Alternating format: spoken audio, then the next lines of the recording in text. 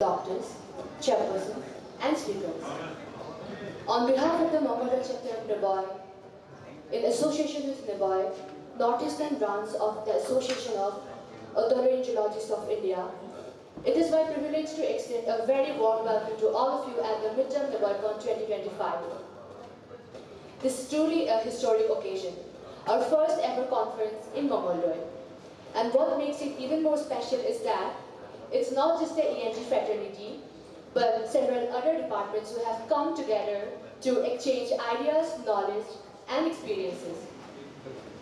The objective of this program is to bring together scientific mind to exchange ideas and explore advancements. This year, our program is guided by the theme, Connecting Minds, Advancing ENT. This theme has been chosen keeping in view to reflect your collective commitment to innovation, collaboration, and the pursuit of knowledge for a better tomorrow. We are confident that through the deliberation and discussions held under this theme, valuable insights will emerge that can guide both research and practice.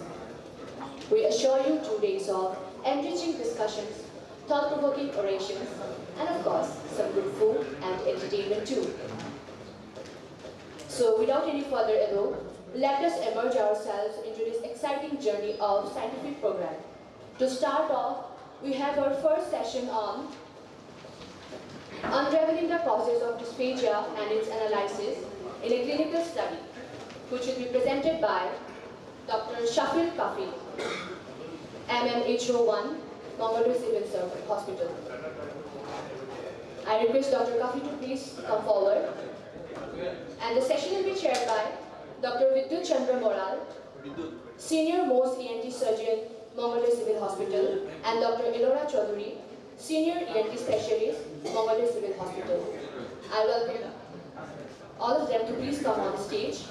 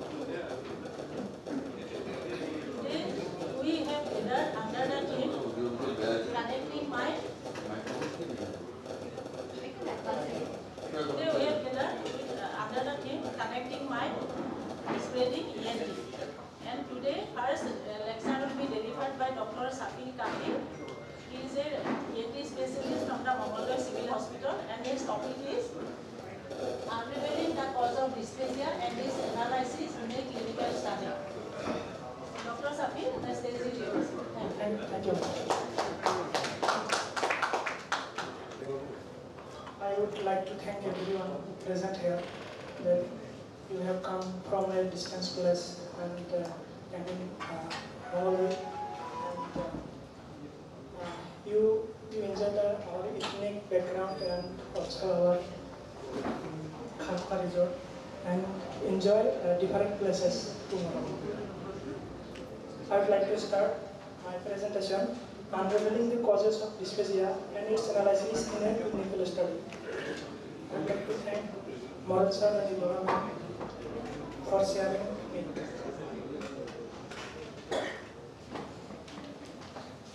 Our theme is connecting minds and advancing EMT. Along with you, enjoy the sessions.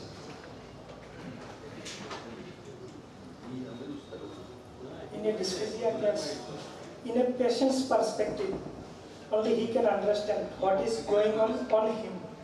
Lots of things to eat, but nothing to eat.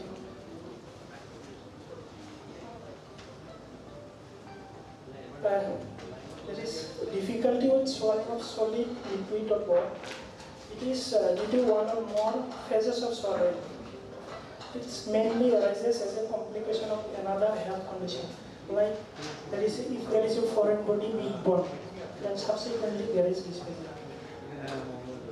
It is divided into high dysphagia and low dysphagia. In epidemiologic studies, as many as 22% of population over the age of 50 are affected. I would like to highlight congenital causes. Like cleft lip and palate, there is dehiscence of the palate or lip following during sucking. There is regurgitation and subsequently dysphagia. In cerebral palsy, there is oral and CNS in coordination, subsequently causing dysphagia, like esophageal atresia, laryngeal collapse, and acute-esophageal fistula. In congenital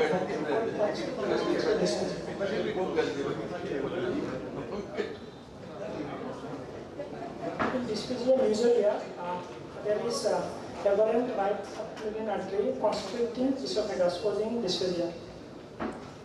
In another anomaly condition, double aortic arch, causing both trachea and esophageal constriction.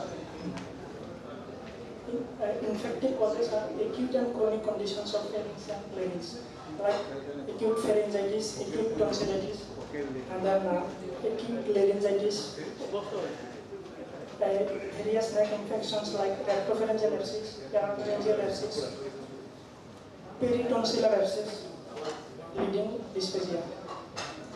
Inflammatory conditions like gastroesophageal reflux disease, laryngopharyngeal reflux. Then these are mainly chronic conditions causing firstly edema, then erosion, then fibrosis, subsequently stenosis. In Peterson-Brown-Kelly syndrome, there is esophageal web and anemia, and there is also loss of tongue papilla. In eosinophilic esophagitis, there is also dysphagia. Normally in esophagus there is no eosinophil, but in eosinophilic esophagitis there is lots of histopathological examination. There is lots of eosinophil in esophagus. These are mainly caused by food allergy.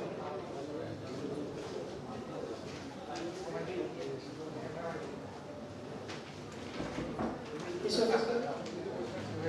is esophageal wire, and there is also anemia. Autoimmune disorders like scleroderma and Crest syndrome. Scleroderma is an autoimmune condition. There is hypercollagen formation, leading stenosis. Then systemic lupus erythematosus. There is cheilitis and then glossitis. In Sjogren syndrome, there is dryness of the mouth and patient complaining of dysphagia. In pemphigus, there is acantholysis of the mucous membrane. And in dermatomyositis, there is connective tissue. Connective tissue, it is a connective tissue disorder leading dysphagia. In scleroderma, there is collagen hyperproduction. There's a seldom happens like in digestive tract, lungs, kidney, and heart. Mostly, it is occur in skin. It is increased syndrome. There is esophageal dysfunction. There is esophageal reflux, and motility, there is a decreased motility of the esophagus.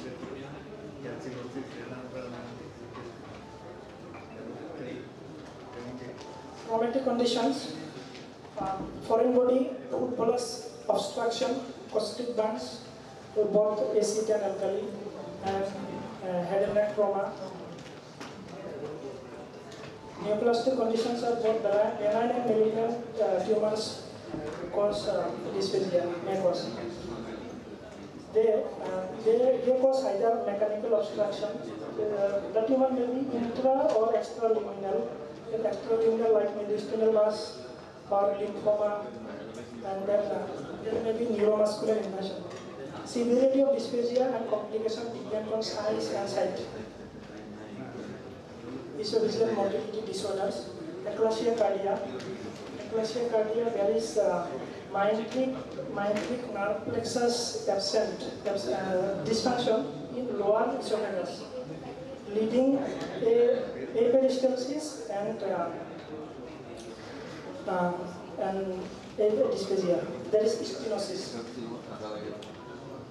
and esophageal spasm. And I want to tell about press by esophagus.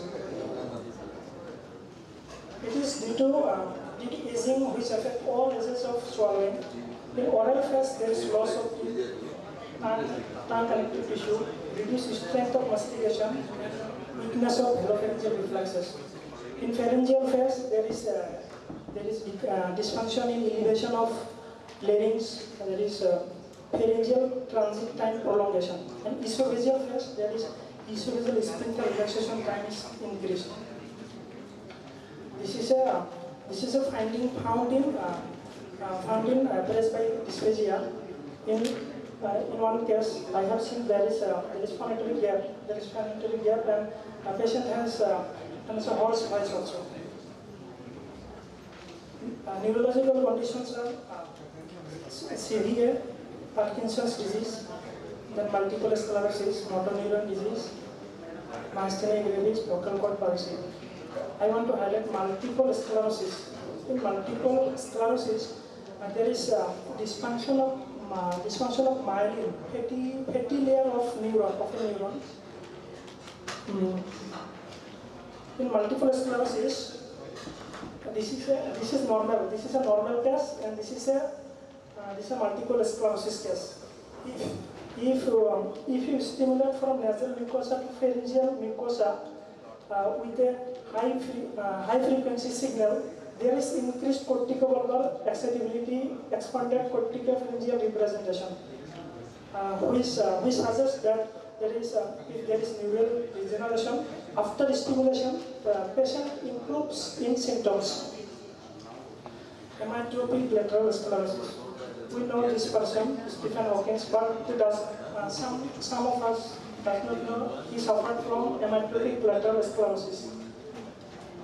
It affects motor neuron, both upper motor neuron and lower motor neuron. He was managed with percutaneous endoscopic gastrotomy and 4 speech computer-generated speech he used. And miscellaneous conditions are post-traumatic, post-treatment dysphagia, post-radiation dysphagia. After radiation, there is fibrosis and then stenosis of lumen of esophagus. Pharmacological conditions like antipsychotic, mostly antipsychotic drugs causes dysphagia. And pharyngeal pause. I want to highlight globus pharyngeus. Some of us may complain that globus pharyngeus can be untreatable, but I think if you investigate properly for a patient, we can find the causes. for globus pharyngitis. In my practice, I saw one case, anemia with SB3. Patient showed many doctors. I investigated for anemia. The patient had 7.3 hemoglobin and there is pallor also. I have seen one case of Hashimoto's thyroiditis with a patient complaining of irritation in throat and sometimes dysphagia also. I have included this false cord smooth valves. This is a faulty of us. Some of our doctors, due to poor patient or some other reasons, we cannot do laryngoscopy for every patient. When a patient says that I have something in throat, we think that this is a globus pharyngitis. But for one patient, I did laryngoscopy, and the patient had false cord smooth valves. I have observed two post-traumatic stress disorders also. One patient has one beloved sister, but his sister did suicide. His sister did suicide in a railway track. Following that, the patient sometimes complaining of that something he cannot eat something, and then there is something in his throat. And then one cases of sexual assault by her teacher. Yes, I have observed that there is also that something is sticking in the throat. And let us come to my study. I have studied one clinical study attending a tertiary center care, 120 cases. The methods of collection of data was history, then a general and local examination, local neck examination, then oral cavity, nose, then routine blood examination, oral scape cytology for malignant cells and fungal stains, then barium swallow X-ray, then upper endoscopy, laryngoscopy, FNAC, CT, MRI, and subsequently biopsy and history. The causes of dysphagia in my study, most of them suffered from cancer from oral cavity to esophagus, then retropharyngeal abscess, paratonsillar, parathyroid adenoma, and then Ladwig's angina, jugular neuromal syndrome, facial cell lysis, cerebral malfunction, I want to show the causes of dysphagia in parathyroid adenoma. There is hypercalcemia and subsequently there is nausea and vomiting. Patient tries repeatedly, but he still vomits. Management part. Most of the cancer patients are referred to Cancer Institute for radiotherapy, chemotherapy, and concurrent chemoradiation. Few cases needed tracheostomy and randomization or palliation. Then cancer patients are burden to family. On inquiring a patient, the family members complain that the patient is very dirty. He spits his sputum everywhere in the home, in outside also, in neighbor's home also. That kind of family should be counseled. And patient counseling is very important. That he is not disturbable to any person. Rehabilitation of cancer patients. I think after treatment or during treatment, the patient needs integrative plan to counsel we need the integrative plan to counsel the neighbors to accept a cancer patient. Few patient needs motivation on a periodic basis because their mentality goes down sometimes. Sometimes they may commit suicide. Still there is social stigmata. So regarding patient isolation, so we should treat this social stigmata and to improve the physical quality of life index. Sometimes patients are very literate, but few pictures of my cases. Candidiasis of tongue. This is base of tongue growth. This is a acute malignant leukemia with aphthous ulcer, the buccal mucosa growth. This is a cellulitis of the floor of mouth. Tonsillar growth, which was a squamous cell carcinoma of the tonsils. And then right pharyngoepiglottic growth. is a case of retropharyngeal abscess. We did incision and drainage. This is a case of esophageal growth which came out to be commercial carcinoma. This is a case of right PFS growth. This is a pregnant leading with oral candidiasis. In my study, there is a cancer case 89.16% dominated. I would like to thank Sir Utpal Borua sir for him. We have did everything, and I think he's a very courageous person. Under that kind of leadership, we can do anything. And I want to say.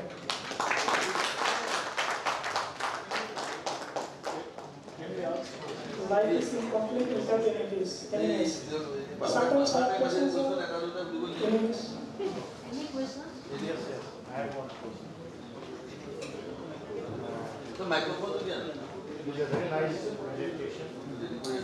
But after seeing this presentation, this is too much historical.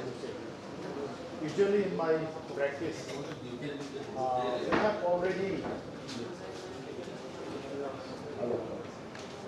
Hello. Myself, Professor Nankeshwar Singh Pochangon from Imphal. I'm the head of the Department of DNT in Genetics. And in my practice of more than 36 years in in my opinion, the maximum number of patients coming with dysphagia, there is just sense of sticking something in the throat. After doing so many investigations, you get nothing. Patients are frustrated. They go to these things, psychiatrists, everywhere. But ultimately, it comes out to be laryngopharyngeal and reflux. So this is the most common. And we have already two students who have passed from this study. We have collaborated with some other centers in Europe also. See, nowadays this is the disease of this time. Everyone is too much cancer, and there is always in reflux because you are rushing through your meal. It has to be changed. Lifestyle has to be changed, food habits to be changed, and sleep habit to be changed. Only then you can treat this patient. Otherwise, you give some medicine, patient you are alright, patient is again come back to you. When you find, what I can do is, if we do a flexible endoscopy, if we examine it with the angulated, focusing on the light, it doesn't reflect out from the position where it is mildly ulcerated. But it is not an ulcer that you can see with your naked eyes, or even after magnification. Only after focusing by the light, it doesn't reflect much. This is only the subtle sense that we find. There also, then looking at the patient's lifestyle. So here, it is too much out of your studies. More than 90% are cancer. That draws a very serious picture. That means cancer is too much rampant in our society. I think it's not true. Make audio better. Please, we are hearing it. Make audio better. Make audio better. Please make audio better. Hello. Yeah. Nice paper, but I just want to make a small comment. You said about a finding of false cord swelling. False cord swelling could be due to various reasons, but a very not very uncommon. If you exercise that false cord swelling, we have had a lot of patients with amyloidosis with myxoma. This has been reported actually. So, but the main point to be stressed is that when you suspect amyloidosis, when you send the tissue for biopsy, you have to specifically tell the pathologist. Otherwise, he is not going to do the specific screening for amyloidosis. Yes. Thank you, sir. Just one point. Considering the fact that most of the cases were CA, Yes, sir. but in our practice, in my practice actually, I come across lot of cases of glomus pharyngicus and patient has cancer phobia. And those cases are found in LPR. Because of that only you patient complaints of dyspnea. You do whatever investigation you do, don't find anything positive. So that has to be kept in mind. I don't think we get cases of eosinophilic esophagitis, not that common. But at least API is quite common. So that we have to take into account. Thank you, sir.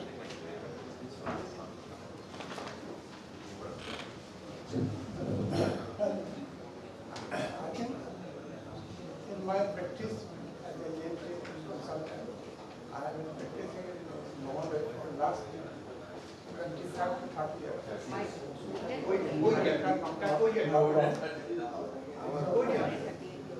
There I have found, I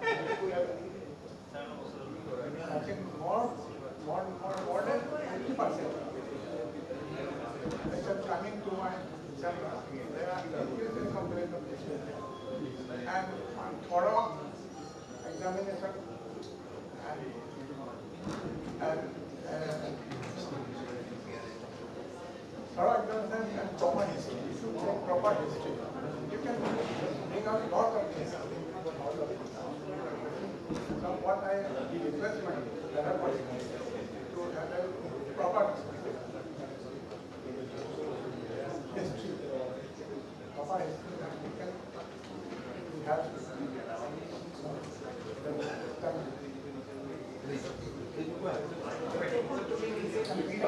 Now I request Dr. Ilora Chaudhary to convey her speech.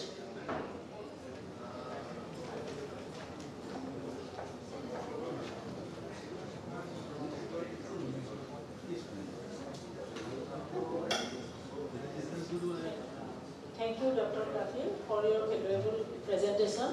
I hope all of us, we are somehow this is recapitulation of our dysphagia, and I hope mainly PG students, they are more, they have gained much knowledge from this topic.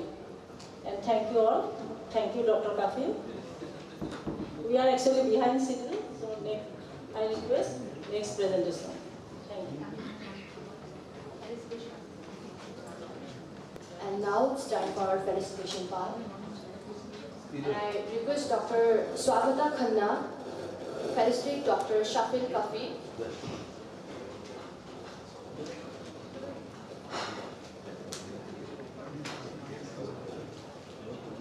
With a memento as a certificate, as a mark of our appreciation.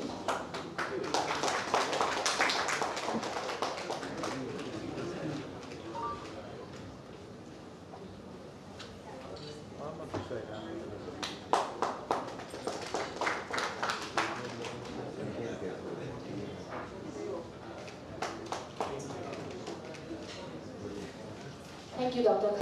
Felicitate Dr. Ilora Chaudhary with a certificate and a memento as a mark of our appreciation.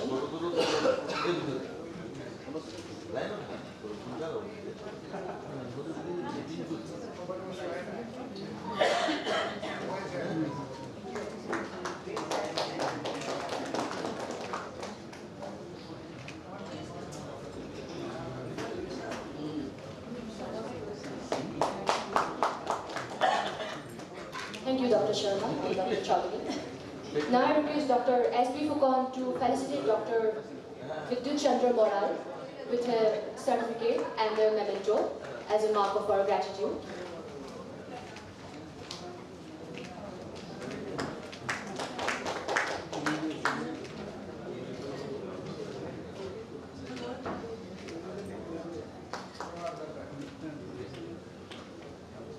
I request both of them to please get back on their days.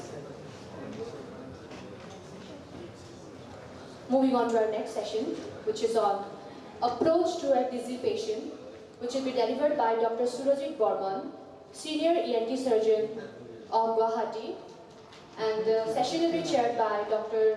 Indramamul Haq, ENT Surgeon, Nagaon, which is currently working at Due Care Hospital, and Dr. Tilak Bhattacharjee, Senior ENT Surgeon from T School. I request Dr. Borman to please come up on the stage.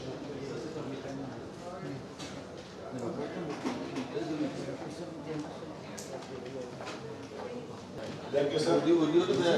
Dizziness is a common problem in ENT practice. Averagely, we got 2 to 3 patients every day. So, it is important to know how to manage dizzy patient. So, I like to request Dr. Surjit say about the management of dizzy patient.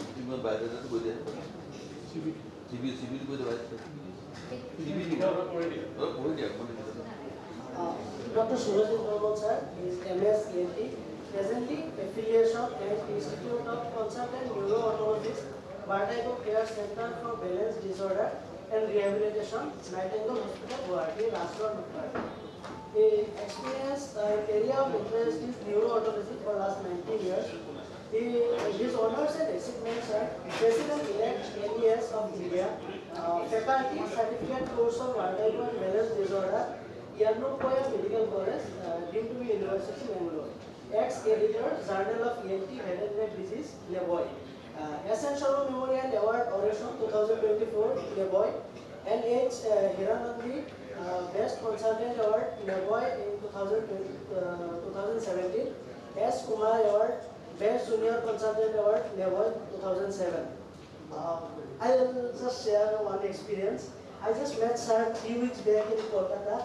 He was giving an oration in Vertigo conference. And I'm a big fan of him. I just want to work with him and we'll work for the Vertigo patients. With this, I'd like to start the session. Thank you very much. Thank you. Thank you. It is such an honor when someone speaks like this. I am embarrassed. So, first of all, I think before starting the presentation, if I may take 10 seconds of your time, I think kudos and big clap to Dr. You have really outdone everything. And I think Team Dibrugarh has competition now. And more than that, I think even Team Agartala has a competition now. So, and I'm so proud, like we were co-PGs in Dibrugarh, Palla and me. So it feels good when someone you have known for last 20, more than 20 years does this level of thing in such a short notice and in a place like Mongolia where we never expected. So Palla, big clap for you. Now, today I am talking on approach to a dizzy patient. There's a reason I have used the word dizzy instead of vertigo, because we sometimes tend to replace one with the other. But what I want to say is not all dizzy patients have vertigo, but definitely all vertigo patients have dizziness. Because dizziness per se can be of different types. So how do we approach a patient who comes to us with dizziness? What is vertigo? We all know vertigo is a specific sensation of motion in which the person feels as if their surrounding is spinning. So this is basically a sensation, it's not a real event. I still remember Dr. Anirban Biswas, the guru, the godfather of vertigo, we were having a chat and he said, Surajit, what is vertigo? And I said, sir, it's the hallucination of motion. Yes, nah. So why are we treating it? Hallucination should be treated by psychologists or psychiatrists. So in a sense that is also true, but why are we treating it? Because this hallucination has a very specific site of origin, and that is the balance system. When we talk of the balance system, we talk of basically three things: the vestibular system, that is in the inner ear, the visual system, that is our eyes, and the proprioceptive system, which is basically the pressure points in our feet. And these three are coordinated by our central system, which is in our brain. So dizziness can be because of any problem out here. But this is what I want to highlight. Vertigo is a symptom and not a disease. So when a patient of dizziness or vertigo, if you want to talk about it, comes to us, our job as physicians, as ENT doctors, as neurologists is not to treat the vertigo, not to treat the dizziness, but to find out the cause of dizziness and treat the cause. Because as long as we are treating only the dizziness, we are just hiding the symptoms and not taking care of the underlying disease. So what is the first step in this process? The first step is history taking. And in dizziness, history taking is a little different than what we have learned in our MBBS days. Because in our MBBS days, the most important dictum for history taking was no leading questions. Whereas in history taking of vertigo, leading questions are a must. And those questions should target the mode of onset, the description of the type of vertigo, whether it is classical rotatory vertigo, this is where I was talking about, whether there is linear movement, unsteadiness or lightheadedness. How long did each episode last? How long has each episode been starting from? What are the trigger points? How precipitates vertigo? Are there any associated symptoms? Symptoms of the ear, symptoms of the neurology, symptoms coming from the autonomic system. Is there any functional impact? There are falls. Is it affecting their ability to drive? History has also to be taken from the witness, people who are present while the dizziness attack took place. Whether there was loss of consciousness, whether there were other associated symptoms. Relevant medical and drug history, because there are drugs that can cause this kind of symptoms. Signs of syncope and pre-syncope, and of course psychological and psychiatric comorbidities. And in history taking, certain formats like the Soulstone approach, the disco hat approach, there's the spoke question. These are different approaches come up, which gives us a roadmap on what to ask and how to correlate each of these answers to a specific disease. Dr. Srinivas Dorasala, who is the teacher of many of us sitting here, has a very beautiful syndromic approach, where he just takes 8 different syndromes of vertigo and then correlates it to the diagnosis. Next comes the physical examination. In physical examination, the general examination of the CVS, the CNS, etc. are compulsory, it's must, but we have to give special attention to the neurological examination and ear examination, because these are the 2 areas which gives the maximum number of disease causes. In ear examination, of course, otoscopy for infections, etc. are very important. Something as simple as impacted wax can cause dizziness. There's actually a paper from Ames, Delhi, very old, that's around 30-year-old paper of impacted wax causing dizziness. All dizziness need not be something huge, need not be a stroke, need not be BPPV, something as simple as wax can also cause dizziness. Of course, certain tests specific to inner ear conditions like Valsalva maneuvers, which can trigger a third window syndrome, are necessary too. Neurological examination, gait is one of the most important examination. I'm not going to talk much about gait here. Our gait expert, I think, has left the room. Dr. Anjana Sharma. She's there. She is the gait expert for, it's gait expert not for Assam. She is the gait expert in India. She is considered the person to go to when we have anything related to gait to ask. This time in Calcutta also. She is exceptional. Like, day before yesterday, Srinivas was talking to me. Anything gait, he says, refer to Anjana ma'am.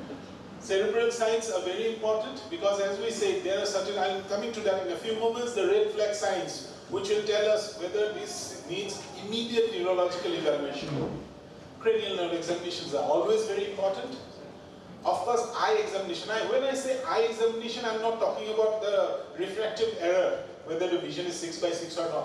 When I mean eye examination, I mean the eye movement examination, because the eye movements are controlled by the semicircular canals. So any defect in the semicircular canal will result in defective eye movements called saccades, called nystagmus. These are different types of things, and these will point towards where the defect lies. Eyes are considered to be the mirror of the vestibular system. As already mentioned, the type of nystagmus will tell us whether this is a central, that is a disease coming from the brain, or it's a peripheral, that is a disease basically limited to the inner ears. Papilloedema assessment is very important. As already mentioned, general examination and cardiovascular examination is very important. Of this, I'd like to mention something very specific, especially those patients who have been on hypertensive medicines for long, or those patients who have been diabetic for long. In these patients, something called orthostatic hypotension is very important. These are patients who will come not with the complaint of rotatory vertigo. They will say, as soon as I get up, I get giddy. And in these patients, we need to see their blood pressure in two positions. First, when they reach our chamber, let them rest for a few minutes, 3, 4, 5, 10 minutes, and once they have rested, take their blood pressure in supine position, and then take their blood pressure again after standing up, 3 minutes after standing up. And if the difference of blood pressure, if the difference of systolic blood pressure is more than 20 millimeter of mercury, or the difference in diastolic blood pressure is more than 10 millimeter of mercury, but the standing up, the blood pressure falls that much, irrespective of whether the fall, so even if the systolic was 200 and it goes up to 170, even that will be a form of orthostatic hypotension. And in those patients, we need to take special care because orthostatic hypotension is an autonomic disorder, and these patients need special care. They need change of their hypertensive medicines, they need other investigations. So, as I was talking, these are the red flags things, and in general examination or history, if we get any of this, these patients need immediate neurological investigations. They need MRI minimum of, no need to take photograph. Anyone you want my presentation, I'm going to give you the whole presentation. It's not like I need this. Anyone want it, just give me a WhatsApp message, sir, I want your presentation, I'll send it immediately. It's already there in my mobile. So these are the red flag signs. Any of these signs, you immediately need to take care of them. Besides this, we all know about the maneuvers. The maneuvers are, of course, the diagnostic maneuvers, the Dix-Hall packs, the supine rolls, and the therapeutic maneuvers like Epley's, Semon's, Guffoni's. But more than the maneuvers, this is something very basic, the head impulse test. What is the head impulse test? Whenever I am standing here and looking at someone, suppose I am looking at Ahmed sir, and for some reason I move or my head moves, but I will need to stay back.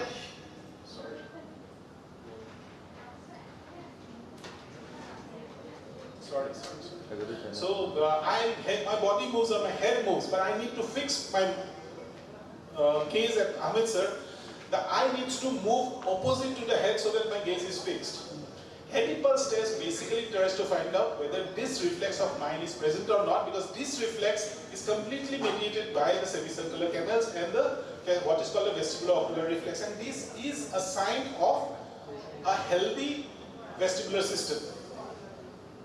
Additional vestibular test, these are mechanical tests where we have basically 3 types of tests: the oculographics, the vestibular end organ examinations, and gait studies. The oculography started with something very, I think all of us heard of, is the ENG, the electron-histogram, where we measure the corneoretinal reflexes by putting leads at different parts of the eyes, and the eye movements causes change in the reflex, and these are put up in graphs, and through the graphs we find out what or how the vestibular system works. We all, me or most of us started in this, but nowadays ENG has become obsolete because we have better. The next best thing was the VNG, video histogram, or video oculography. Here again, instead of the corneoretinal reflex being read, we have cameras, infrared cameras looking into the eye movement and then superimposing that, turning that into a graph and giving us the understanding. But what the latest test is called a cranio-oculography. Cranio-oculography not only measures the eye movement, but it also measures the head movement. And because it does both, we get a much better result. Cranio-oculography. Oh, sorry, sir. Typical area. Cranio-oculography is cranio-oculography. Then we have the vestibular end organs. The vestibular end organs are the semicircular canals and the otolith canals, the sacules and the ventricles. So to understand about the semicircular canals, we had already talked about video head impulse test. Head impulse test. So head impulse test basically measures which semicircular canal is working how good. Video head impulse test, because what happens is, if you go for head impulse test, the horizontal canals are very easy to measure. But when you think of the vertical canals, it becomes very difficult for a clinician to look at the eye movement in the horizontal plane, because when they are moving up and down, so I have already finished off. when the head is moving up and down, we are not able to rightly visualize because of the eyelids. So what a video head pulse does is, it video records the eye movements, superimposes it with the head movement, and we get graphs like this, which tells us, as I can see here, this is the normal graph, this is the abnormal graph, where the eye movement was not adequate. Then we have something called the functional head impulse test. Now functional head impulse test is not only looking at the eye movement, but is also trying to find out whether that eye movement that is occurring is actually able to fix the gaze or not. Or even if there is some discrepancy in the eye movement, whether the other systems involved has taken care of it. So basically whether there has been compensation or not. Then we have FEM and ECOG. These are two tests that test the sacules and the utricles. So the sacules and the utricles are basically responsible for our linear motions, going forward or going up and down. Whereas the semicircular canals are responsible for rotatory head movement, rotatory motions. Then we have the gain test. We have the craniocorpography and stabilography. So basically, to simplify what is craniocorpography and what is stabilometry is, craniocorpography gives us a bird's eye view of gait. So there is a camera on top, and we make the patient undertake different actions, walking and Unterbergers and Rombergs and escalating sensory denials, and there are a lot of tests, and we record them, convert it to graphs to find out whether the gait is normal or abnormal. The same thing is done from ground up in a stabilometry. So stabilometry and CCG, craniocorpography, together gives us a bird's eye and a ground up view of the gait of the patient, and we can understand it better. Of course, audiological investigation is very important, not only for hearing, but also for the vestibular system. Audiology is indicated, audiometry is indicated if the patient has auditory symptoms in association with the vertigo, where we are suspecting Meniere's disease, or if there is sudden deterioration of the vertigo. Because this may be because of infective causes like labyrinthitis, or there may be a inner ear tumor. It also helps differentiate between peripheral and central causes, identifying whether the cause is unilateral or bilateral, and also further investigation. It can lead us towards further investigation like MRIs and other things. Now talking of MRIs, where are it indicated? Imaging is indicated if there is any of those red flag signs. It is preferred over CT scan, and study shows that MRI is gives, whereas CT will give only diagnosis in 5%, MRI is giving 18%. Laboratory tests like hematological examination, etc. are very important. There are certain special circumstances, vertigo in extremes of ages, in trauma and recurrent vertigos. We'll talk about it in the dinner time maybe, because we're already running. So what are the key in investigating a vertigo patient is not only to determine the cause and how serious it is, but also to take a direction on what treatment to give. So to conclude, investigating a vertigo patient is essential to diagnose the underlying cause. Investigation guides to appropriate treatment. Investigation of a vertigo patient involves not only mechanical investigation, but the most important investigation is always history taking, and a comprehensive approach is very much necessary. But the most important thing to understand is that vertigo is a symptom, not a disease. Thank you. Thank you, Suji, for nice informative presentations. Now it is open to the house. So there are so many investigations. Yes. So the basic thumb rule is, if you are having a rotatory vertigo, one of the most important investigation is the oculography. So whether it's a craniocorpography or a video oculography. If the disturbance is more of unsteadiness and gait, go for a gait study, stabilometry, or a posturography, or a CCG. If it's something in between, where the patient says that initially I had severe rotatory vertigo, but now it's more of a imbalance kind of thing, then you may go for the end organ, because these are mostly seen in vestibular neuritis, raised by vestibular kind of thing. This is the rule of thumb. once you have done one investigation, that can actually lead us to what more do we need.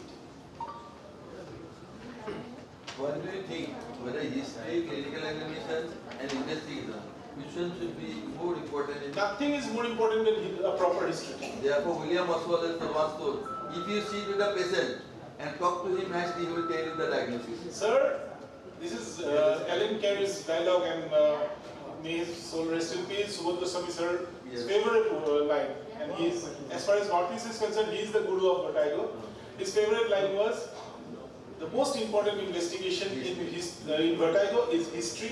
The three most important investigations are history, history, and history. Do you have any advice to the young doctors? Because most of the time they have got something anti-vertigo in their tip of their pen. See, sir, if I have to give only one advice, please, please, please do not treat vertigo. Yes. Investigate vertigo and treat the cause.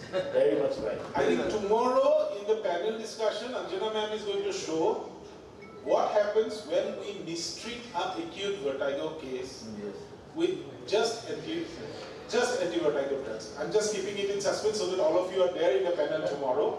But she is going to show that what happens when an acute vertigo case, which was maybe whatever it was not treated for the cause, but treated for the vertigo for very long, and what has landed in the patient. And we see that innumerable times a day. I saw it today morning, yesterday, day before yesterday. I think Supriya has seen it, Nakeshwar has seen it. Everybody who is working in vertigo, Anjana ma'am, every third day calls me up, Surajit, she's violently angry at some doctor or the other.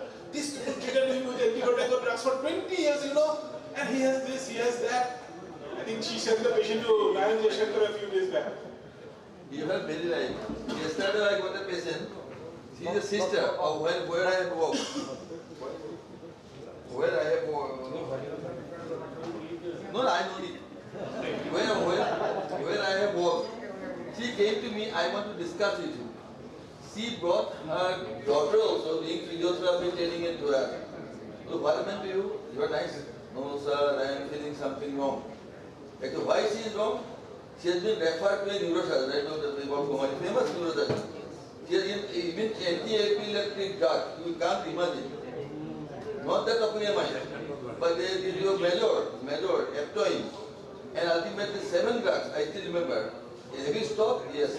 Another neurologist, he stopped the drug. Then he also got a big history. Well, I can't read so much history. Handwriting also not good, no, you cannot read. Ultimately, he has given Stablan's PV. So this composition is not sweet. Ultimately, he is a case of vestibular migraine. I have given simple 4-chlorprazine 3 mg like this. I think it will be better. You stop all the drug. Am I correct? Yes, sir. In most of the cases that has been diagnosed as chronic vertigo, just stopping the anti-vertigo drugs takes care of 50% of the patients. I tell you one history. One CBI director. One CBI director. His mother was putting under treatment of vertigo with Artil, 24 milligram TDS for last 4 years. 4 years, yes. 4 years? Yes. 4 years. Sir, believe me, 4 years. He was posted in Shillong CBI. He came to me with his mother. His parents actually are staying in Lucknow. So they came here, so they brought her to me. I have seen that patient, that lady, still I can remember. I stopped hurting, I told just you take your mother back to your home, stop hurting. That is the criminal things actually it has happened. Sir, so believe me, after that what happened, he was telling to all his friends, even in Delhi CBI, everyone is treating by giving medicine, and this doctor has treated my mother, abolishing that medicine. And till day, if his mother, she suffers from toothache also, from Lucknow she used to ring me, the doctor, what medicine are you taking? But don't give them medicine, you will take 5 years.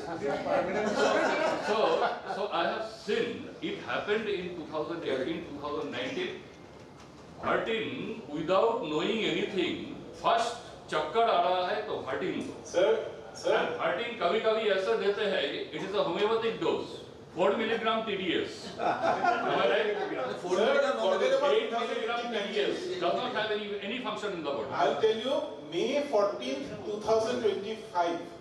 May 14th, 2025, a big shot from Germany was in Guwahati asking everyone, doctors of Northeast, to write Vertin TDS for 3 months in BPPV. Yeah. It's a residual BPP. Yeah, that is Unfortunately for me and fortunately for him, just 4 days before that my father had expired, so I was not there in the meeting. He would have got it. BPPV is a pure anatomical condition where otolith has entered from You don't require any medicine. from the secule, No medicine. from the secule, No medicine is and from the utricle into the canal, and you just remove the otolith. It's done.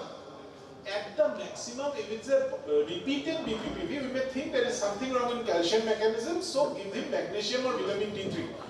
Why should I give him anti-vertigo drugs for 3 months? Forget about 3 months. Why should I give him anti-vertigo drug for 3 days? Yeah. But this big shot from all the way from Germany, Munich, is coming to Guwahati to say just that. So, What I have seen, Surajit, the vertigo patients, they come with only one symptoms. You have to extract the symptoms Yes, from and them. that is why history is So important. I'll give up. Would you And one, respect another one Yes. question to Surajit.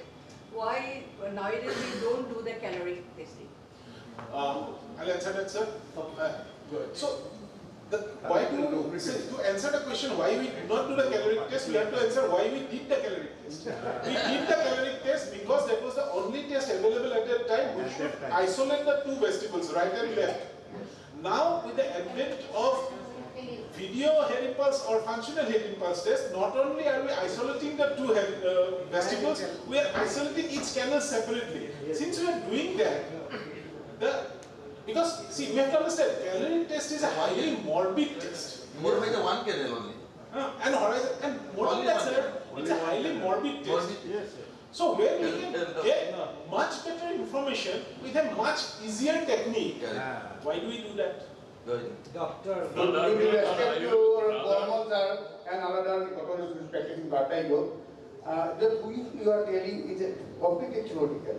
It is very difficult to approach an educated patient to go for such a long waiting. And the patient which is mentioned by sir is a mother of an SP. She was also my patient. I also do the same thing. There is SP of CBI, which posted newly from UPTO's syllabus, right?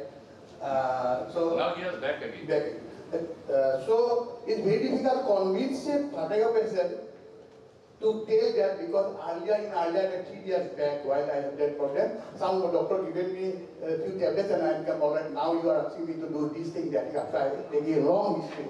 Then please explain. Sir, it is also very difficult to make a person who is smoking stop smoking. Should we stop asking people to stop smoking just because it is difficult, sir? My job is to tell the truth. My job is to tell him what is right. I am a consultant. He has come to consult me. I'll give what is right. Whether he follows or does not follow is his thing. But I have to tell him what is right, what is true, and what is needed. And explain. That is why, sir, for a vertigo patient, my normal OPD time for a sinus patient, for a tonsil patient is 5 minutes to 10 minutes. For a vertigo patient, it's minimum 30 minutes to 45 minutes. It is your responsibility. You cannot escape from that.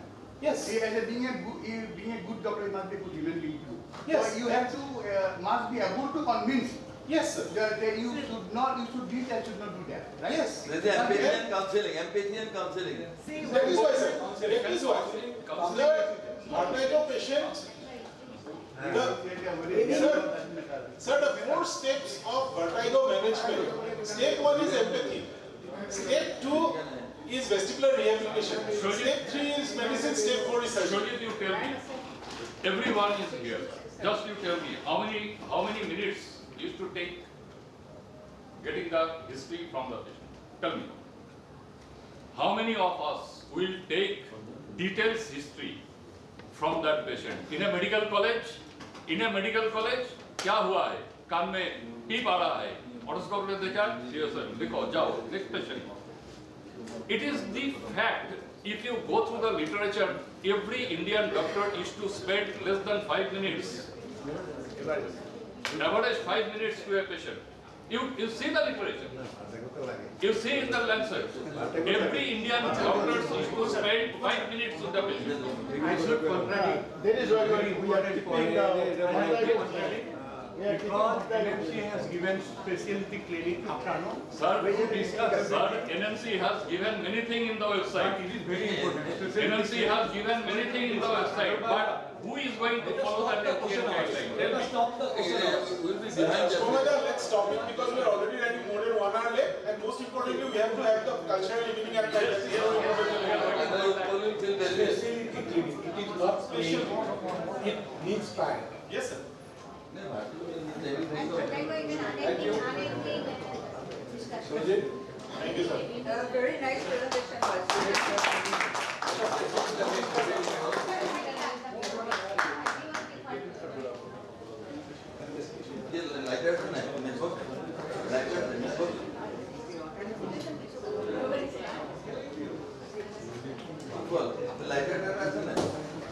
Okay, that was such an intense deliberations, I must say. Now, moving on to our felicitation part, I request Dr. Gautam Kham to felicitate Dr. Surajit Borman with a memento and a certificate as a mark of our gratitude. Gautam Kham is the reason where I am. And we were here, personal figure.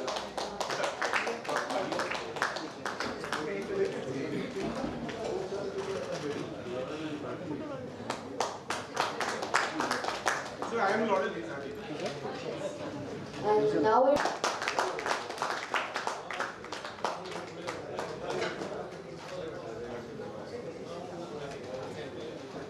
our appreciation.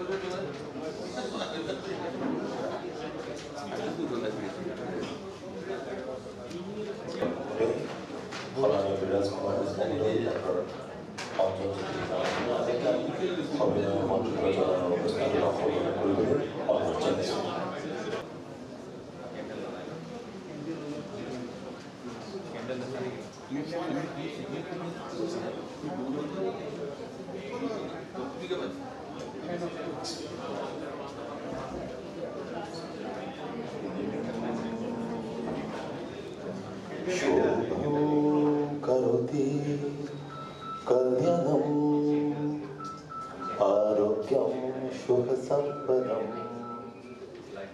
शत्रुबुद्धि विनाशाय दीपज्योति नमोस्तुते दीपज्योति परं ब्रह्म दीपज्योति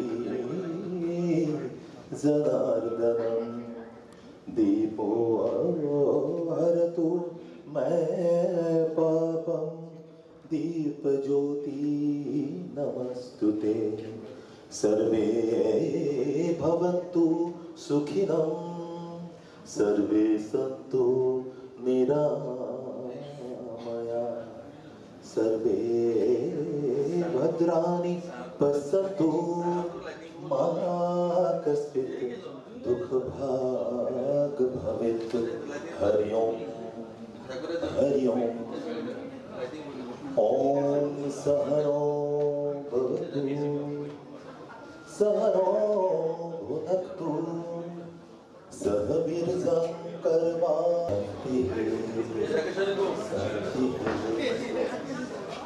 वक्रतुंड महाकाय सूर्यकोटि समप्रभ निर्विघ्नं कुरु मे देव सर्वकार्येषु सर्वदा हरि ओम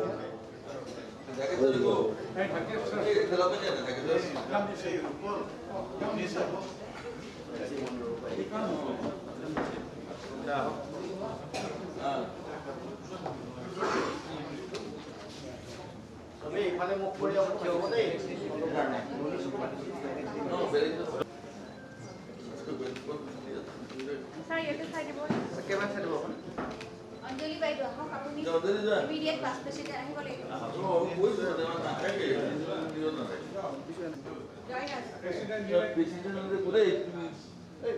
Vice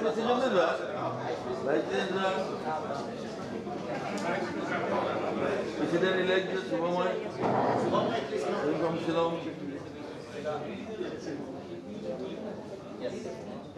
ইয়াতে চাই দিব sir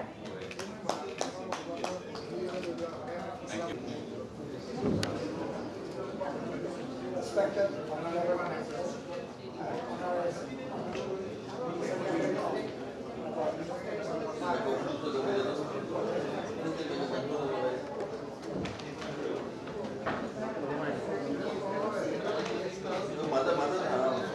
Hello.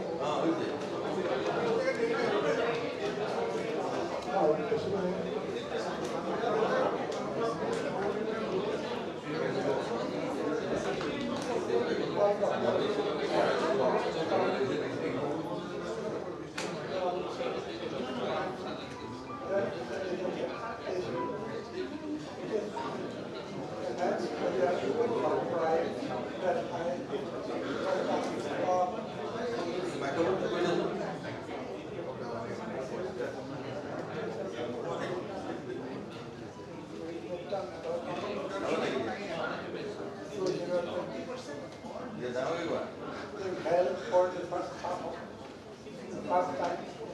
beautiful this occasion parts and starting milestone and the most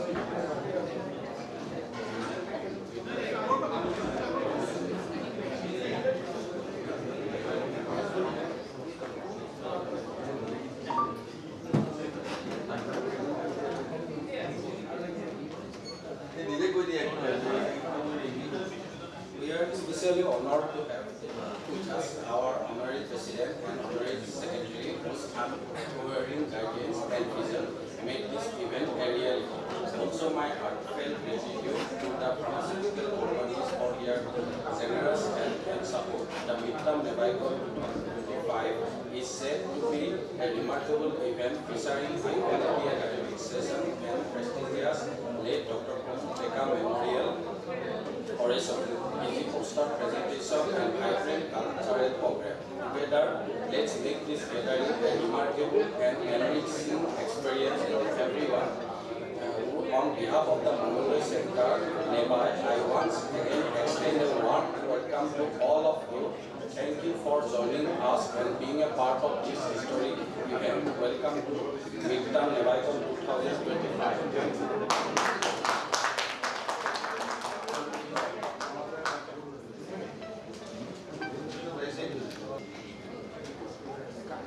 And now it's time for late Dr. Nebaoicon Memorial Oration.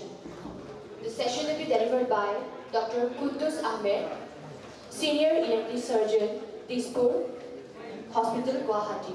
And the session will be chaired by Dr. Viraj Kumar Das, Dean of Shillong Medical College and the President of Nebai, and Dr. Mrs. Swagata Khanna, Director and Chief Consultant of ENT, Swagat Hospital, Guwahati University. Guwahati. I request all of them to please come forward.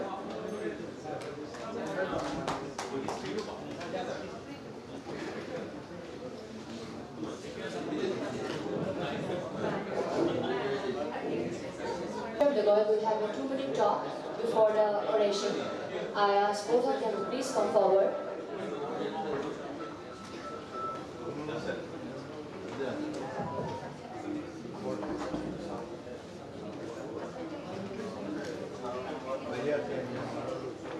Good evening, everybody. So it's a Term Nebaoicon held at Mahaldoy, and it's a proud privilege for me to welcome you all to this honors gathering.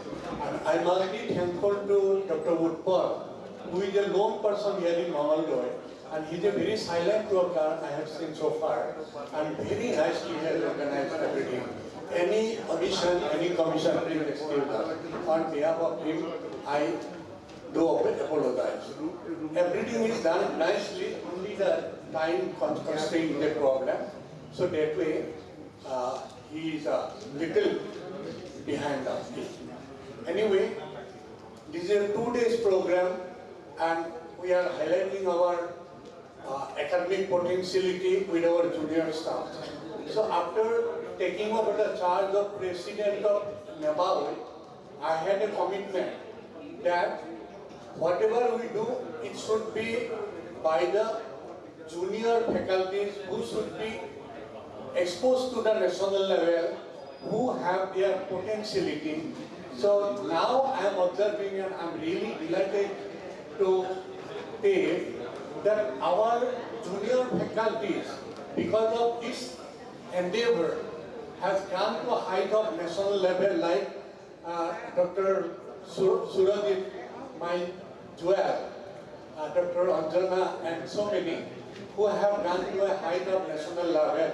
And I do feel wherever is the conference, we have a good attendance to each and every conference. I may not be going because of my some preoccupation, but all are going. And very importantly in our association, one important thing everybody has appreciated, that the classroom academy, which has never been done in any of states, only in Northeast it is being done, and it is totally, the burden has given to Dr. Anjana and respected Dr. Sagata Khanna. And each and every meeting, every CME is attended and guarded by Dr. S.B. Bhukan, Dr. S.N. Mukherjee, and Kudus Dayanwal. So all senior persons are there. Only my request is that each and every junior faculties or PG students should join in this forum so that attendance should be good. I have seen few students from Gujarat Medical College has joined here, and they are taking permission from us. Why not we can join in this? So everybody has appreciated this performance, and this is our success. So anyway, so thank you very much for this evening gathering. Tomorrow it will be more than that, and with this I like to conclude. Thank you. Thank you very much.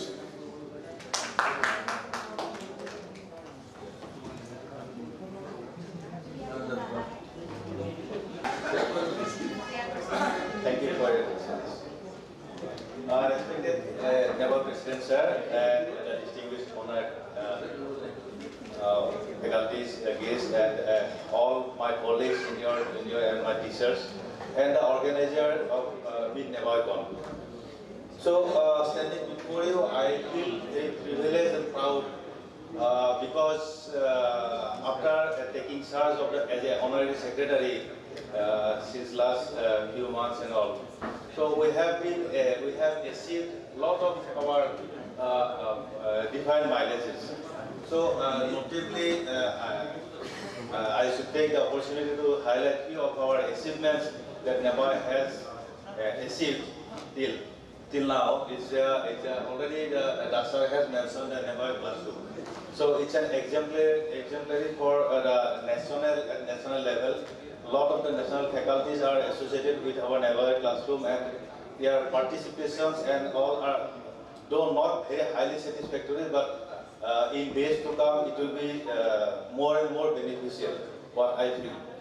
So these Nebaoicon classrooms can be visualized in our YouTube channel. That in YouTube channel is connected to our Nebaoicon website. At the same time, we have redesigned our Nebaoicon website, highlighting the Nebaoicon classrooms, and Nebaoicon YouTube channel is also there. And there is another great thing happening in Nebaoicon website is we can have the membership, online membership, without any asset. So anyone want to have a Nebaoicon members, they can just log in our website and they can get it with approval from the executive committee. Indexing of journal. Yeah.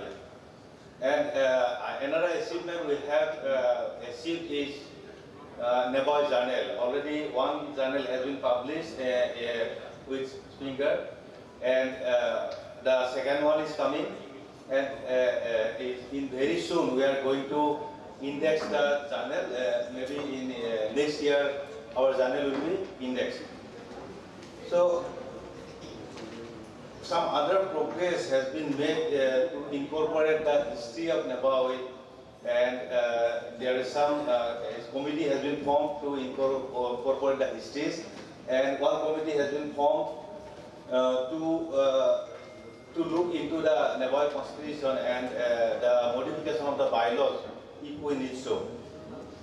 So these are yet to come, but this will be coming before the next Nebaoicon.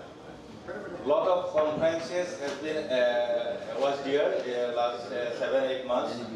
The major conferences under Nebaoicon was one in Downtown Hospital. Two conferences happened in BPCI. One was done in Manipur, one was in Agartala, and 13 Nebaoicon classrooms under Nebaoicon. This is a great achievement. Again, in 2026, we are going to host the RhinoCon, that is a national conference, and another one in 2027, we are going to host one national level conference, that is NESOCON. So these are other great achievements. So I thank every one of you for your participations, your cooperations, and your guidance in achieving all these objectives and going forward with the aims and objectives of Nebaoicon in excellencing our academic journey. So my sincere thanks to Dr. Utpalda and his teams for organizing this Meet Nebaoicon. And I wish a very great success of Meet Nebaoicon. With that, I should conclude my speech, and thank you all. Thank you very much.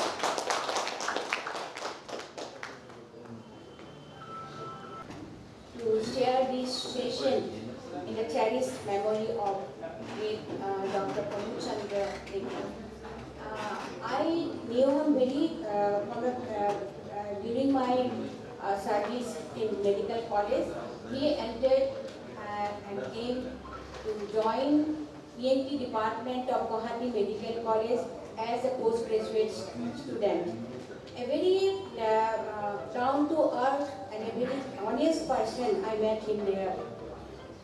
He was very anxious about that whether he will be successful in his study or not, because he came from a very small place. It was in Hamren of Karbi Anglang, so there was no very exposure to learn many things. So simply he is agitated to learn. So, but his curiosity regarding the various diseases and challenges, he always learned from the seniors. Though I was junior to him, but we worked together, and he also very close to my family. My husband, Dr. Subhas, also very much fond of him, and in his sudden demise, we lost our very warm and very good friend. So I am very much appreciated, thankful to the Mogalgir branch of Association of Otolaryngologists of India for that they are arranging that Pramukchandra Dekar oration, and it was my real privilege to chair this session. And for this session, Dr. Abdul Ahmed, the legendary ENT head and neck surgeons of the country, going to speak about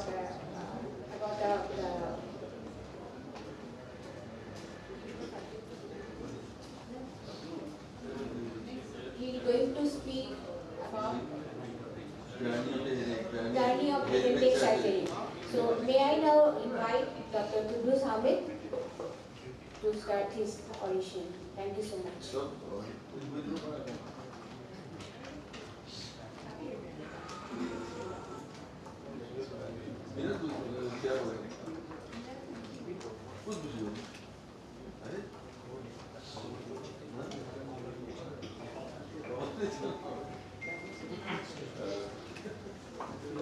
Thank you, Chairperson.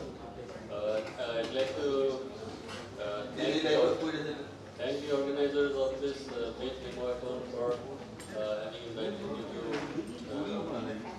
give this oration. It's the first oration of the Mohammed chapter.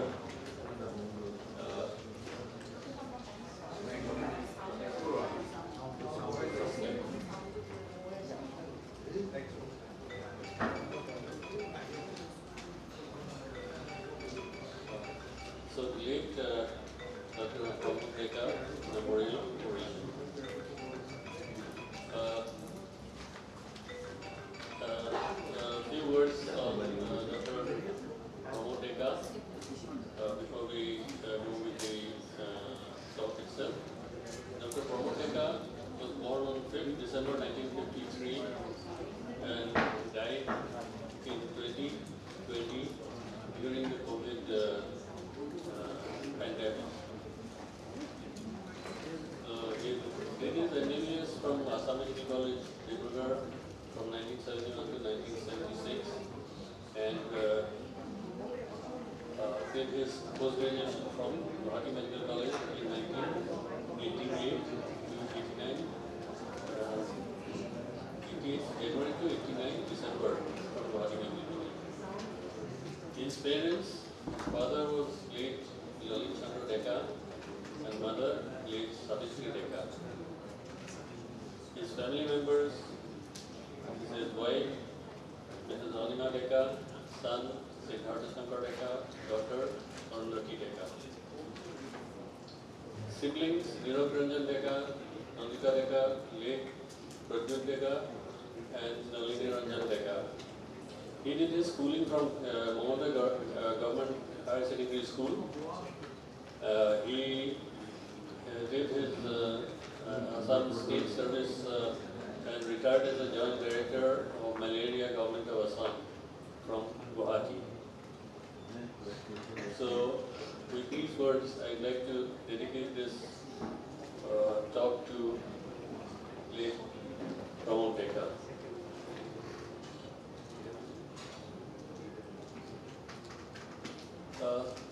As far as head and neck surgery in the Northeast is concerned, I think it's fitting to start with a homage to the persons who actually were responsible for starting this head and neck surgery amongst, from amongst ENT surgeons. In those days, in the early 50s, when ENT was a very fledgling specialty. In Assam Medical College, the first ENT department was established by Dr. S. N. Sharma in the early 50s, and it was that time that Dr. Sharma did the first total laryngectomy for laryngeal cancer and taught his patients esophageal speech himself. And we were fortunate to see some of his patients when they were coming for follow-up during the 1970s when I was a house surgeon at Assam Medical College in 1975. So that time we saw one of his patients, and we, the residents, were asked to see this patient, and we couldn't make out that it was a laryngectomy person speaking. He was speaking so fluently, it was almost like a normal voice, except that he would pause in between before, continuing his talk. He would take a breath, a gulp, and then keep talking. And we could not, he had his shirt buttoned up, and two of us were there examining him, and neither of us thought of opening, unbuttoning the collar to see what lay behind that. And did we get a fire into both of us that you don't know how to examine a patient? So that was one of our first, earliest lessons that we learned about proper examination and a proper history. We also probably didn't take the history properly. I don't remember the details of it. So that was the person Dr. S. Sharma was. And at the same time, in Bombay, though this was Bombay, Dr. L.H. Hiranandani was the first otolaryngologist to start head and neck cancer surgery, against stiff opposition from general surgeons. So general surgeons who were not allowing ENT surgeons to operate cancer cases, even if they were in the ENT domain. And he carried his presentation to the international stage, presenting his work in Japan and in the UK. So he had earned a good name for himself. Now, to his credit, he had a monogram on histopathology, study of the middle ear cleft and its clinical applications. And he has authored a book called Head and Neck Cancer. So, so these two stalwarts actually showed us the way that we should go. Then next, Dr. B.R. Das, who was professor and head of the Department of ENT at Assam Medical College when I was there, both as an intern as well as a house surgeon. So his son is there. Yes, his son is sitting with us here. So he was also a professor in ENT at the same college. So welcome, Dr. Devajidas. Then Dr. R.N. Dutta, who was the second in command these days. So he was the person who did the first, you might say, thyroid surgery amongst the ENT surgeons. So he said that why shouldn't we do it? It's in our territory. So he started doing that. He didn't choose very big thyroids, but then that was one way of starting. You can't start with very big things, you have to start small. So he was of that type. And he would always encourage us juniors to, do what we could, what we should. Then his daughter is sitting in. Dr. Hakim, who actually was the head and neck surgery man those days, and he was a protege of Dr. S.N. Sharma. So his daughter, Fauziya, is sitting here today amongst us.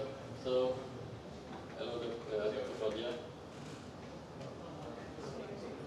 Others who I have come across during my journey is, one is Dr. P.S. Saharia. I think most of you who have come across Dr. P.S. Saharia know him to be a rhinoplastic surgeon. But before he took up rhinoplasty, he was my boss. So he was doing head and neck surgery to the extent that it was possible for ENT surgeons to do those days, before he started taking up rhinoplasty. Dr. D.M. Abroad, he was a professor ENT at Games across the road from Safdarjung, where I was. Then P.K. Kakkar, Dr. P.K. Kakkar was professor in Maulana Azam Medical College, New Delhi, where I worked as a pool officer after completing my senior residency. Then, last but not least, Dr. N.K. Majumdar, he was professor and head of ENT in JIPMER. So he was the person who would always remind us that the two persons in the country who started head and neck amongst ENT surgeons, they are Professor S.N. Sharma and Professor L.H. Hiranandani. So we should always remember that. And just, unearthing the unsung. Dr. N.K. Majumdar passed away recently on 27th of April 2025 in Pondicherry, the PhD lab student, and where he passed his last days. A true revolutionary in medicine and society, he inspired the world to think with an open mind, embrace the people of all religions and backgrounds, and challenge norms for the better benefit of humanity. So with these, I'd like to go on with the talk. Now, workup of a head and neck cancer patient. Now, from the days that we were house surgeons, we learned that a detailed history and a detailed clinical examination. Now, those are the basic, steps that we need to follow, and that goes through EDTB. I think Dr. Surajit was talking about a detailed history. So everywhere a proper detailed history should be the first thing we do. After that, the next thing after the clinical examination is imaging, because imaging has now come to be an integral part of the workup of these head and neck cancers. And next is endoscopy. Endoscopy, those days in the 70s, was very crude to say the least. We had rigid endoscopes, the laryngoscope, the bronchoscope, the esophagoscope, which were, those designed by Jackson and Negus. So we used those, and then, it was not very good lighting that we have today. It was a small bulb at the end of the scope, which would often, play truant, and we had to repeat the procedure after repairing that light. So it was quite a tough going. Then the biopsy. The biopsy was necessary even in those days, because without the biopsy we could not go for, say, a major surgery in the neck. Then came changes, the FNAC. The FNAC came only later on. It was, I think, after we finished our post-graduation. We started hearing that there is a thing called FNAC, even though it was started in the early 30s by no other person than the father of the modern, who is known as the modern head and neck surgery. That was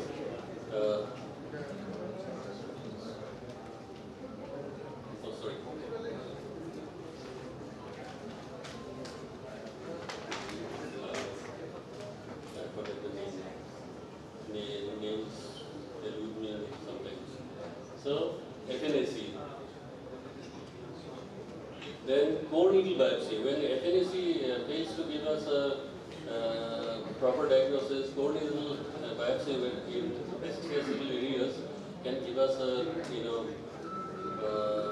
tissue which can give a histophysiological examination and give us a more appropriate diagnosis. Then came the multidisciplinary tumor boards, where decision making used to take place amongst different specialties. The surgeon, the radiation oncologist, the medical oncologist, the radiologist, the pathologist all came together to make decisions on treatment and follow up and making the lives of these cancer patients a better one in future. Imaging started with plain X-rays, then contrast radiography. Contrast radiography in the sense that we had laryngography and bronchography and barium solos those days. Nothing much more than that. Angiography was not part of what the ENT surgeons would require. Then from plain radiography there was a stage when zero radiography was done. But these hardly touched most of us. So this was the forerunner of today's digital X-rays, because they would give very clear soft tissue delineation of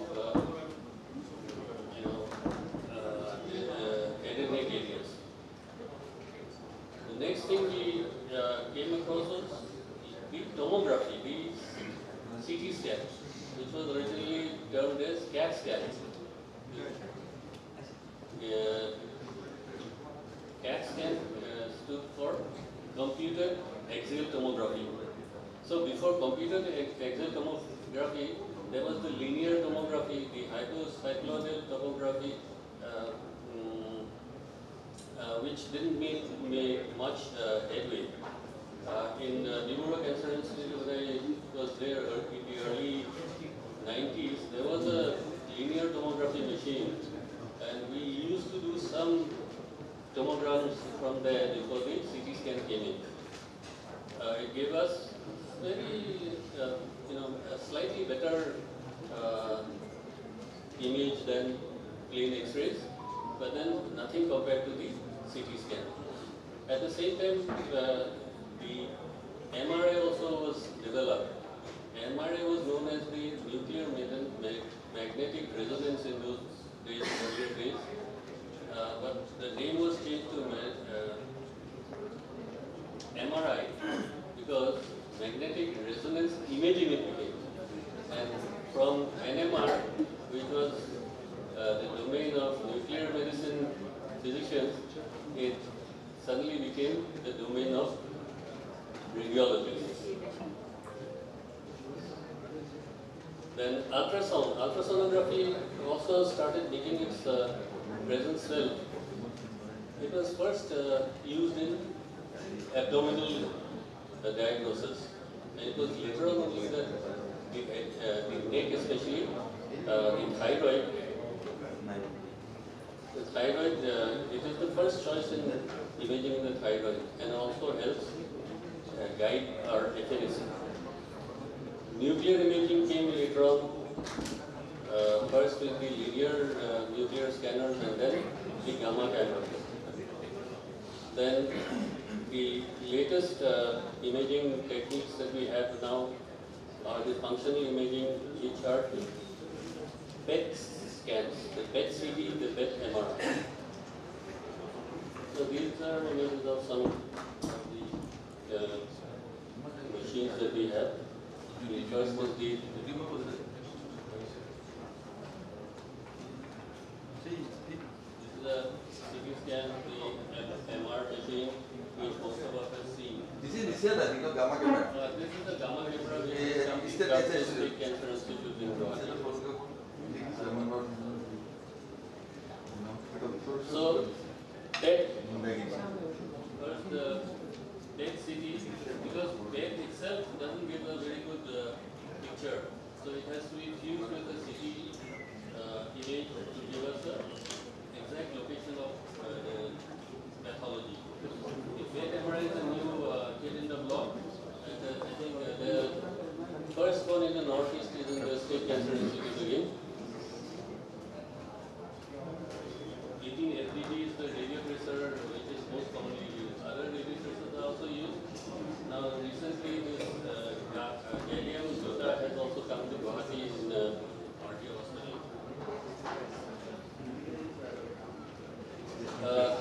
A word about endoscopy. As we said, that rigid endoscopy we did, it was the Jackson's and the Swiss scopes, for which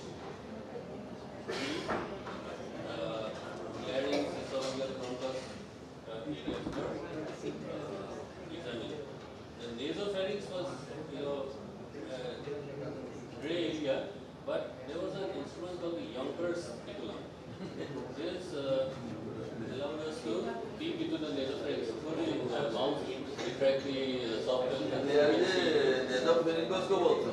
Yes, There is whole nasopharyngoscope. Assam Medical College. Assam Medical College, I still remember. But that we never saw it working. Nowadays, then came the telescope, the laryngoscope, the working surround lens system, which in ENT, the nasal endoscopy, nasopharyngeal endoscopy came, the skull-base endoscopy, and now the auto-endoscopy. Then later on, apart from the scope now, we have camera attachments and recording systems, which makes visualization and diagnosis much more easier. Then the flexible flexible fiber optic endoscopy started coming to India in the late 70s, when we were just finishing our post-graduation. The first upper GI endoscope was in AIIMS in New Delhi those days. So now I think most of us have flexible scopes to work with.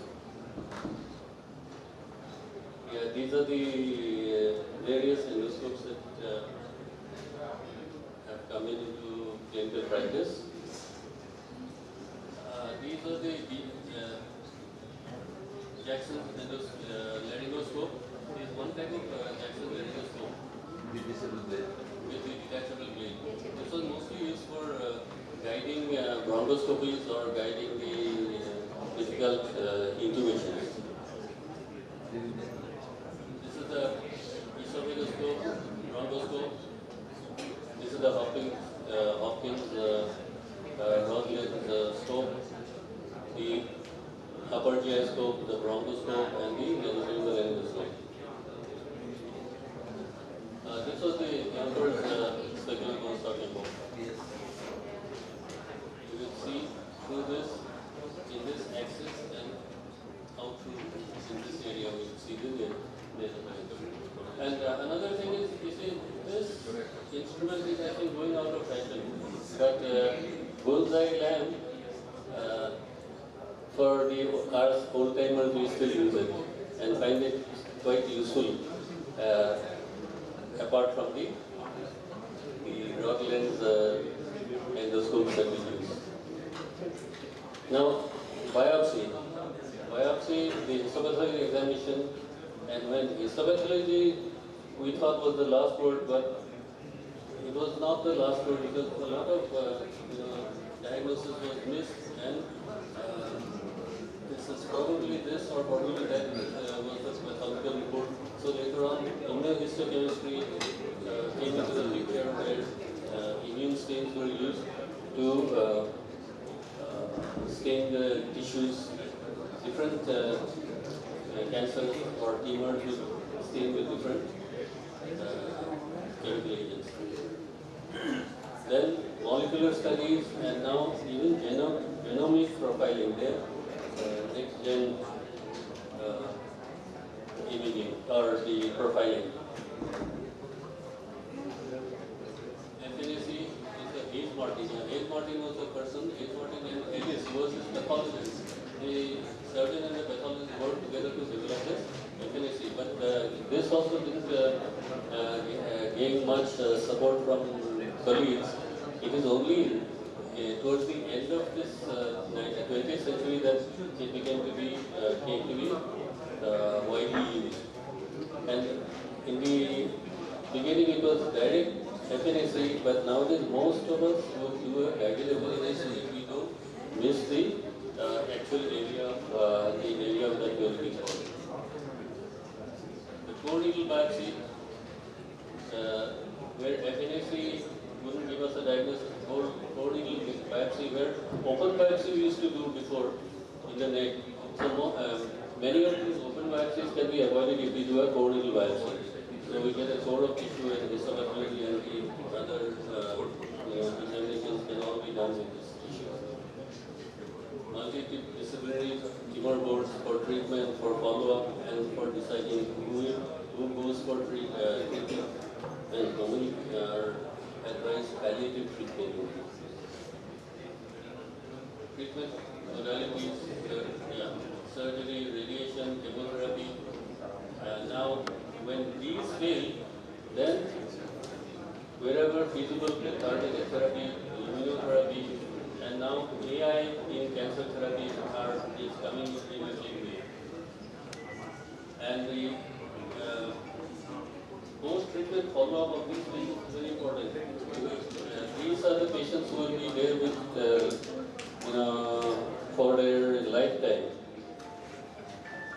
And when all treatment fails, palliative treatment or therapy, which is treatment beyond care, these are the end-of-life care issues which come in. And these can be taken done from hospital or clinic-based therapy, or hospice-based palliative therapy, or even home palliative care. symptom relief and tender loving care. That is what these end-of-life patients who are suffering will look for. Symptom relief and care.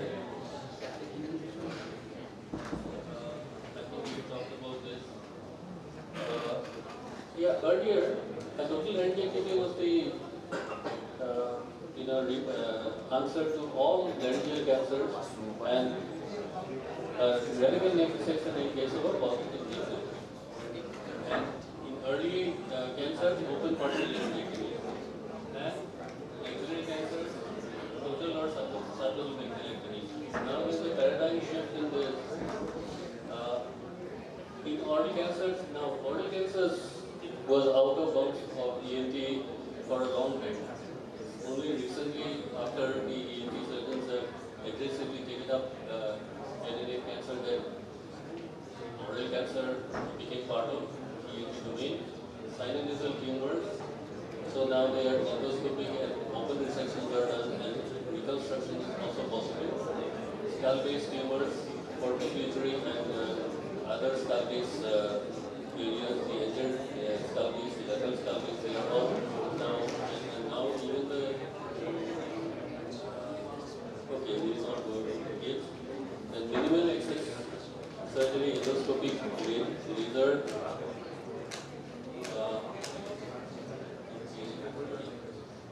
and early stage can be also done with open laser, transoral laser surgery, transoral ultrasonic surgery, and now transoral robotic surgery. I think Dr. Swagata Khanna has already done some of these cases at Swagat Hospital, and in State Cancer Institute also they have started.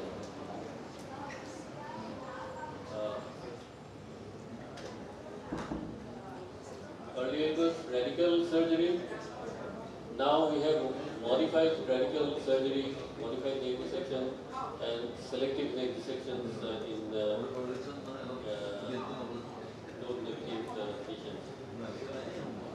And in very selected cases, we can go for observation. Now, observation is to be done quite frequently and do a therapeutic neck dissection if there is a recurrence. But it's not feasible in all cases. So, about thyroid disease. Earlier it was mostly multinodular goiters and Graves' disease, large cases with large thyroids. Malignancy was rather rare. These patients were prepared with potassium iodide and propranolol to reduce the vascularity of the gland, and the operation carried out was subtotal thyroidectomy. So we saw only subtotal thyroidectomies during our early days. Graves' disease was another. There, of course, apart from the other potassium iodide and beta blocker, we used to go through anti-thyroid drug regimen. So here also subtotal thyroidectomy. Now, a word about this thyroid function test. So earlier there was no thyroid function test. The only thyroid function test which was available those days was sleeping pulse rate and the DMR. So these were very not very convenient tests to do, and most of the patients get them done at all.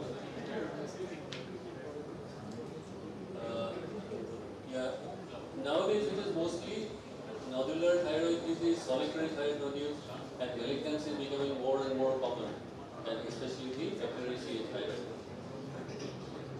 So, thyroid function tests become more and more available, and now that they have become mandatory. Intraoperative nerve monitoring is also becoming more important because of cases which patients would take them to court. Another new thing is the ICD fluorescence in parathyroid disease, because now parathyroid is again another field for the ENT surgeons. We have started doing carotid surgery now. We have done many, but that is one of the things that we is coming into the Then anaplastic surgery, anaplastic thyroid cancer is at, from the primary cell thyroid, which is one of the best prognosis in thyroid cancer, it is one of the worst in anaplastic thyroid. Median survival 5 months and running for quality of life, but some now are being salvaged for slightly longer life span with radiation chemotherapy and targeted therapy. As well as immunotherapy, which motivate monoclonal antibodies and stretching their lives to about 2 or 3 years. Earlier it was subtotal thyroidectomy, nowadays it is either hemithyroidectomy or total thyroidectomy depending on the extent of disease. Then central neck dissection or lateral neck dissection. The salivary gland, parotid surgery, now they are all coming into ENT. There is a lot of controversies in management of this N0 neck. We have no time to go through all this today. So at this juncture, I'd like to stop my talk and thank everybody for your patient hearing, and thanks to the organizers once again for inviting me for this talk. Thank you so much.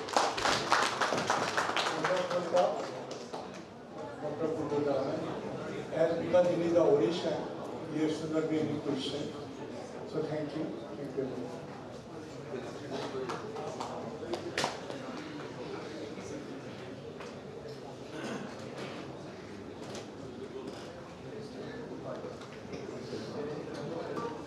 আমি কৃতজ্ঞতাৰে doctor কুৰ্দুছ Ahmed মহোদয়ক ধন্যবাদ জ্ঞাপন কৰিছোঁ। আমি তেখেতক সম্বৰ্ধনা জ্ঞাপন কৰিবলৈ আগবাঢ়িছোঁ। আমি ছাৰসকলৰ সন্মুখলৈ আহিবলৈ অনুৰোধ জনাইছোঁ। আমি ডক্টৰ ইউবৰাজ চৌধুৰী বাইদেউক অনুৰোধ জনাম তেখেতক এখন ফুলাম পাতৰ গামোচাৰে সম্ভাষণ জনাবলৈ। আমি সবিনয় ডক্টৰ উৎপল বৰুৱাদেৱক অনুৰোধ জনাইছোঁ তেখেতক এটি স্মাৰক প্ৰদান কৰিবলৈ।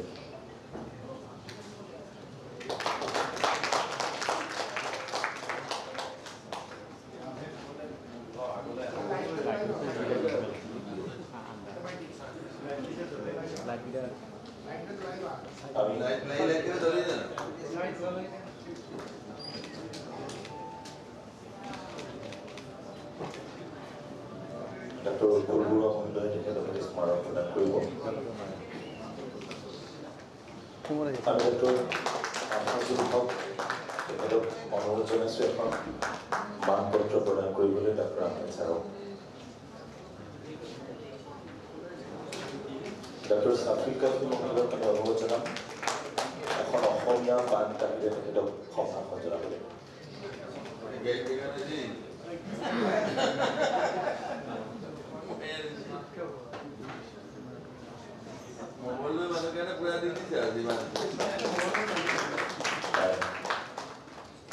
আৰু শেষত ডক্টৰ উৎপল বৰুৱা মহোদয়ে তেখেতৰ নিজা এখন ফটোগ্ৰাফ তেখেতক প্ৰদান কৰিব। আপোনালোকে জানে অৰ্কিড ফটোগ্ৰাফী বা বন্যপ্ৰাণীৰ ফটোগ্ৰাফী ক্ষেত্ৰত উৎপল বৰুৱাদেৱৰে সুকীয়া ভূমিকা আছে। ইতিমধ্যে তেখেতৰ কেইবাখনো চিত্ৰ প্ৰদৰ্শনী গুৱাহাটী আৰ্ট গেলেৰীত অনুষ্ঠিত হৈছে। আমি অনুৰোধ জনাইছোঁ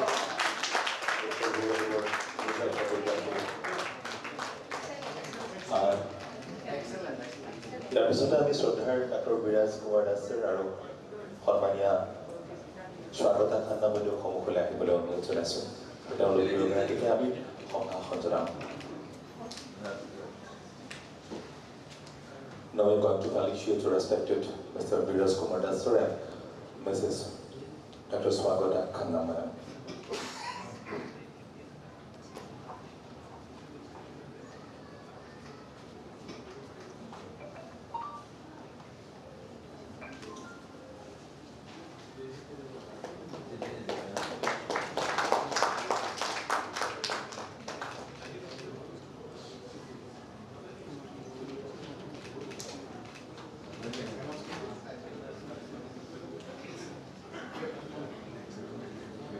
Dr. Bhuvasinho অনুৰোধ জনাইছোঁ আমাৰ সন্মানীয় ডক্টৰ স্বাগতা খালি তেওঁলোক দুয়োগৰাকীকে বৰুৱা ছাৰে এখন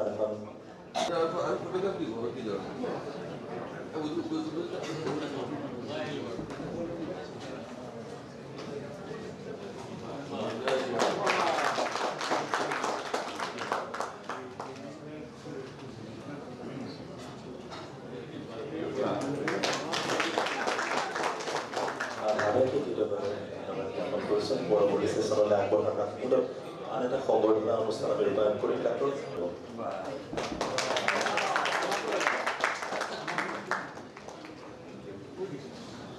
And now I would like to request briefly for next announcement.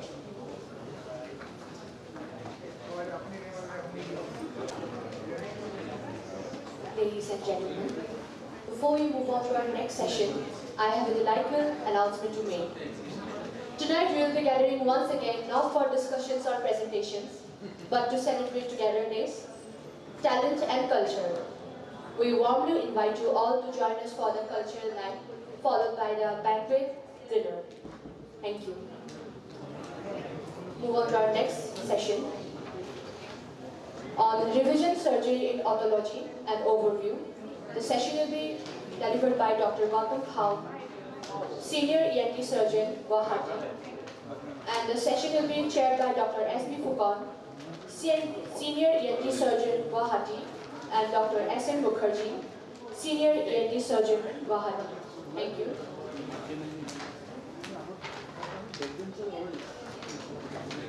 I request Dr. Khao to please come up on the stage.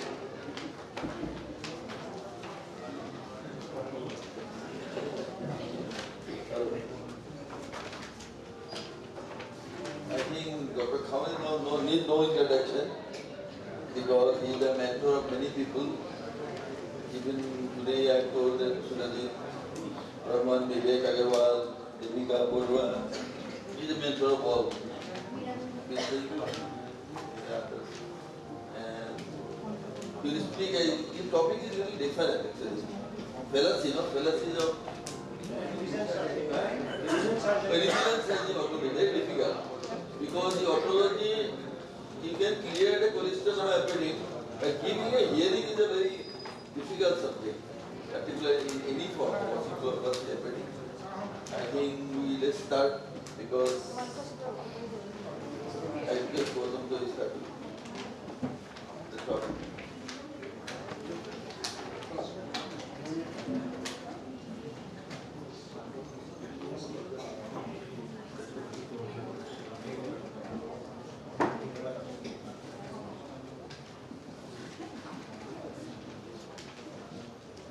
Good evening, ladies and gentlemen, respected chairpersons and dear friends. It's an honor for me to stand before you to deliver this talk on revision surgery in otology. At the outset, let me thank the whole team of Mogudoy, especially Dr. Borwa, for their great efforts in organizing this midterm Nebaoicon and so far done it so grandly. After a long detailed lecture by Kudu sir on head and neck cancer, I take you to otology. These are a few thoughts and few discussions on why we actually need revision surgeries in otology at times.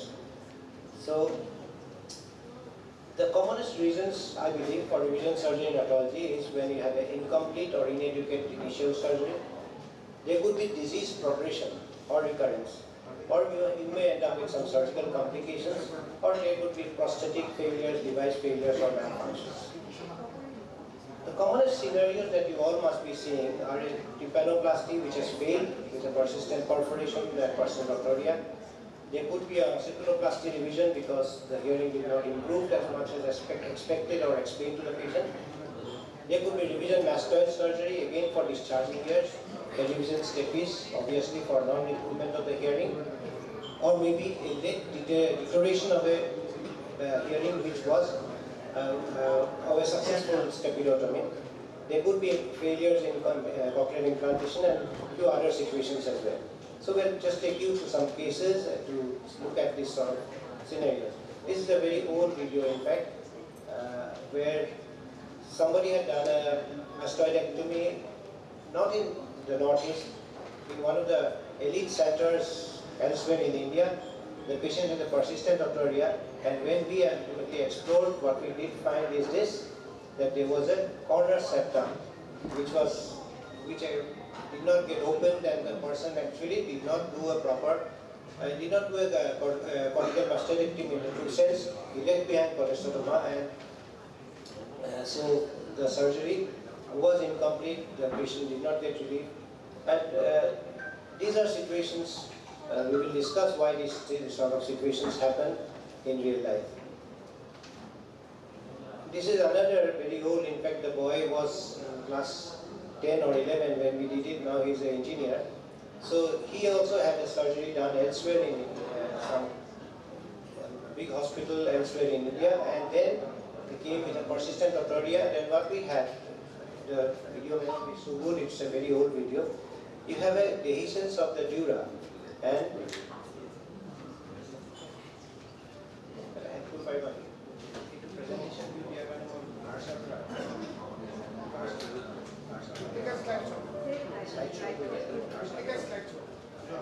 so, not a good video, so as you can see, we have to, the dura actually during this presentation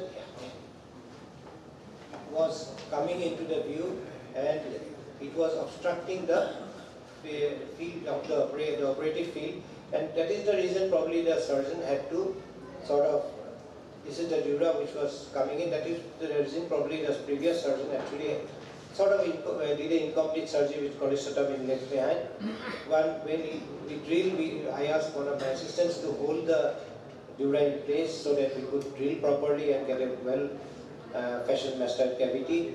And in the end, of course, we have to repair this place with a cartilage graft which we placed inside to keep the dura from falling down into the middle layer,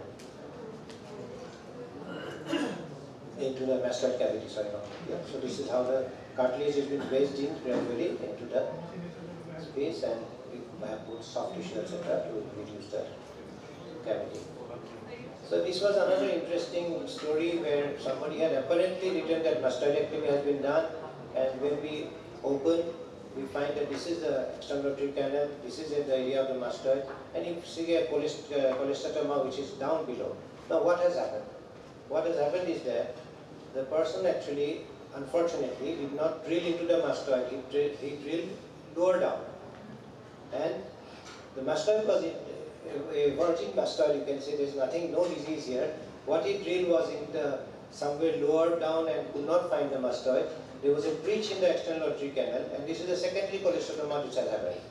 The cholestoma was created by the surgeon because he breached the posterior wall of the, or maybe the inferior wall of the external auditory canal, and the squamous epithelium grew into it, and then this is the cholestoma which has occurred.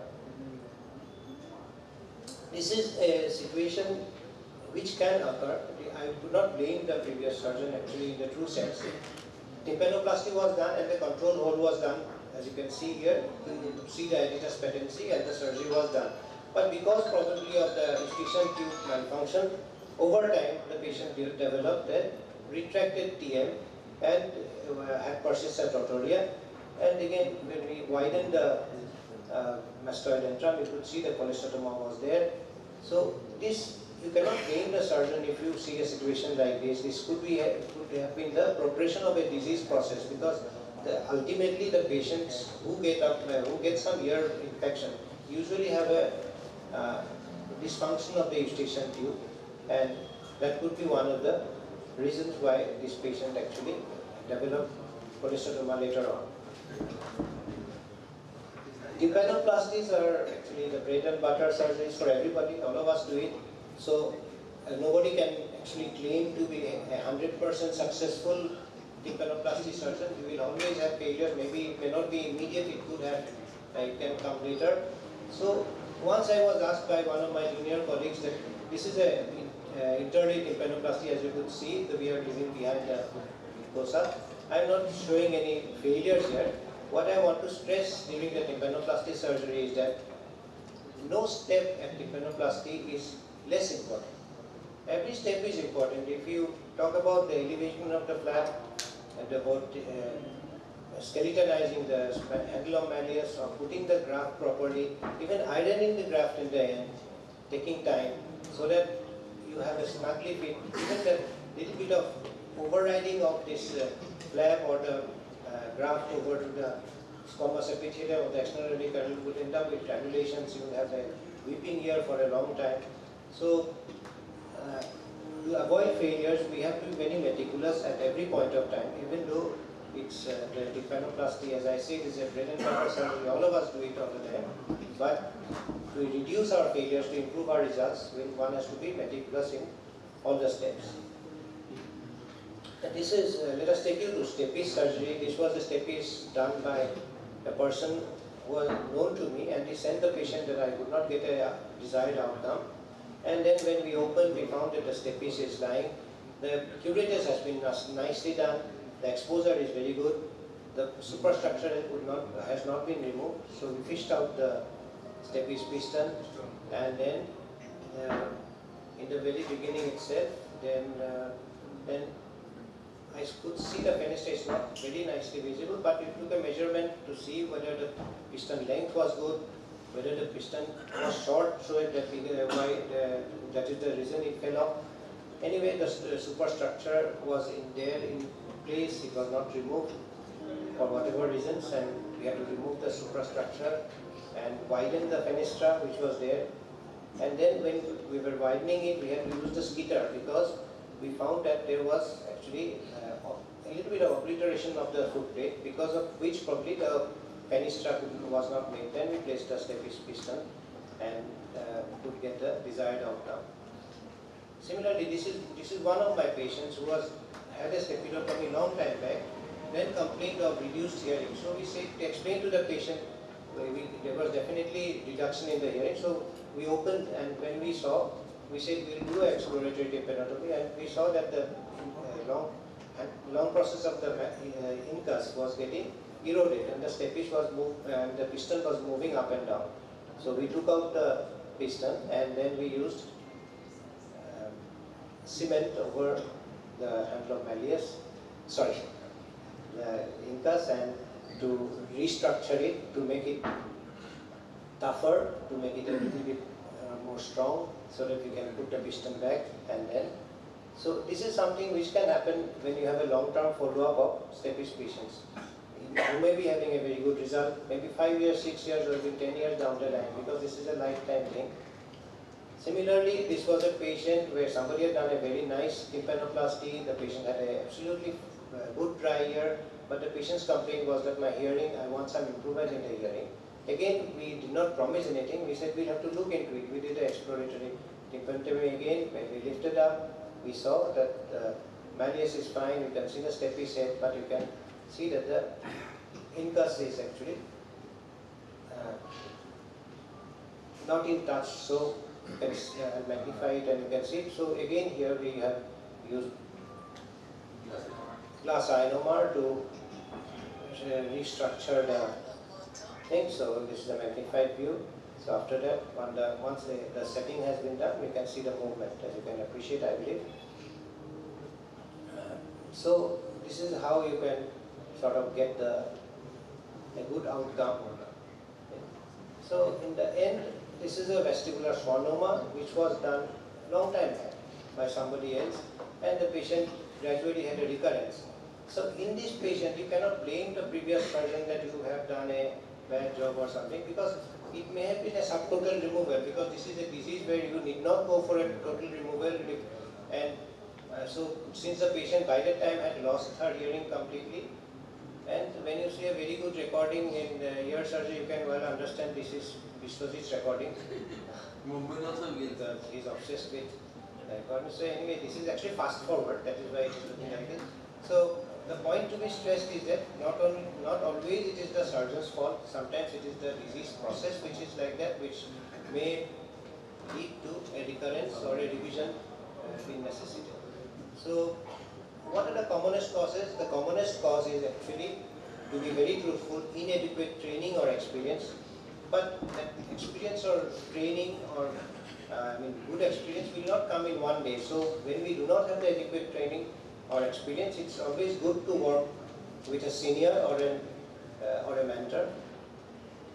And sometimes we do not do an adequate workup, especially imaging is not done properly. And sometimes we work with poor quality instruments. We start a surgery, then we start searching for instruments.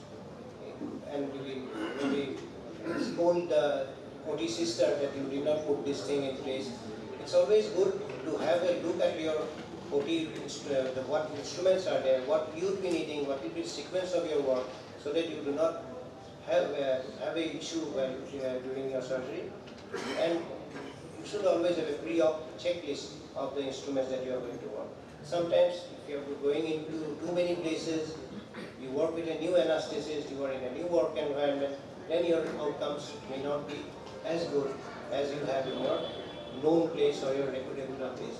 So what I would recommend is you should always try to have a standardized pre-op evaluation protocols. I'm not saying you follow that school or this school, you should have your own sort of standardized protocol. Have adequate imaging or investigations. Do not try to compromise on the imaging, because you might end up with surprises. Because when you have a problem in your hands, no patient is going to say that, sir, most patients will tell that, why didn't you do the investigation earlier? I would have paid for it. And this goes for all surgeries, in fact. Appropriate training is very important, especially when you are trying to do a new procedure. Proper equipments and instruments, as I have straight. Proper post-operative instruction and care, and realistic patient counseling is also extremely important, because if we do not counsel a patient properly, again this goes for almost all surgeries, and post-op rehab in some cases and follow-up is important. I'll just take 2 minutes more. These are few quotes that I like, and so I put it here. Niels Bohr, the Danish Nobel laureate, who actually told us about the electron. He has said an expert is a man who has made all the mistakes. So I'm not recommending that you keep on making mistakes, but as the Hippocrates oath says, above all, do no harm. Our duty towards the patient is to give them the best results possible and not to do any harm knowingly. And of course, the more we learn, more we realize how little we know. So the path of learning or to conquer any summit or any surgical skill may be steep, it may be long, but if you plan it properly, you can conquer any summit. Thank you very much.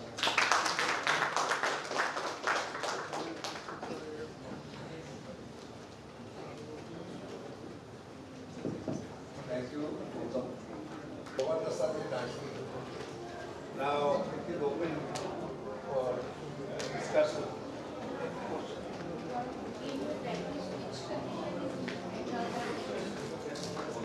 Madam Rivisha, probably tympanoplasty is the most common thing where everybody has a perforation, and if the previous surgeon has not sort of explained to the patient or has taken him into confidence, because see, my success stories will not come to you. My failures will definitely come to you. So it happens to everybody. The success story stays with you. They don't, if you have done a good steppies and he has got a good outcome, he will stay with you. But if I have a failure, he will go to the next consultant available. So I think tympanoplasty is the most common because it's the most commonly done surgery. Then comes mastoid. But here I would like to put in a comment that many a times a wall down mastoidectomy, very well done by somebody, the patient has not come for follow-up for a long time. There is accumulation of wax and debris, which actually needs to be cleared, and the granulation will disappear with some Neosporin H drops or whatever. But there are many people nowadays, when they see this, they would do advice for a CT scan, and you cannot blame the radiologists when they write that there is some soft tissue collection in the mastoid bowel, could be recurrence, very, and on the basis of that recurrence, you should not be taking up that patient for a surgery. Maybe do an examination under microscope, clean out everything, give the patient a chance, because doing a surgery repeatedly is not the answer. Thank you. It's an excellent presentation as always. I compare across that stepirectomy, maybe redo surgery or revision surgery is very common. So what is your opinion regarding this? Madam, the whole point is in Northeast, autosclerosis is not as common as in the South or West. So that is why not too many people are doing steppies surgery in the Northeast, maybe 10, 12, 15, I don't know the exact count. So obviously when you have a lesser number of surgeries being done, you will obviously get lesser failures. But then again it's a question of a learning curve. Initially when I started steppies, I Epi Pathak sir was with me or Dr. S.C. Kusami sir was with me. So I used to do only a few steps, maybe do the tympanometal flap bridge or maybe do the curate. So that is the way we have to learn, because you cannot do any weight training for a steppies surgery. Because mastoid surgery you can learn with a weight lab. But steppies surgery, and this is one of the most delicate surgery. Vishwajit often says, I think it's more tougher than a CI, because CI at least you are doing in a dead year, but here you are doing in a good year. Thank you. That may be a limit questions for other people. Yeah. So cholestoma, after removal, do you submit for the pathology? I do regularly because many a times cholestoma is also associated with some granulation formation. So I generally send everything for almost all, even tonsillectomy, even if I do a routine chronic tonsillectomy, send it for example. Generally, there is a bone erosion. Yes. So that is my question. Why there is a bone erosion? Right. Maybe you can do some cytokeratin also. I think Nebosity is not yet. Nebosity and all have started doing some study. I don't know whether with Tezpur University, I don't know whether they still continue. Any CSOM cases, whenever you will do mastectomy, send the granulation. Send the normal mucosa also, because you don't know which patient is having tuberculosis or diabetes. That is mandatory. We have got many cases. It is not in the book. It is written that multiple perforation. You will not get multiple perforation. Classical case you will not get. But when you will do the biopsy, you will find that the biopsy suggested granulomatous diseases where multiple epithelioid cells are present. Now you will do what to do, because we have to go for the serenade of this that thing. So routinely, I will suggest routinely go for biopsy, all cases. But when you get the tuberculosis, when you got the tuberculosis, you have done epithelioid cell necrosis, everything you got. Nowadays, there is a protocol of Government of India. Exactly. There you do Siminate. Siminate also give a reformation resistance and also the evolution of this mycobacterium tuberculosis. But that also cannot be negative. Then how will you get the tuberculosis diagnosed? Now there is that day we had a discussion with the Government of India in this national tuberculosis program. DOTS. Initially it has been given direct observation once in a week. Now it has come twice in a week. Right? Now it is coming every day in a week. Plus, if Siminate, it says that Siminate also sometimes it is negative. And the patient is having tuberculosis. Yes. All the parameters is tuberculosis. Then you go for the genetic study of that. This is not a gene expert, it's okay. But it is still doubtful. I personally, counseling, I give patient, I give take a consent. Yes. Sir, you give me. You can just give me the relief. Then I give your extrapulmonary tuberculosis also. I give the treatment.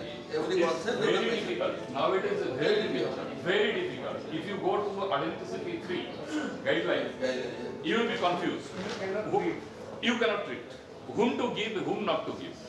And biopsy report says that it is positive granulomatous with epithelioid cell, with plasma cell, and everything is there. It is a total granulomatous. Siminate is negative. Now what to do? Moreover, Gautam is a recidivism in cholesteatoma, and Punin has asked the osteoclastic, actually you do not know whether the cholesteatoma is bone eroding cholesteatoma or not. You have done some gene expert also. And moreover, you have rightly said, even the recidivism. When a prisoner comes out from the jail, again he can do a crime after coming out, same crime. That is called the recidivism. And that happens in cholesteatoma also. Yes. That is really interesting actually. And that is called either residual or a recurrence. Two things, residual or recurrence. It is very difficult. But that as some some molecular marker is there. To get that whether it is bone erotic or not erotic. Thank you. Regarding stapes revision surgery, you have described nicely about the glass ionomer. This is a very newer thing coming up. So where you cannot find anything, you get a glass ionomer to treat it. So how you find the glass ionomer in your cases? In one or two cases, we had a long, follow-up failure. On the table, it was very good. Maybe that was because when you put the glass ionomer, the surfaces have to be absolutely dry. There should not be, you have to have the patience to put gel form weight, make the edges dry. Because if it is not 100% dry, the glass ionomer, when you put it, it might look okay. But it may not, suppose this is the eroded long process of the incus and this is a steppish head and you have put glass ionomer like this. On the table it is looking nicely, you move the handle and everything is moving nicely. But because it was not dry, the glass ionomer actually slips. We had one or two patients for it, where after a few months, the patients complaining that my hearing has again gone down. Because probably the glass ionomer did not want to go for an exploration again. So that was probably what had happened, because since we did not explore, we cannot say for sure. But I believe the most important thing when you are using glass ionomer is making the surfaces absolutely dry when you put it. Yes, have you tried with glue? Have you tried with glue? Tissue glue, actually, there is no recommendation for putting on bones. Yes, you have seen it in the Calcutta conference. 15 years back, I am sitting with you. That surgeon, the Turkish surgeon. Yes. Do you remember? Still I remember that. Just by the first class. Sinagolo, yes. Yes, by the classification of the CI also. Sinagolo's classification. Recently, I did one case that was with a dentist. He was there is another form of glass ionomer that is a polymerization reaction that's because of the light. So once you put the glass ionomer, it is soft. And once you put the light, then it becomes hard. So it's a little bit easier. No, this is dentist thing. You see your fill up, the blue light they put in, and then your dentist fill up, then fill up. I think you close the session. Secondly, I think you close the secondly, I was trying to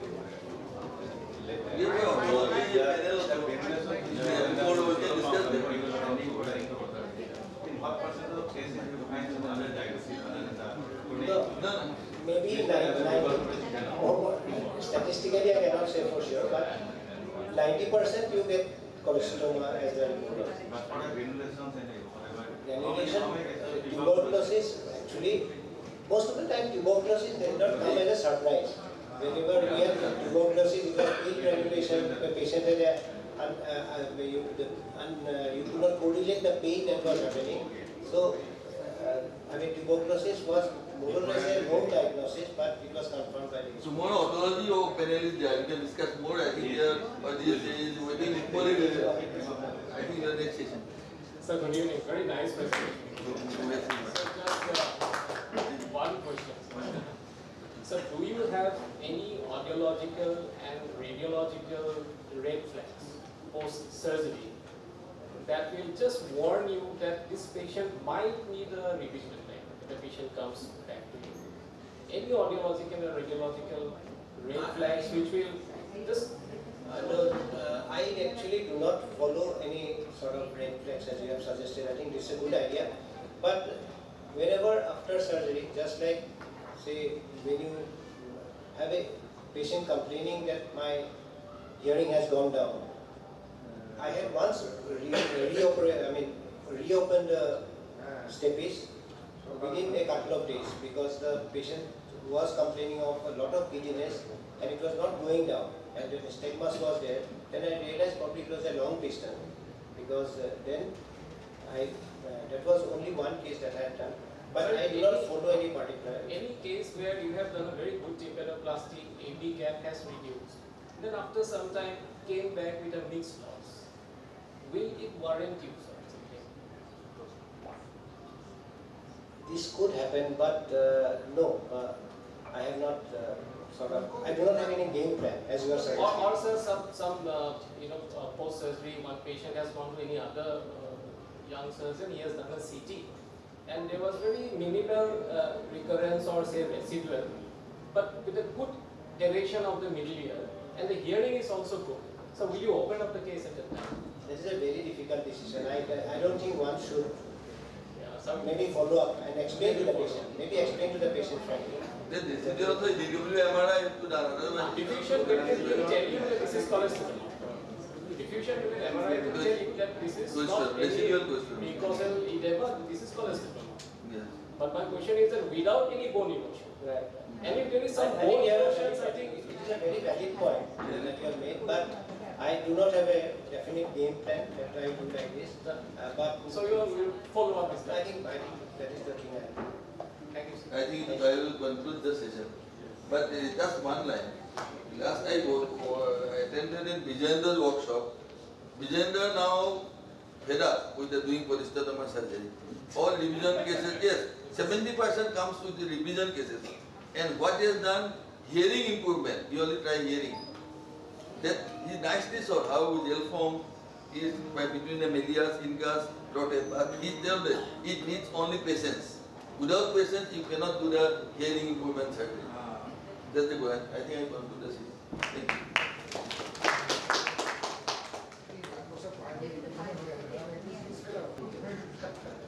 Thank you, Dr. Han, for your valuable insight.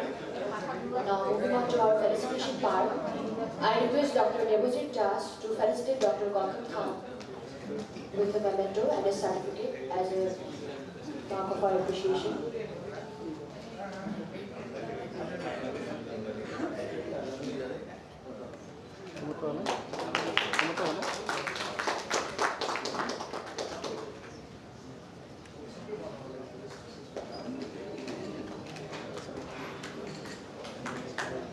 Now, may I request Dr. Pooja Shirin Hakim to felicitate Dr. S.B. Foucault with a memento and a certificate as a mark of our appreciation.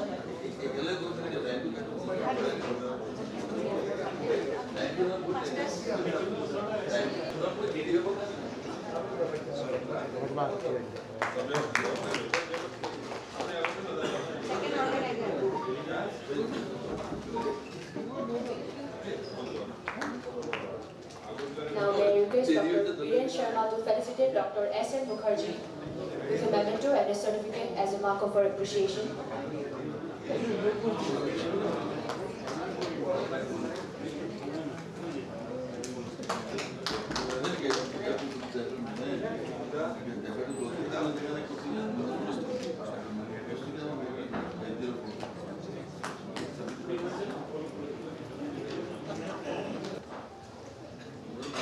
Moving on to our next session, which is on epistaxis, basics and beyond. The session will be delivered by Dr. Mrs. Kalpana Sharma, Professor HOD of Guwahati Medical College, ENT Department, and the session will be chaired by Dr. Bhaven Chaudhary, Senior ENT Surgeon Guwahati, and Dr. Munmun Hazarika, Senior ENT Surgeon Guwahati. May I request all of them to please come forward.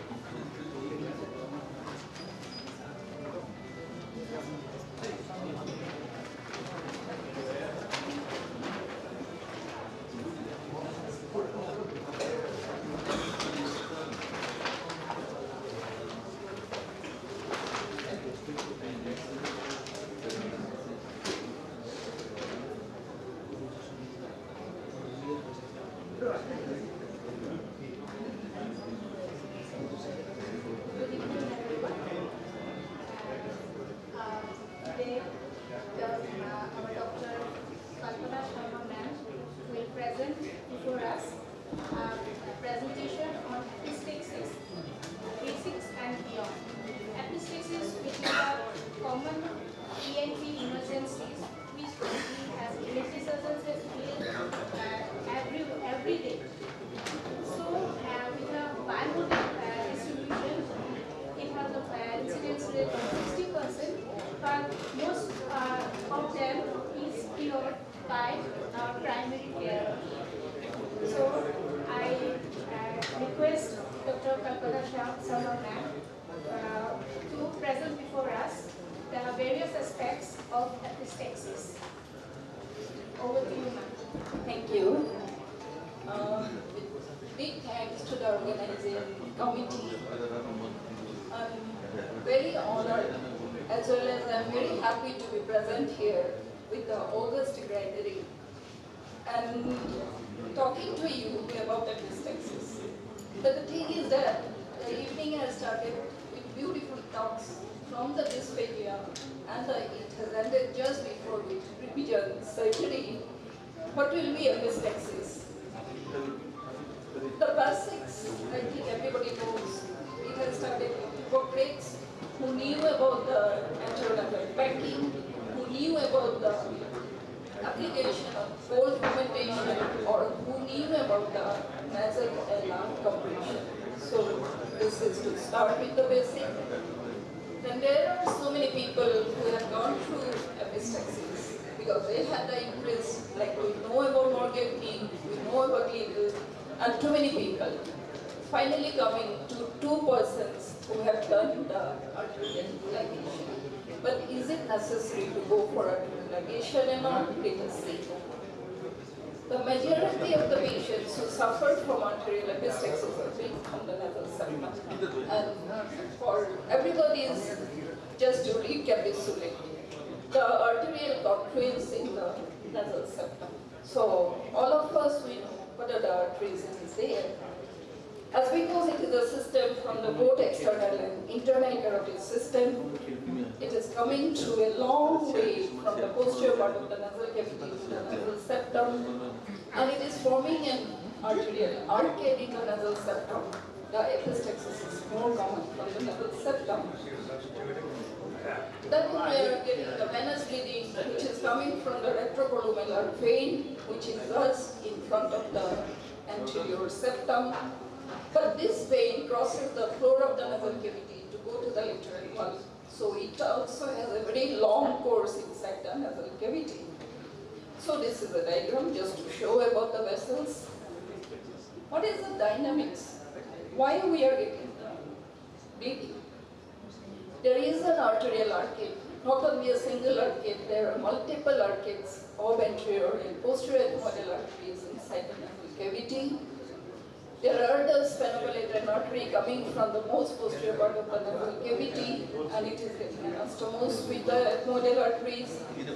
And there is one important anastomosis, that is the arteriovenous anastomosis.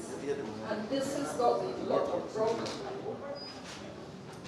So the simple clinical manifestation as per literature is 10 to 12% with a, as you have mentioned, the chairperson has mentioned, there is a bimodal distribution, and mostly patients are coming in the 45 to 60 years or in the 15 to 20 years of age.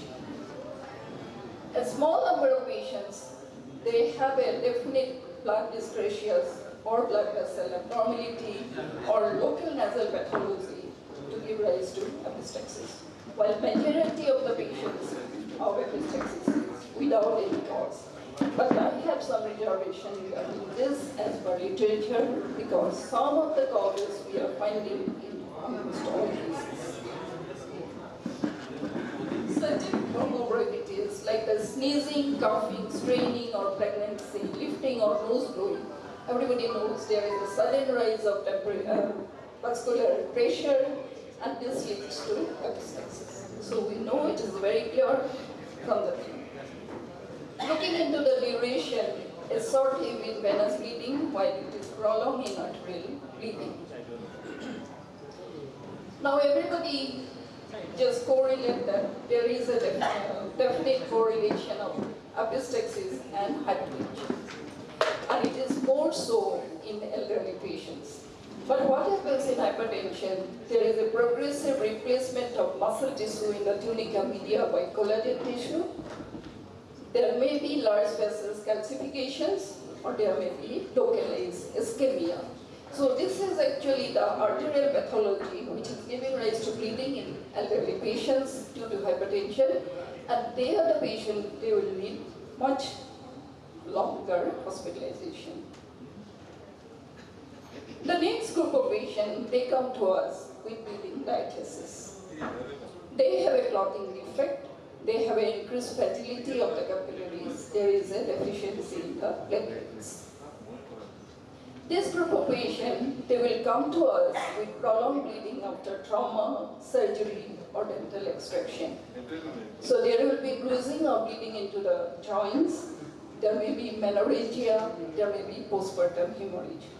From the very first lecture, we have come to know that history taking, and history taking. So these are the patients, while treating, while controlling the bleeding, as well as we are supposed to take a very good history, so that at least we can find out about the blood dyscrasias. There are the patient, they can present to us with purpura, bruising, or swollen joints. So these are the patients who are presenting to us with bleeding after prolonged bleeding after surgery or trauma. All possibilities are that they are having a moderate to severe factor 8 or factor 9 deficiency. Then you look into the mucosa of the nasal cavity after removal of the pack. If there is multiple mucosal bleeding, it suggests an underlying platelet disorder. So, apart from the elderly patients or the patients in the 15 to 20 years of age, we are getting epistaxis in children also. But usually it is a common symptom. Maybe most of the people, around 80 to 90% of people sitting here must have had the chances of epistaxis during their childhood. It is particularly so in the dry climate, but if the bleeding comes without any seasonal variation, if there is a bleeding which doesn't get controlled by pressing over the ella, or the bleeding which requires hospitalization, or the bleeding which restarts after removal of the pack, if it is given, they are the patient we need to evaluate. They are the patient, they will have a blood dyscrasia definitely, including maybe leukemias. So what is beyond basics? This is all right, everybody knows. So if there is a recurrent nosebleed, if there is severe bleeding, if there is associated any other symptoms or underlying medical conditions or use of medications, this is beyond basics. So here is a patient who has come to us after removal of the pack. We had done the nasal endoscopy very carefully. This has marked that there are multiple mucosal bleeding. And we have evaluated the patients. We found that the patient had a dengue, and definitely he had a platelet disorder. So history and the investigation guided us. So hematology has taken up the patient. There is one patient, a 15-year male with profuse bleeding. Carefully we had gone through the nasal endoscopy. The nasopharynx has shown the angiofibroma, and it was been confirmed by CT angiography. We had operated on the patient after an intravenous radiological intervention, then the surgery we have done on the patient. The recurrent symptoms. What are the recurrent symptoms? The patient comes to us with repeated bleeding. This girl of 15 years had 3 years of bleeding. But nasal endoscopy revealed a rhinolite, simple rhinolite. After removal, this is the thing we have found, and this is the removal of the rhinolite was done under general anesthesia. So underlying medical condition, I have already mentioned about hypertension. This is a particular patient that shows a blood clot while doing an endoscopy. There is a congested turbinate due to repeated forceful packing. There is a congested nasal septum, again due to repeated forceful packing. This patient has come out to be a case of hypertensive epistaxis and managed accordingly. This is one patient who always come to us with synechia inside the nasal cavity. Why it has happened? The patient had a trauma, history of trauma. At home, they have applied some herbal medications. These non-allopathic medications are giving rise to so many problems in ENT. It is beyond our imagination. This particular patient had multiple synechia. One synechia is shown here. We have to treat the patient for a long time to remove all the synechias. So this is a patient pattern of 106 patients in 1 year with a male to female ratio of 80 to 26. The maximum patients are coming in 49 patients coming in 41 to 60 years of age, and rest as shown. The causes we have found: trauma, local causes, 26 patients, and you can notice that use of non-allopathic drugs is coming out just 14 in numbers amongst 106 patients. Hypertension, pregnancy, deranged LFT, and coagulopathy are some systemic causes which are giving rise to epistaxis.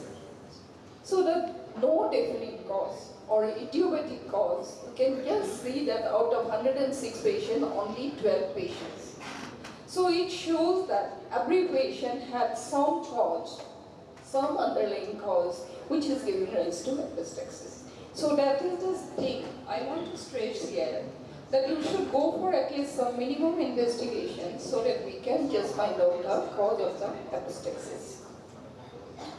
This is a simple slide to show the morbidity. And morbidity, we never had any mortality, but hospital stay is usually 7 days or so. If it is required, maybe more than 15 days.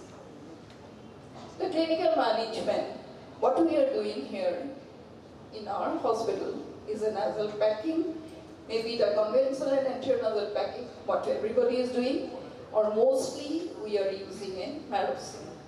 When a patient comes, I just ask my staff, just remove the pack, put a Marocin.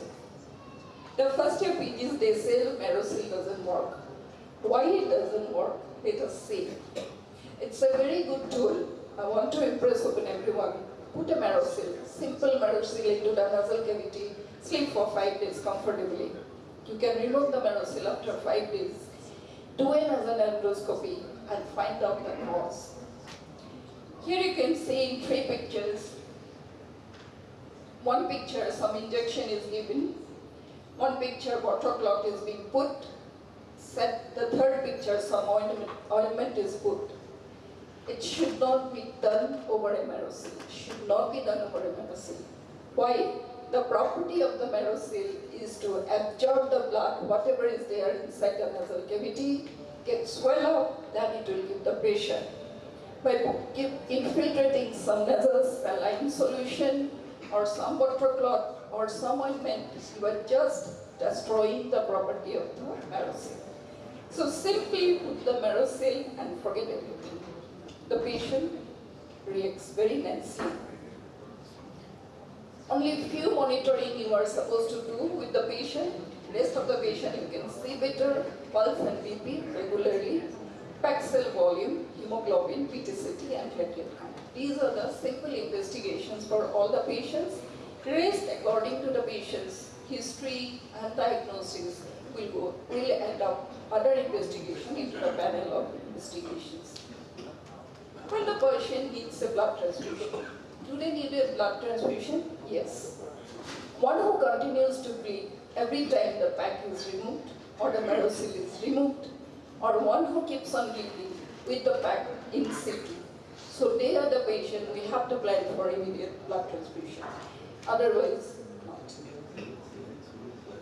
So this is a simple publication I am showing. It's 2015 only this publication is being, it came out. It was a retrospective study of etiology and management of epistaxis in elderly patients.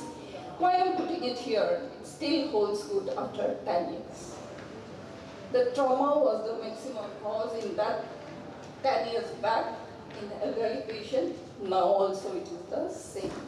Hypertension, yes, it is the same. Marosal application, yes, it is the same.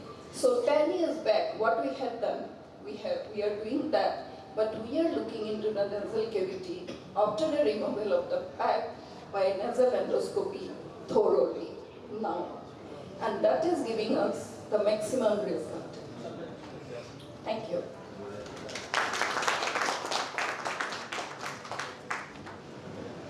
Thank you, Dr. Thomas. Please, the body open for discussion. Thank you, Dr. Kapna. It is a wonderful experience that our mentor, Professor Bhuvaneswar Das, Tanisha Purva sir, they taught us like this. We have mentioned that the hypertensive epistaxis cases need longer stay.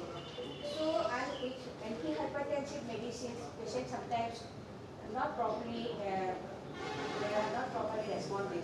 So, in that case, we did that cardinal or phenobarbital tablets, 30 milligram AMCF, so latent. So I think for a 1 month, the patient very smoothly they heal. So what is your opinion regarding this? It is still, are you doing with this practice? Because in my practice also, in Swagat Hospital also, we are treating patients hypertensive cases in a similar way, and we are getting successful results. Yes. Sedation we give to the patients in the very early part only. Later on we don't continue with the sedations. We do a proper cardiovascular examination, and what is proposed that a proper endoscopic examination. So all these patients have some other pathology, like I had shown it in the pathological changes, and for that a cardiological evaluation. If the patient is not getting healed up properly, and a proper cardiological evaluation is very, very necessary. Is there any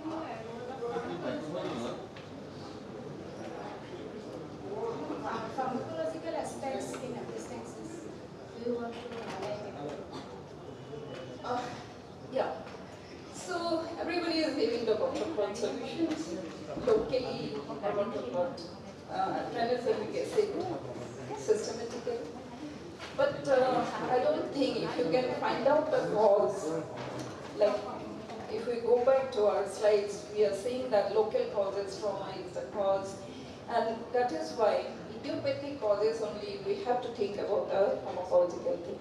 But if you can find out the exact cause, you don't have to go for the other pharmacological treatment with the patients, and that is the idea of putting this, so that you try to put the nasal endoscope after removing the patch and look into the nasal cavity properly. You can find out the cause. Thank you. May I ask you? Yes, sir. Sure. So, whether the person comes to you or do you advise them to just pat their nose first, or do you do an nasal endoscopy and then? Yeah, good question. Because when the patient comes to a tertiary hospital, already somewhere the pack has been given. And if I go for another endoscopy the same day, the exact picture I am not going to get. So we ask them to give the pack.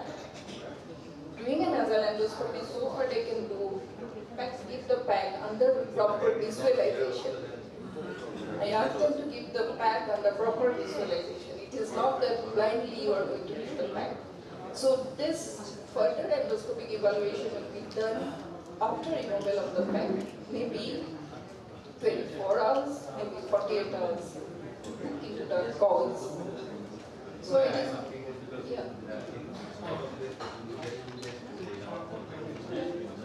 So if you can keep some pack and control the bleeding, usually that happens with the venous bleeding. You give some pack, wait for some time. If you have time, you can look into the nasal cavity after the bleeding is being controlled, because the venous bleeding it will stop after some time. So you can do on the same day if you have time, but you need to wait for some time. What I follow in my own practice is whenever patient comes to me, I I will do a nasal endoscopy if I want to locate the bleeding point.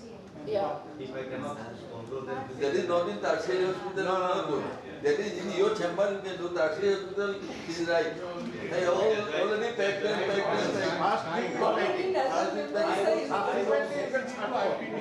I would say most of these cases come with very inadequate package. Okay. So now I am private practitioner. So I remove the pack, I do an endoscopy. You might see a spurter on a spurt. On a spurt, the spurt will immediately go. You don't even have to give a cat. Yeah, pack. Send him home. But that spurter sometimes, if he had some blood dyscrasia or any other problem, this is going to come back again. So that is one thing we have to look into. The patient needs to call back actually. It is not that you leave the patient, ask him to go. At least he call back, again you put the endoscope and see. That's it. I will make it more interesting. How many PGs are here? Please raise your hand. Very good. So you are going to your home by train or bus. There is an active bleeding from the nose from one of the passengers. You don't have release forceps, you don't have Merosil, you don't have nothing with you. Right? How do you control that bleeding? It is written in 7th edition of Scott Brown. 7th edition Scott Brown, it is written there. How do you control it? Tortoise method? Nothing. It is only in the book. What you will do? You take warm water or boiled water, just inject it on the nose and see the effect.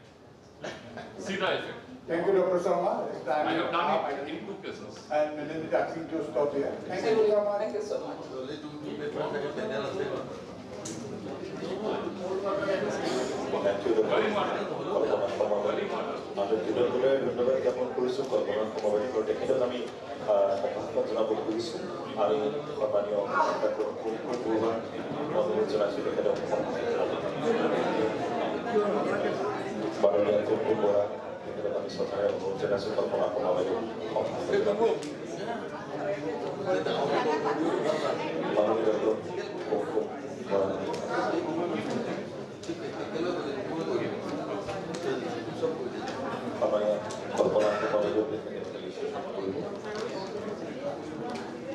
আমি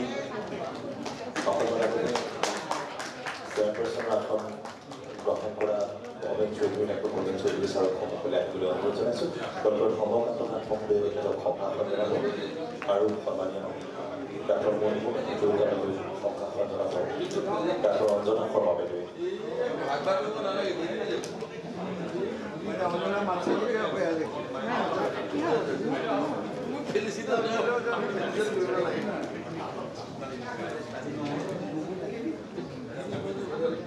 Dr. Bhavin Choudhury মহোদয়ৰ সম্মান জনাব হৈছে আৰু doctor Manmohan Hazarika মহোদয়ৰ কাৰণে সম্মান জনাবলৈ আগবাঢ়িছে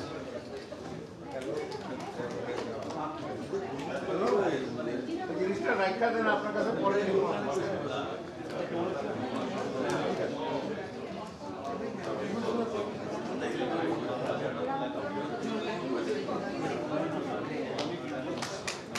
Thank you, Dr. Nansen. Thank you, respected moving on to the next topic. Pediatric Tommy revisited by Dr. Zojima Fukansar, head of the Department of Medical, with Dr. Devosit Dessel and Dr. Rendo Kumar Nansen, senior orientation and company.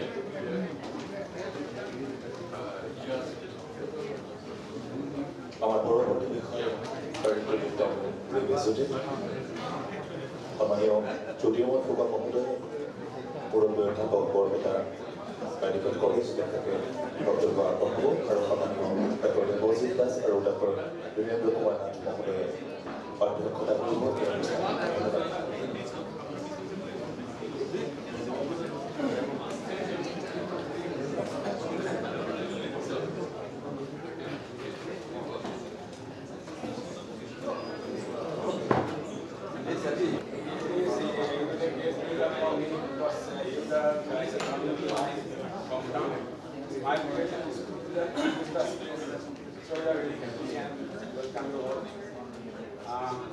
you know their economy is considered as a potential production. So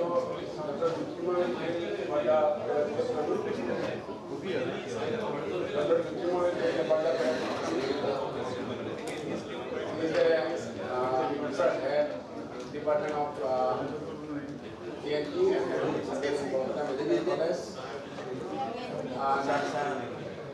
his area of interest is the ENT. So I request to deliver it.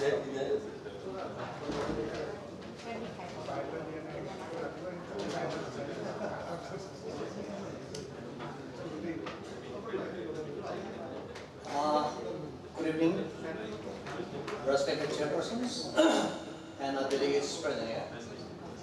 At the very beginning, I'm just apologizing to you as because my voice is a little bit down.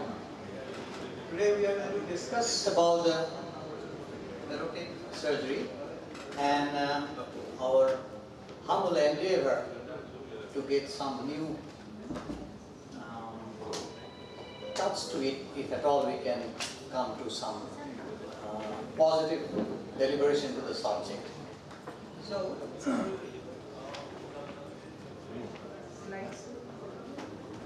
I'm bringing a very old quote by Professor Hamilton Bailey in 1947.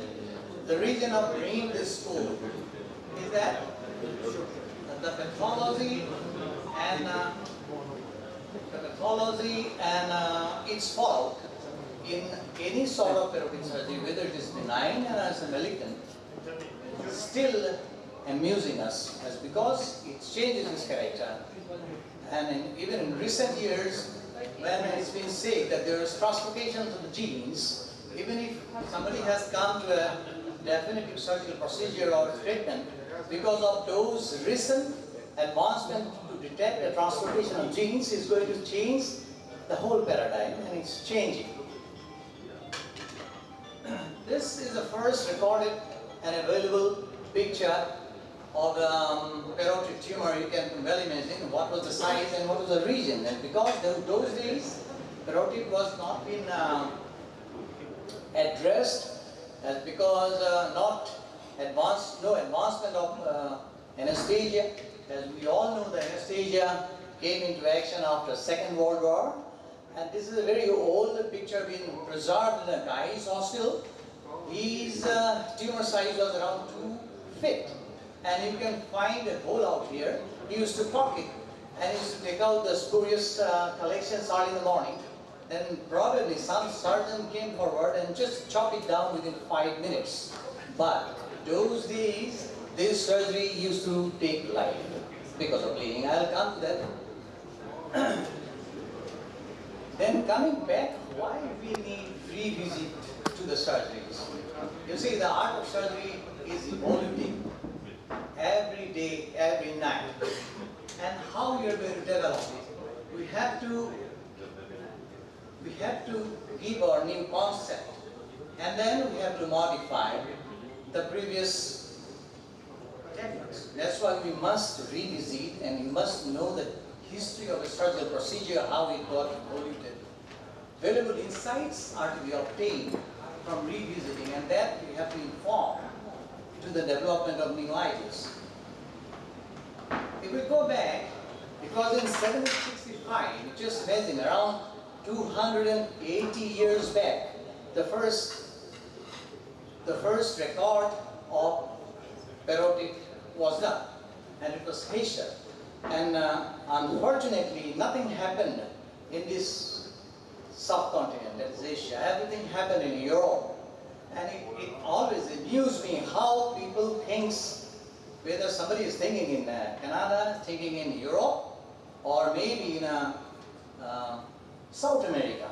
Then Dr. Munimura one day told me that no, the progressive thinking comes in a single time. And it's amazing. No connectivity, papers, phones, nothing. But brain evolution is same. It really amused me how they did it. In 1785, it was John Hunter who first described, and it was the first recorded note of doing a parotidectomy. He did it to one of his students and took around 25 minutes to finish it up. And he said his student never cried out. I don't know how those days these people managed to operate without the help of anesthesia. I don't know. And it is really surprising as because those people gave their lifetime to develop these surgical procedures. And this was the picture of that student, and you can see the incision mark in his neck. It's like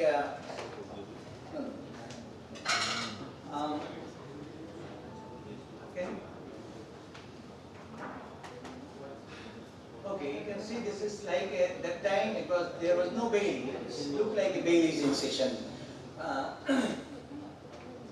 Then how does the facial nerve came in? In 19th century, the facial nerve's main discussion came in. It was Delphi in his first description. He wrote in Novio elements de parotids repertoid, and then he hit the superficial temporal artery to identify the facial nerve. And then of course, it was in 1906, Carwardin from Bristol came in. And that was the first descriptive analysis to get the facial nerve. And probably those days, he took the help of digastric, possible digastric, which has not been enumerated well. It's not available in the literature. Then the golden time came in. And that's what I say, those days in between 34 and 35. And it was surprising, 3 pioneers, James in Canada, Bailey in London, and Redon in France, operating same procedures, same time, and then came to conclusions how to find out the facial nerve and which will be the best surgical incisions to take out the carotid tumor. Then Sistrunk, Edson, and Ott came in. That's because it was 1906, Carwardin's writing was quite popular, people went through, and then these 3 people came in, and then they say, no, probably it is a retromandibular, the retrograde identification of the facial nerve by the use of a marginal mandibular nerve. But then it has been noticed that many of the patients came up with facial paralysis, as because we all know that is the most primitive branch of the facial nerve and is very vulnerable to get paralyzed. Then the Doyen came, Bailey. He said, no, this is the best. You have to go for finding on the trunk, you have a good exposure, find the trunk and complete the surgery.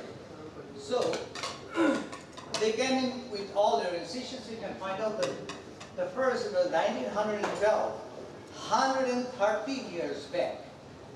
Blair came in with his incision, and it is still in use, which is modified without this diagomatic arch. Then Bailey modified Blair's incision, but it was not exactly. Bailey used to give a J-sepal incision, taking a cover to the nape. Then Edson aided double arm, means double arm, one in front, one in back, in the form of a Y, that is Edson's Y incision. James developed another incision where he started putting it posterior to the pinna and bringing it to the nape. Then these are recent incisions people used to practice, keeping in mind the aesthetic part of doing a surgery, though the whole challenge of doing carotid surgery is in saving the facial nerve function. Then regarding the classification, it was a European Society of Salivary Gland Surgeons who came up with this classification, and it was a lady who coined this, Catherine Lau, and she said that we can always divide carotid surgery into 2 big groups, identifying or not identifying the facial nerve. If we are not going to identify the facial nerve, which has been practiced previously in the form of enucleation, it's been barred, people shouldn't do it. Then of course ECD came in. It came in from Christie Hospital, London, and it was Nicholson and his group who did it at least for 10 years without the knowledge of the international faculty, and then they came up with the result of around 660 odd patients, and they show that you don't have to go for doing a formal parotidectomy by identifying the facial nerve trunk if you are dealing with a benign tumor. So let's go for it. They used to have a big incision and used to put a cruciate incision over the tumor and used to find out. Of course, they used to use a facial nerve monitor, and they say that the recurrence rate is same, just 2%, whether you are doing a formal carotid or you are doing an ECD. But that is restricted to a known benign tumor. Then law says that we can go for identifying the facial nerve depending on the branches, how many branches you have identified. If you are going to identify 2 branches, then it is partial superficial carotidectomy. If it is going to identify more than 2 branches, then it will be subtotal superficial carotidectomy. If you are going to identify all 5 branches, then this is the superficial formal carotidectomy. Only deep lobe, probably a selective deep lobe carotidectomy, or it can be a total carotidectomy, which practically, probably not doable. We are going to leave some amount of tissue. It's not possible. This is our concept. We believe the parotid is not a single tumor. It has got 5 processes. We took a help from a literature from the University of Glasgow, being presented almost 50 years back, and probably after that it got forbidden. And we tried to revive it, and believing that it has got a posterior, then styloid, which we can name as a styloid hyoid, then a meatal, condylar, and glenoid. These last 2 we can always imagine down the condylar and glenoid. That means it is going to the deeper lobe. So this is how we try to have a formal resection of parotid surgery, which has not been described anywhere, because we know how a thyroid is operated, how a neck resection is done, how a laryngectomy is done, but nowhere in the literature it will say how a parotid should be addressed. Process after process. And this is our very small data. We have got around 70 cases for the last 3.5 years, out of which around 40 parotids, and 6 cancer patients. So this is our patient on which I am going to show our surgery. Tail parotid tumor proved to be a adenoma, though we don't get much of the site for a vortex.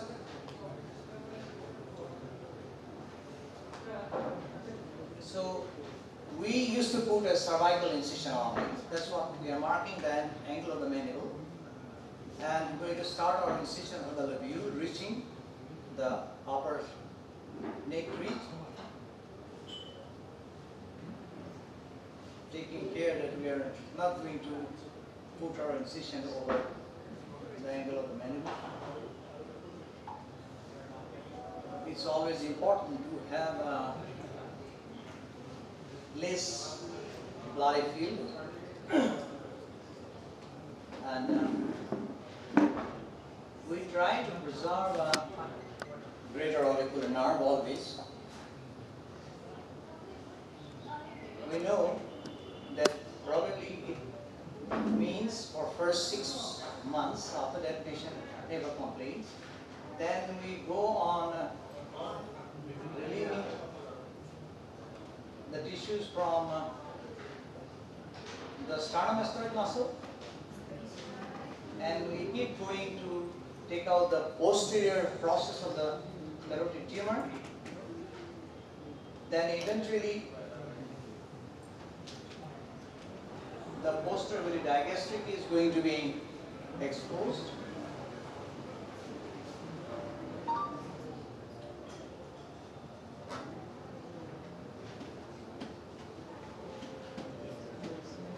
We are just going towards the styloid process of the parotid, which we explained to be the second part of the parotid to be addressed.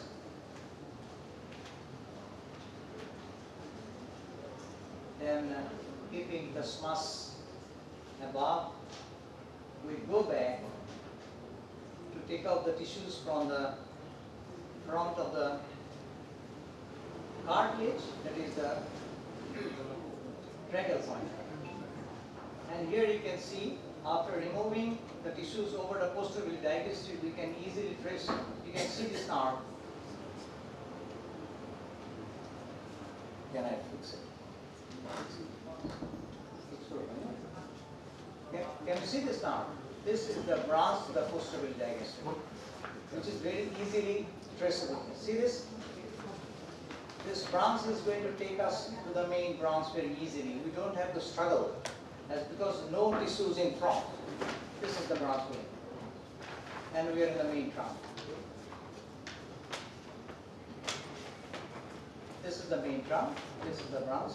All the branches we can see, if we can have a good clearance on the top of the posterior digestive.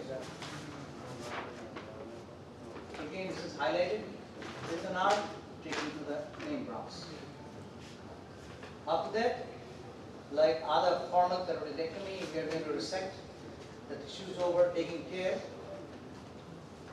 And another advantage of taking out the branch to posterior digestive is that is the branch through which the nerve to the facial nerve goes. That's the branch stylomastoid artery. From the posterior artery, you can always cauterize and have a bloodless field. So taking out the tissues so that we can normalize the tumor.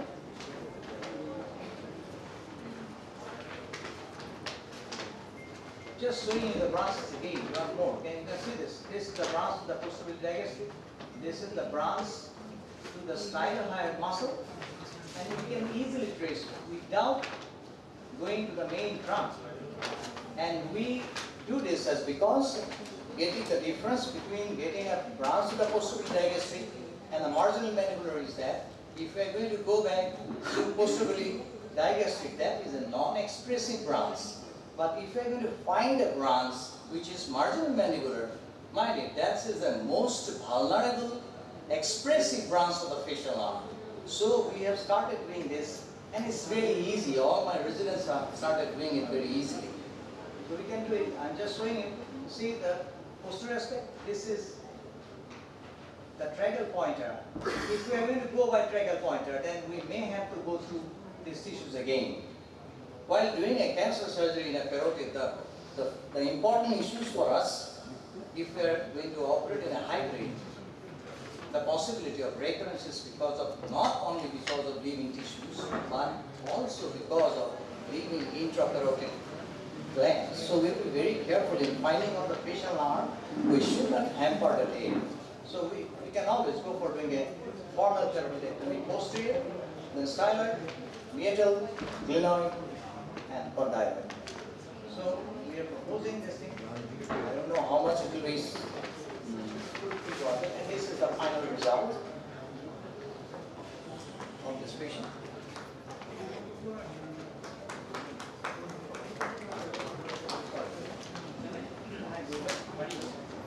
Yeah. Immediate post-op. You can see the intactness of the arm. And this is our publication in British Journal, the same topic, years back. I have dedicated to this presentation to my mentor, Professor Nikhil Van Brakel, Netherlands Cancer Institute, with whom I was trained, and Dr. Anand Gova, Director of Northeast Cancer Hospital, who is still holding my hands. Thank you, sir. Thank you.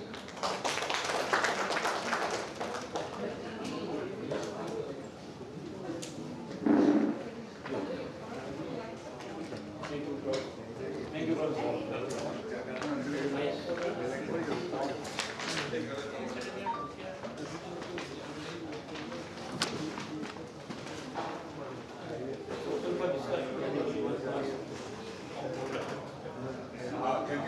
Actually, he has presented this paper in the last month in Liverpool, the same paper, International Academy of Moral. I want to add something like when you do total paradigm, okay, do you address the neck? Suppose neck is at 0. How you decide to address the neck? Means you are asking about malignancy. Malignancy. Okay. No, that first of all, we have to depend on the investigation.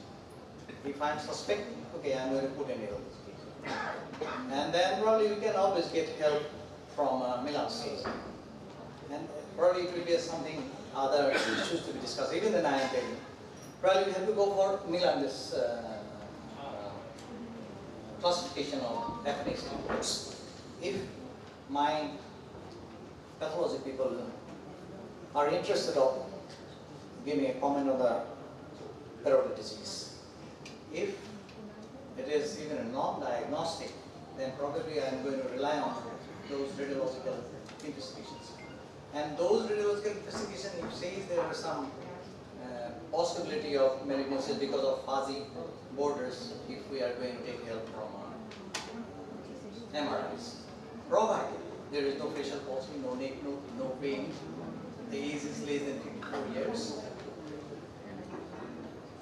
If they say that there is malignancy, and if it is high grade, even if it is T1, T2, high grade, then really I am going to address the neck, I am going to accept it.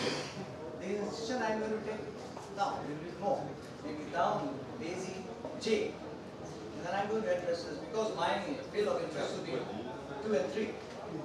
N0, 2 and 3. That's because this is N0 and high grade. If I do have any access to frozen and then they say positive, then I may think to go down. Dr. Popper, the video is not here. Sudhima, I want you just tell you. If it is T3 or T4, T3 and T4, probably you should, and probably it is better to address the neck. Yeah, I will. T3, T4 you must. So you must. Can I add one thing? Suppose there is a T2 lesion in parotid and there are T4 nodes. Okay? Are you, it is a small, say 2 centimeter or 3 centimeter like that. But the nodes are here, T4 nodes are in the leg. Are you going to do superficial or what? You see, these are difficult questions because if we go back to literature, if we go back to ASCO, American Society of Clinical Oncology, which is combined with the ACCC with the help of NCCN, they have said that it depends on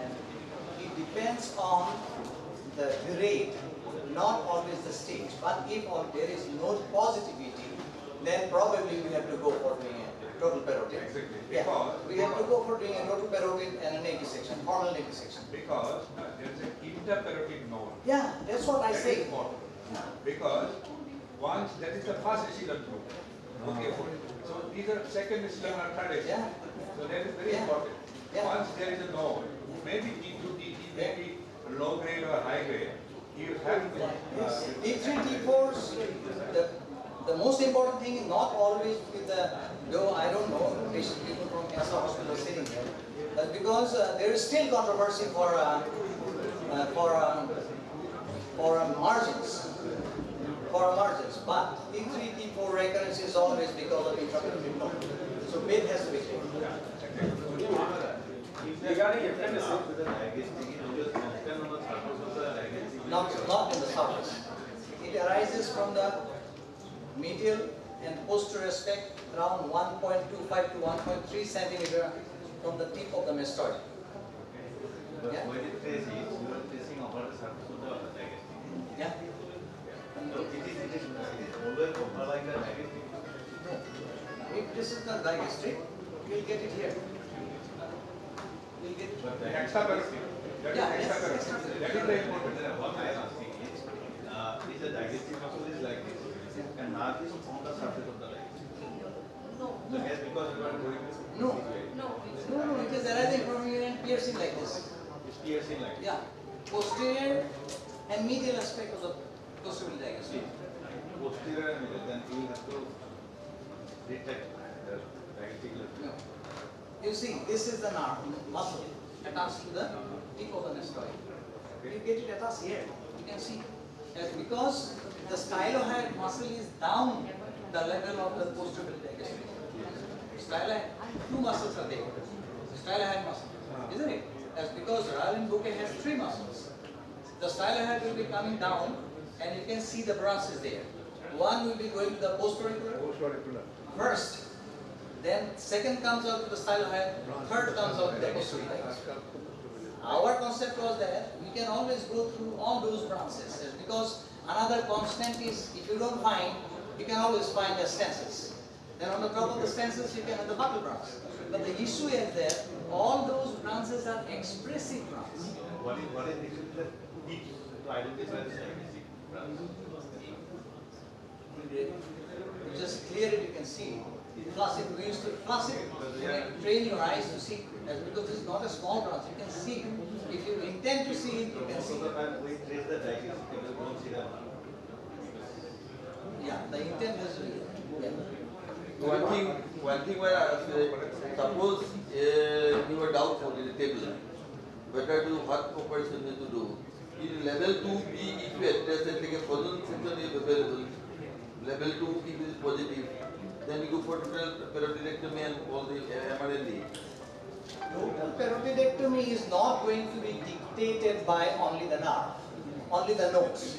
Yeah. Total peroneectomy is also going to be dictated by the grade. If you go to the literature and the recommendations, even you are dealing with a T1, T2 high grade, probably it's better to go for it. What Dr. Monipura is saying, the issue is of having intracarotid node lying down, and there is a possibility of having late recurrence. Jurivan, in carotid malignancy, do you consider CAT-CT as a preoperative tool diagnostic? Preoperative probably I am not. It's because preoperative, you see, supposedly this is an ACC. Supposedly it's an ACC. And you are going to ask, is it going to change it? If you have got a lung node, lung mass, are you going to change your treatment? On the contrary, if I am not wrong, 20% of ACC lives more than 10 years with a lung metastasis. Then why should I approach? And the thing is that if at all you have got any controversy, probably you have to go for thinking about putting on a systemic therapy, if at all. But controversies are there. It depends on how institutes are going to take up that, because in all recommendations it's been said that if it is not included in clinical trial, that gives all answers. That will be individual. You can go for putting those patients for multi-kinase inhibitors in the form of lenvatinib or sorafenib. But that will be your idea. That's because they have written categorically, if it is not included in a clinical trial. That's the answer. You mean acidic cell carcinoma, ACC? Yeah. No. Acidic cell is quite by agnostic neural involvement is there also. Yeah, that's why they say that you have to go for an aggressive treatment and radiate. Adenosystic also behaves like a thyroid carcinoma. Yes. Most of the metastatic patients are indolent. Yeah, that's why people push on MTR. Even if you do not treat the metastatic lesion, people have got a long time.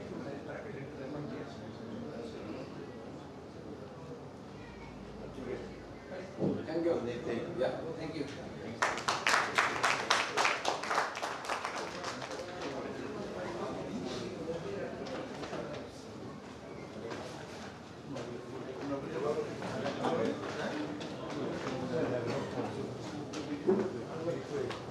Thank you, Dr. Futon, for your valuable insight. Moving on to our felicitation part, may I request Dr. Vishwajit Gogoi to felicitate Dr. Jimoy Futon with a memento, a certificate as a mark of our appreciation, and Dr. Devosit Das and Dr. Hirendra Kumar Nath.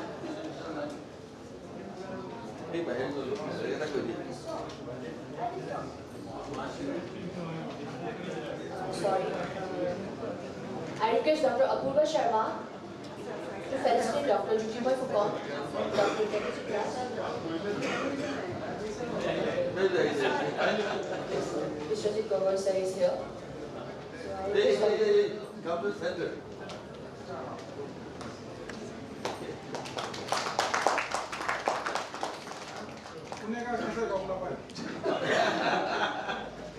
I request Dr. Apurva.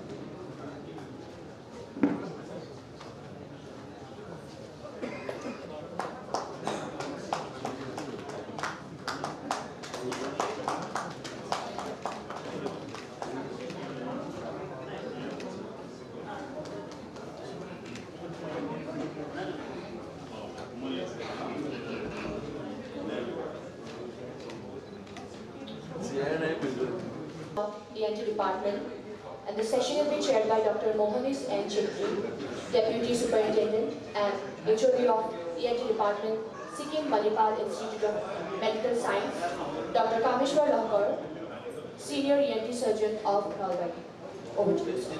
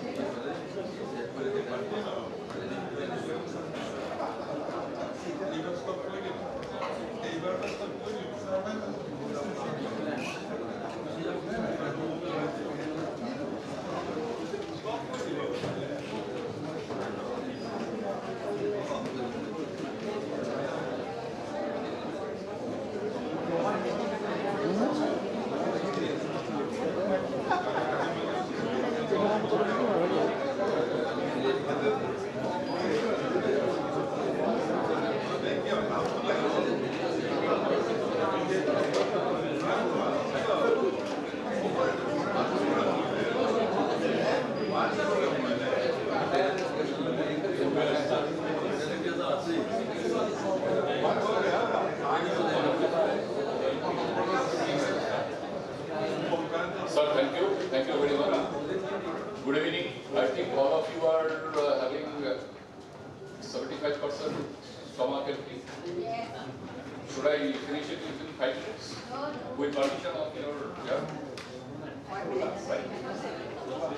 Sir, thank you very much. First of all, मेरा teachers जो मेरे को मुझे ENT सिखाया उनको मैं नमन करता हूँ. Professor Devajit Das, Professor Viraj Kumar Das, Professor Shagata Khanna Madam, and Professor Kalpana Sharma Madam, जो आज हमारे सामने हैं, and उन्होंने मेरे को ENT सिखाया. When in 1993 I was ARPG student. So this topic, penetrating neck injury, I have chosen because it's something different from the other topic in ENT conventional topic. Because what I have seen nowadays, we are getting many penetrating neck trauma in our institute. And believe me, it is a challenge for us. Only particularly one thing, when to explore the neck and when not to explore the neck. And that is the challenge. Right? Now, very short, you know the introduction, the management of neck trauma is challenging and sometimes overwhelming as an abdominal region with many metal structure. Approximately it is 5 to 10% of all trauma. Overall mortality is still 11%. In some literature you will find it is 7 to 10%, but if you do the average you will find that it is 11%. What was it was in First World War, what was it was in Second World War, and what was it is in 2024. Nothing has changed. Now, very interesting one thing is that this neck trauma is not of recent origin. 17th century BC, papyrus he described. In ancient Egypt, in one of the mummies, that injury of the neck trauma, it was documented. In ancient Greece, it was documented. And in Indian history, Shushrata, he treated many of the neck injuries, and he invented some of the instruments also to treat the neck injuries. Now, these, I will not say about the blunt injury or any other injuries, only the penetrating injuries, which is your stab, gunshot, low velocity, high velocity shotgun, blast and blood. And recently, in 1999 Kargil war, almost 547 soldiers' death was there in Batlik, Dras, and and other sector, where it has been seen that the maximum injury, it was the carotid. This is documented. Now, three major types of injuries, that is the blunt trauma, penetrating trauma. This comprises much as 5 to 10%, and it's a violation of the flat system. Now, near hanging and strangulation, I am not going to tell that one. Now, come to these zones. And you know, neck has been divided into 3 zones. Zone 1, Zone 2, and Zone 3. In Zone 1, horizontal area between the clavicle and the cricoid cartilage, and the structure, vital structures in shoulders. And this zone is a dangerous. I have marked this red marking in Zone 2 because this is the most common zone that is being injured. That is the Zone 2, the area between the cricoid cartilage and the angle of the mandible. Even if you find the cut throat, if it cut throat comes, very commonly comes, it is in the Zone 2. Right? And the Zone 3 is the area between the angle of the mandible and the base of the skull. And this area contains the distal carotid vertebral arteries carrying uppermost segments of the vertebrae.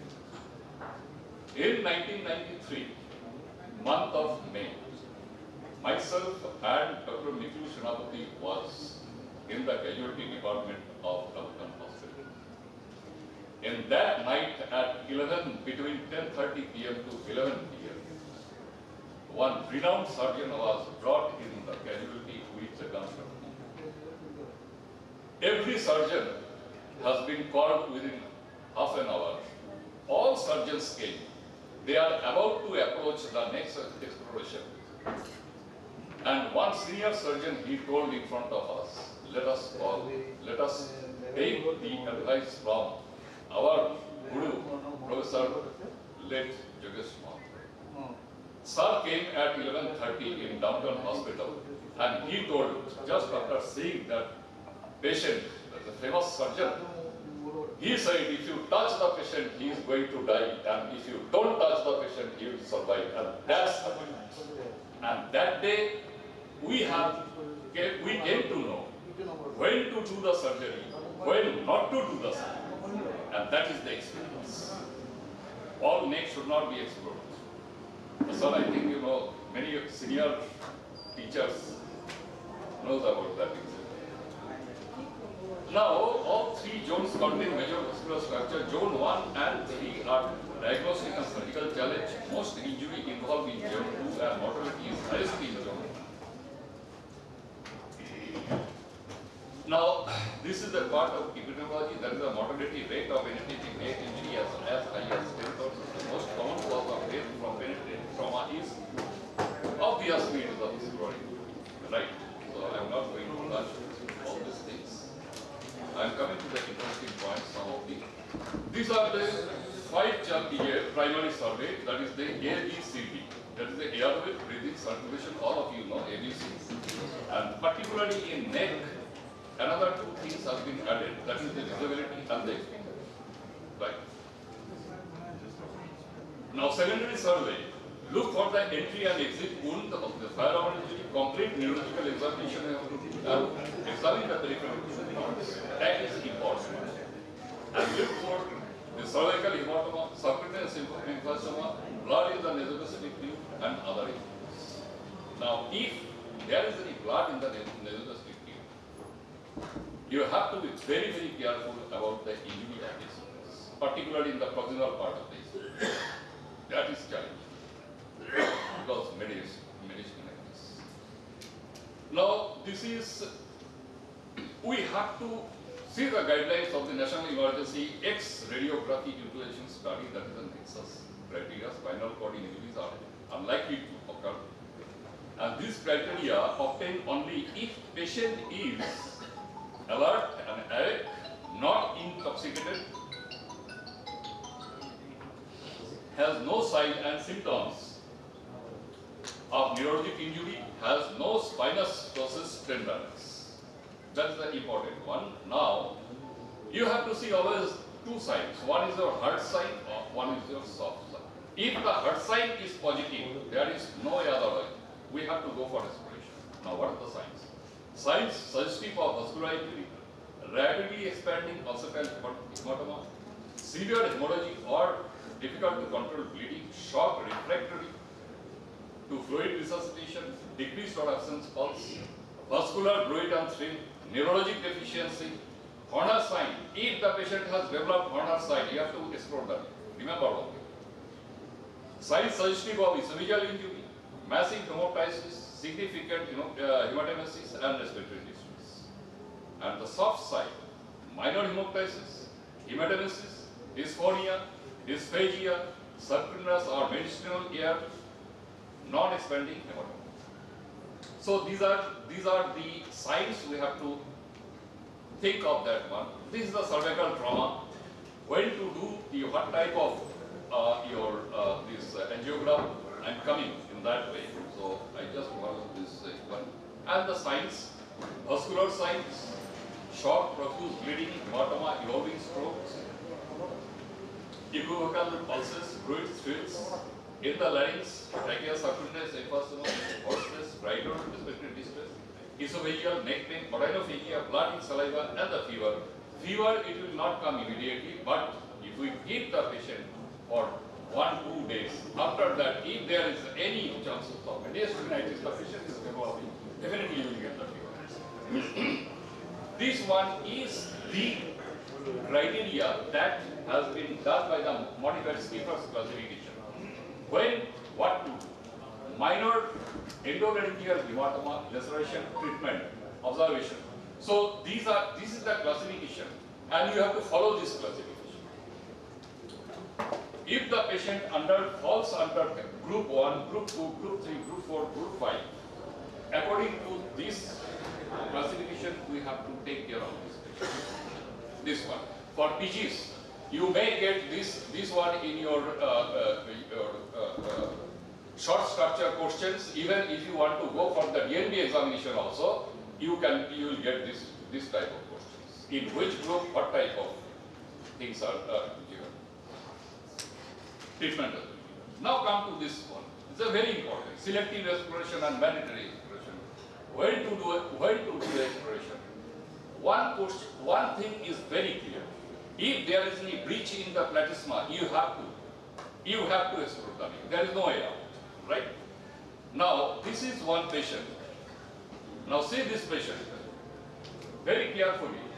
This is the entry point, this is the exit point, and the bullet which has been exited, it has scratched this arm.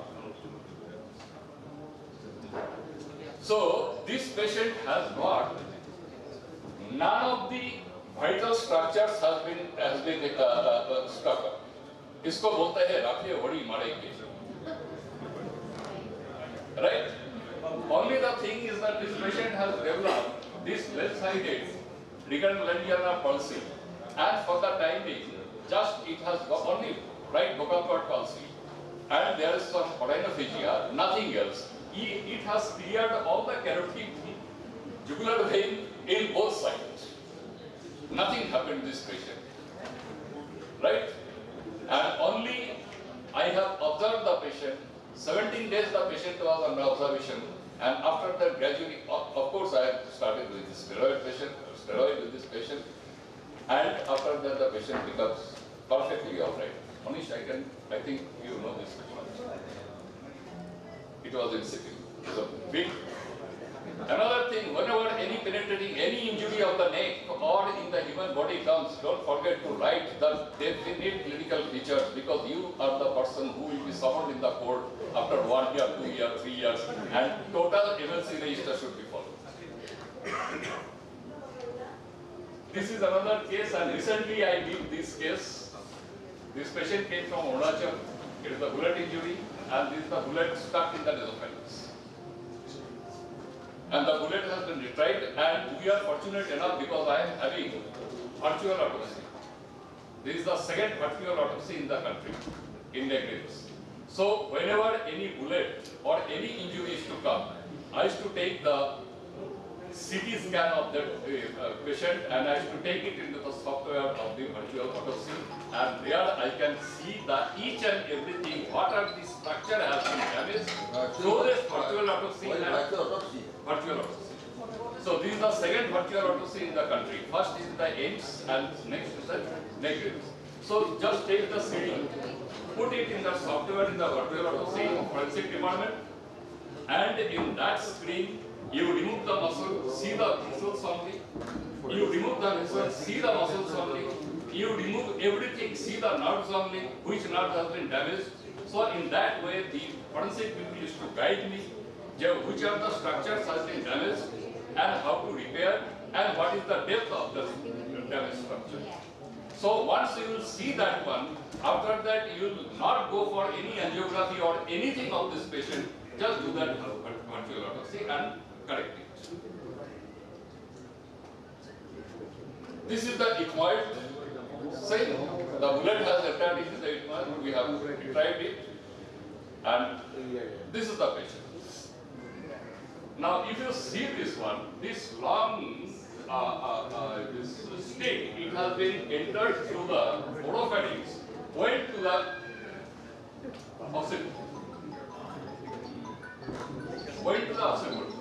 But here the carotid system, it was not at all, it has been jeopardized.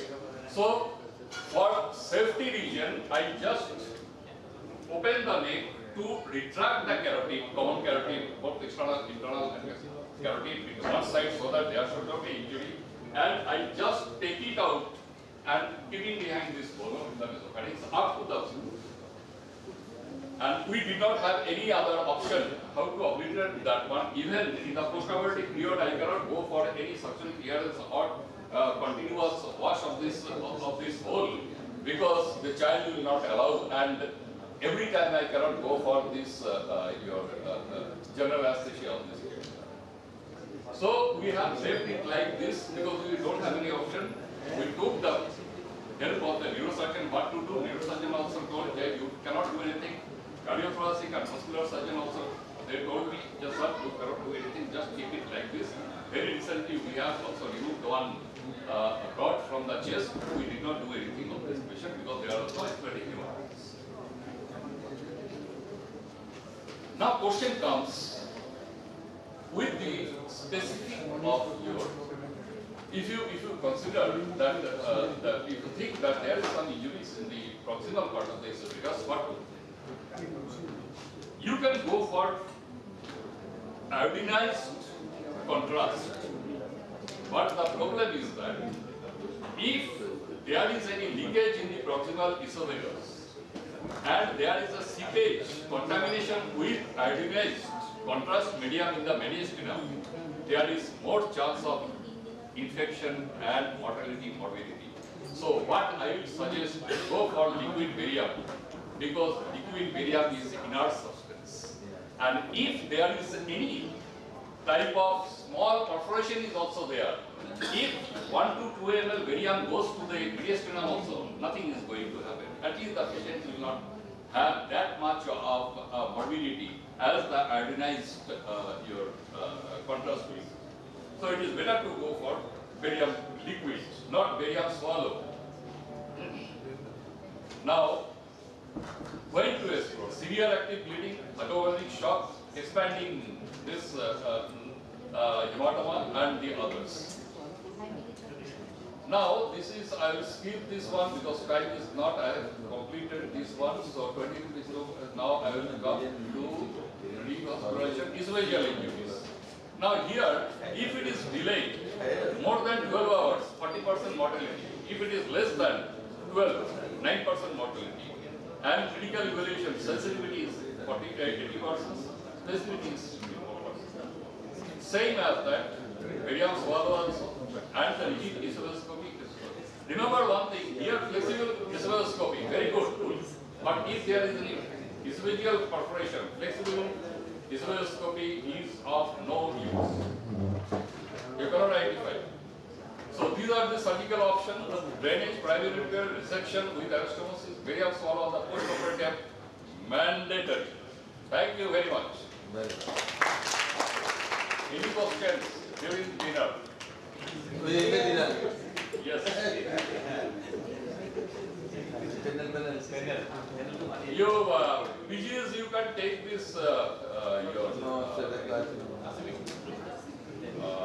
this penetrating neck trauma, this 2024 in American Journal of Radiology. You can get it, right?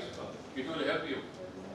Yes, time is short. We are going to close the session here, but I hope that before saving the patient, you have to save yourself by proper counseling. And I have no high risk concern. I think I thanks the team of Nebaoicon and organizing committee to selecting such a nice agenda, nice topic in this agenda. And I thanks the speaker. His nice for his nice talk, and I can learn many things. I thank him very much.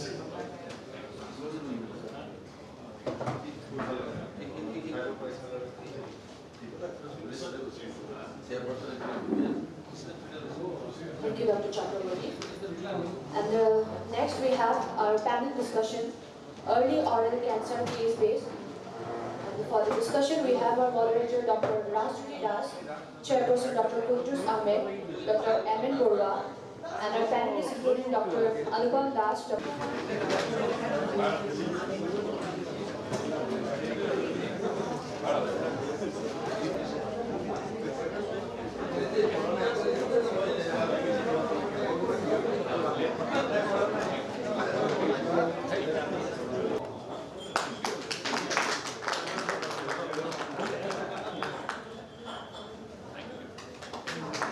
Now I request the Honorable to felicitate the chairperson.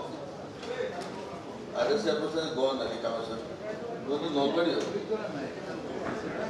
The commission.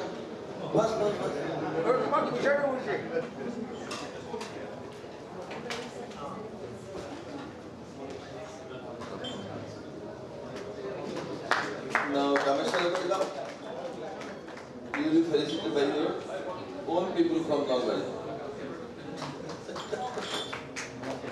Thank you. I deserve to sit in this.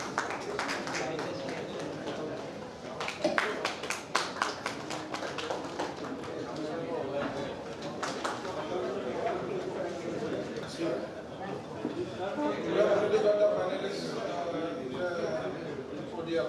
So I'm not going to introduce anybody, I'm not going to call anybody right now. Just I'd like to say that I'm privileged to be here because two of my mentors, with whom I have started my career in 2001 as a head and neck surgeon, is Dr. Kudus Ahmed sir and Dr. Amin Borga sir. So we'll start.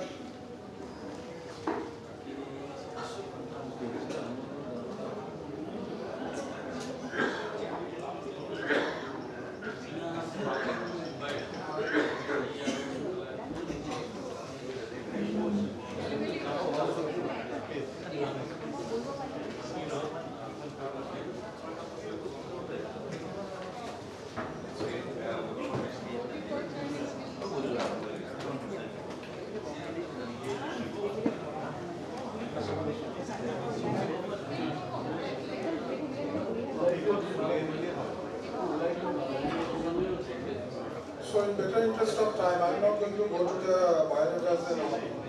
So we have So everybody knows this person? Is it okay? I don't go details on this person. So second is Dr. Pradeep Saika, it's also very knowledge here. So this person is no needs no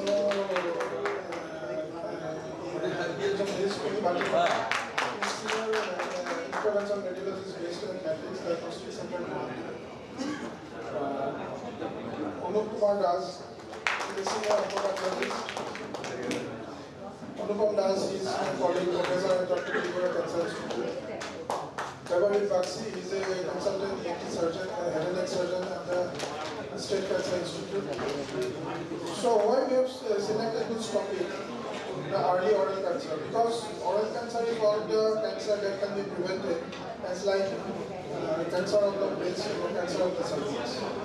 So if we go into the literature, if we go into the incidence, as you can see, the cancer burden is increasing since last 2020. And you can see that it will be increased up to 2.9 million by the year 2040, it will reach by 2040.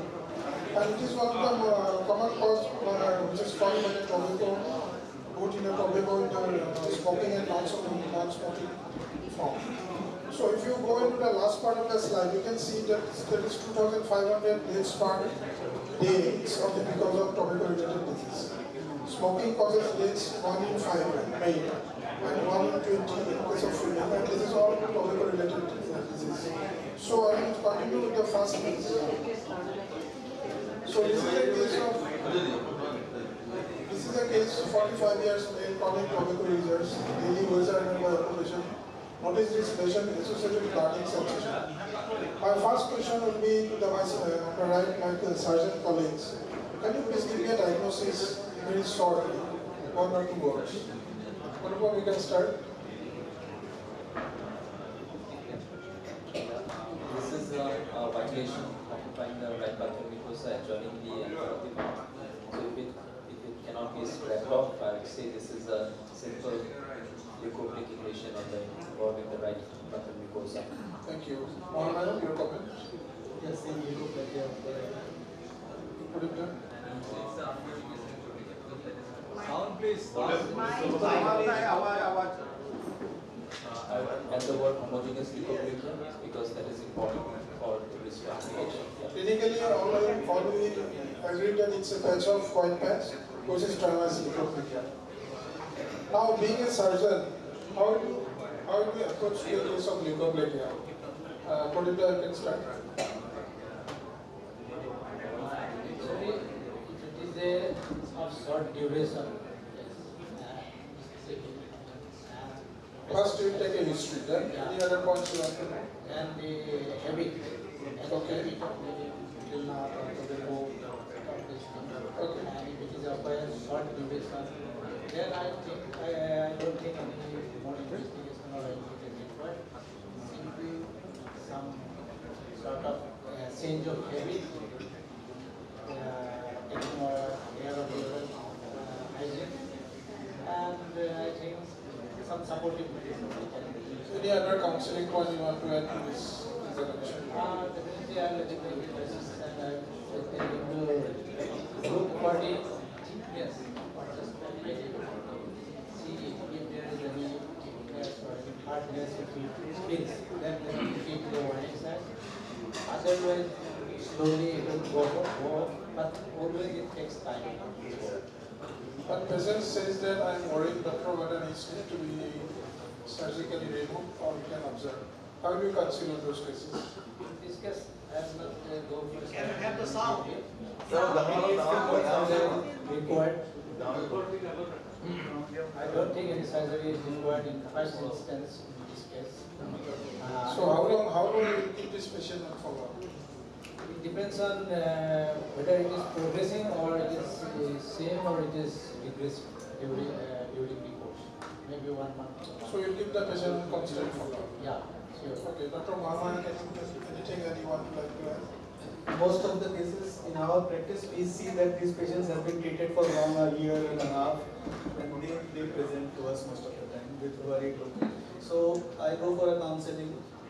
If you have like Dr. Nikasika had just said, oral hygiene and other conservative treatment have all been tried, then go for a biopsy. What the biopsy says, based on that, if it's earlier it was like. So the leukoplakia in point, are you going to go for a biopsy or you have to go for a? That's what I'm telling you. In our practice, most of the time these patients are already treated for a year and so, then they end up coming with us to get the. So that's okay. But I am telling you, this is the patient that has come to you. Are you going to do a biopsy? Whether discussion is needed? That's again the duration. That's what I'm telling you. If the duration is more than a year or so, and then you have to do a biopsy just to rule out and think that there is no underlying. Even a high-grade dysplasia or intermediate-grade dysplasia also need a resection. So do you clinically can say or you can assume that this is not going to be a malignant, it's simply going to be benign leukoplakia? Do you do something like palpation, anything you want to do? Yeah, that's what you mean. Induration is one of the most common things that is that what Dr. Peter said has already the hardness has come or any thickness in the that's not the wordings and based on that we do the types. We want to add something. Yeah, usually when the patient presents with a leukoplakia, as they have already said, probably they already have a long history. History of tobacco is a very important thing to consider. If the patient has already with the history of tobacco cessation, has already taken some antioxidants and the leukoplakia still persists, then probably I'll go with biopsy just to confirm that we are not missing any early disease. Having said that, it is also very important to look into the clinical signs of a leukoplakia that has potentially more malignancy, like the size of the leukoplakia. In papers they have said that it's more than 2 centimeters. If it is non-homogeneous leukoplakia, if it is associated with red patches like erythroplakia, or if there are any verrucous changes in the leukoplakia, then these are like red flags. So in that cases, definitely we should go for a biopsy. But then a biopsy will always confirm whether it is safe or not. So we can conclude that we have to look for the duration, some of the risk factors. And even the location of the leukoplakia is very important. Can you tell us what are the location of heights? Usually I would say the floor of mouth and the ventral surface of the tongue. These are the more risky sites for leukoplakia, where the size, the malignant potential is higher. What about RMT? Yeah, RMT is also one. So it's the RMT, ventral surface of the tongue, floor of the mouth. And one more thing I want to add is soft palate. If we consider palate, soft palate is also one of the risk side. So these are the risk factors. The female non-smoker, more than 200 millimeter site of lesion is already true. Duration is important, multiple sites. And leukoplakia always, that is combining with candidiasis, it's taken to be high risk factor. Why? Yes. So literature, I have searched the literature, I could not find the result. So you know that actually there are some changes in the DNA. Yeah. Yes.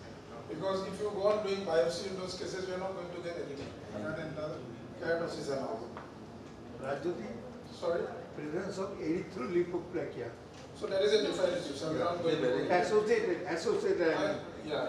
Combination of both. Combination of both. Yeah, combination of So if there is a erythroleukoplakia, we will be giving more importance to the erythroleukoplakia part, erythroplakia part, rather than the leukoplakia part. Okay? Thank you, sir. It gets important. So this is the definition of leukoplakia. So I'd like to ask Dr. Onu. So what do you want to report in a case of, suppose you get a biopsy specimen of this type, what do you want to report? Basically, we go for the epithelial changes, whether there is any evidence of dysplasia or not.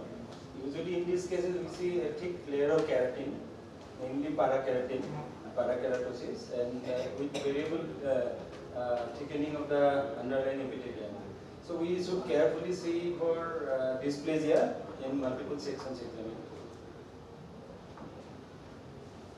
So how comfortable you are in detecting dysplasia in the margins? Because dysplasia plays a role for surgeons. Yes.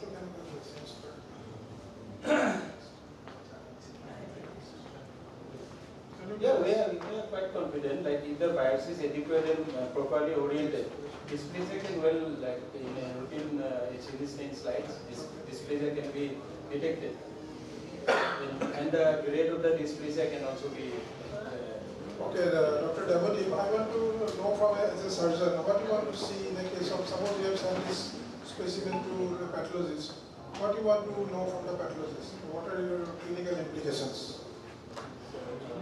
Leukoplakia is a real potentially malignant disease. So, main thing we want to see is the grade of dysplasia, because any moderate or severe dysplasia would warrant complete excision.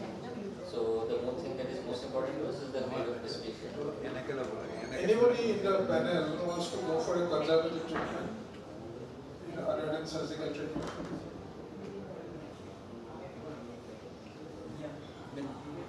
We always, if the patient is presenting to us for the first time, we generally, for this kind of lesion, probably I wouldn't advise what surgery. treatment you want to go for? Most important is cessation of the habits if the patient has at all. Otherwise, the rest of the things I think it doesn't help much. Any role of antioxidants, something like that? We can always prescribe to the patient, but I don't think it helps much. If you prescribe to the patient will have more agony because it's not going to be treated, it's not going to be cured. So conservative treatment has got a very limited role, except there is some literature in the literature which says you can use lycopene. But again, that is a question mark whether that lycopene, what is the dose, what is the duration, it's not sure.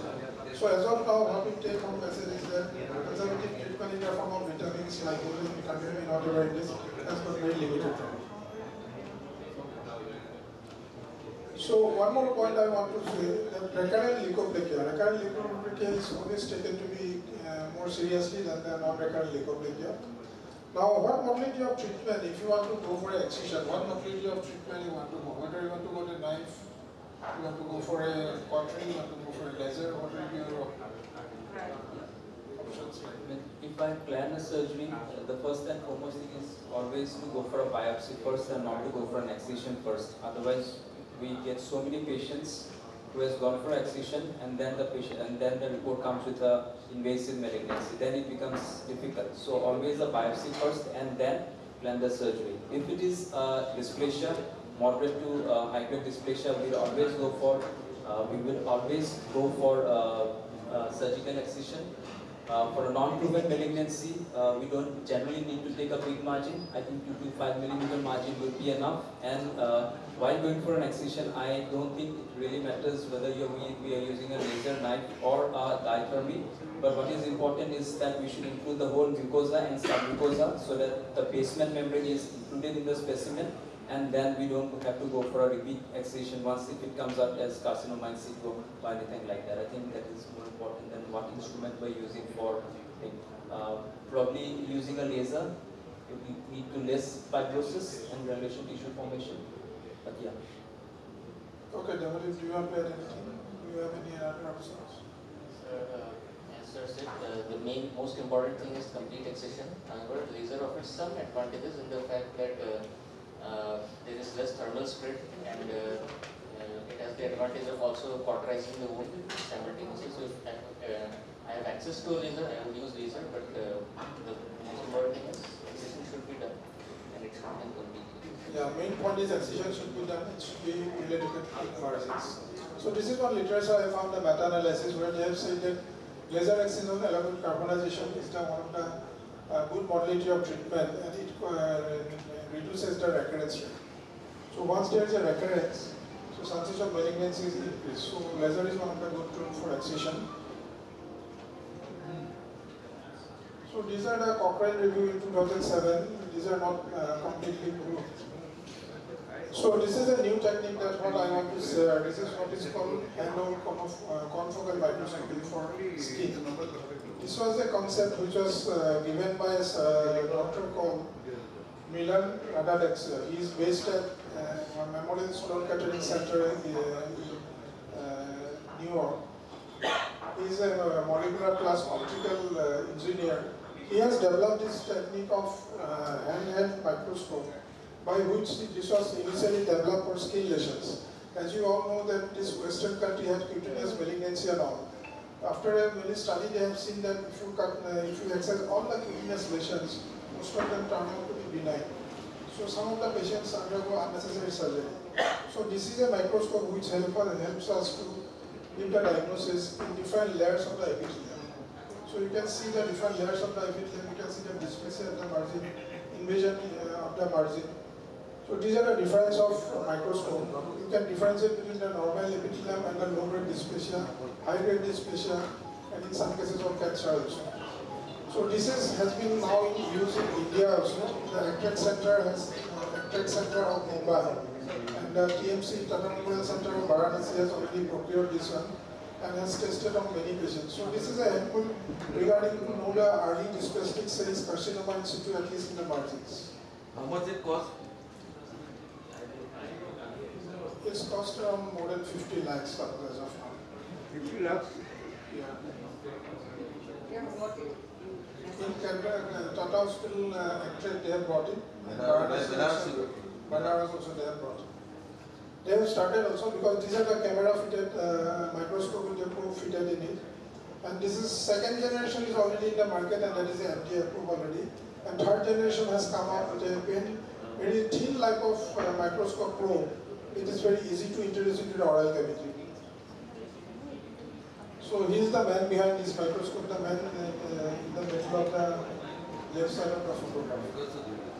So this is the laser surgery that we have done in leukoplakia. Being a tertiary cancer center, we very rarely get leukoplakia cases. But this was one we got a few months back. We did a laser surgery, and this is the laser machine that we are using. This is the laser machine that we are using. We can adjust the laser power, can adjust the mode of the laser, whether it's continuous, or non-continuous, something like that. Just to give you an overview of the laser machine. We can increase or decrease the power of the laser beam as per requirement of the cutting machine. So we'll move into the next case.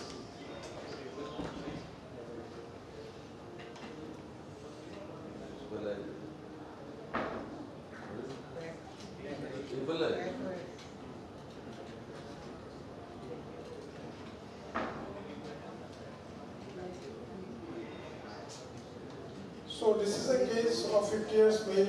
His occupation is a teacher. Presented at 1.5 into 1.7 centimeter non-healing outside the lateral border of the tongue. Histopathologically, it is proven to be moderately defenses for carcinoma. Tongue is mobile, speech and swallowing is normal. I want to ask Devadi, what will be your imaging of choice? Ultrasound, MRI, or CT scan? In tongue cancers, it is important for us to know regarding the depth of infiltration. So it has been said that the intraoral ultrasound gives the most accurate pre-operative estimate of the depth of infiltration. However, it is operator dependent and not always available. So for this case, I would probably go for MRI nicety because that will give a better three-dimensional view and will give a better estimate of the DOI. I want to ask Anupam, when do you do a biopsy? Before imaging, after imaging, at the time of imaging, a small lesion like this one?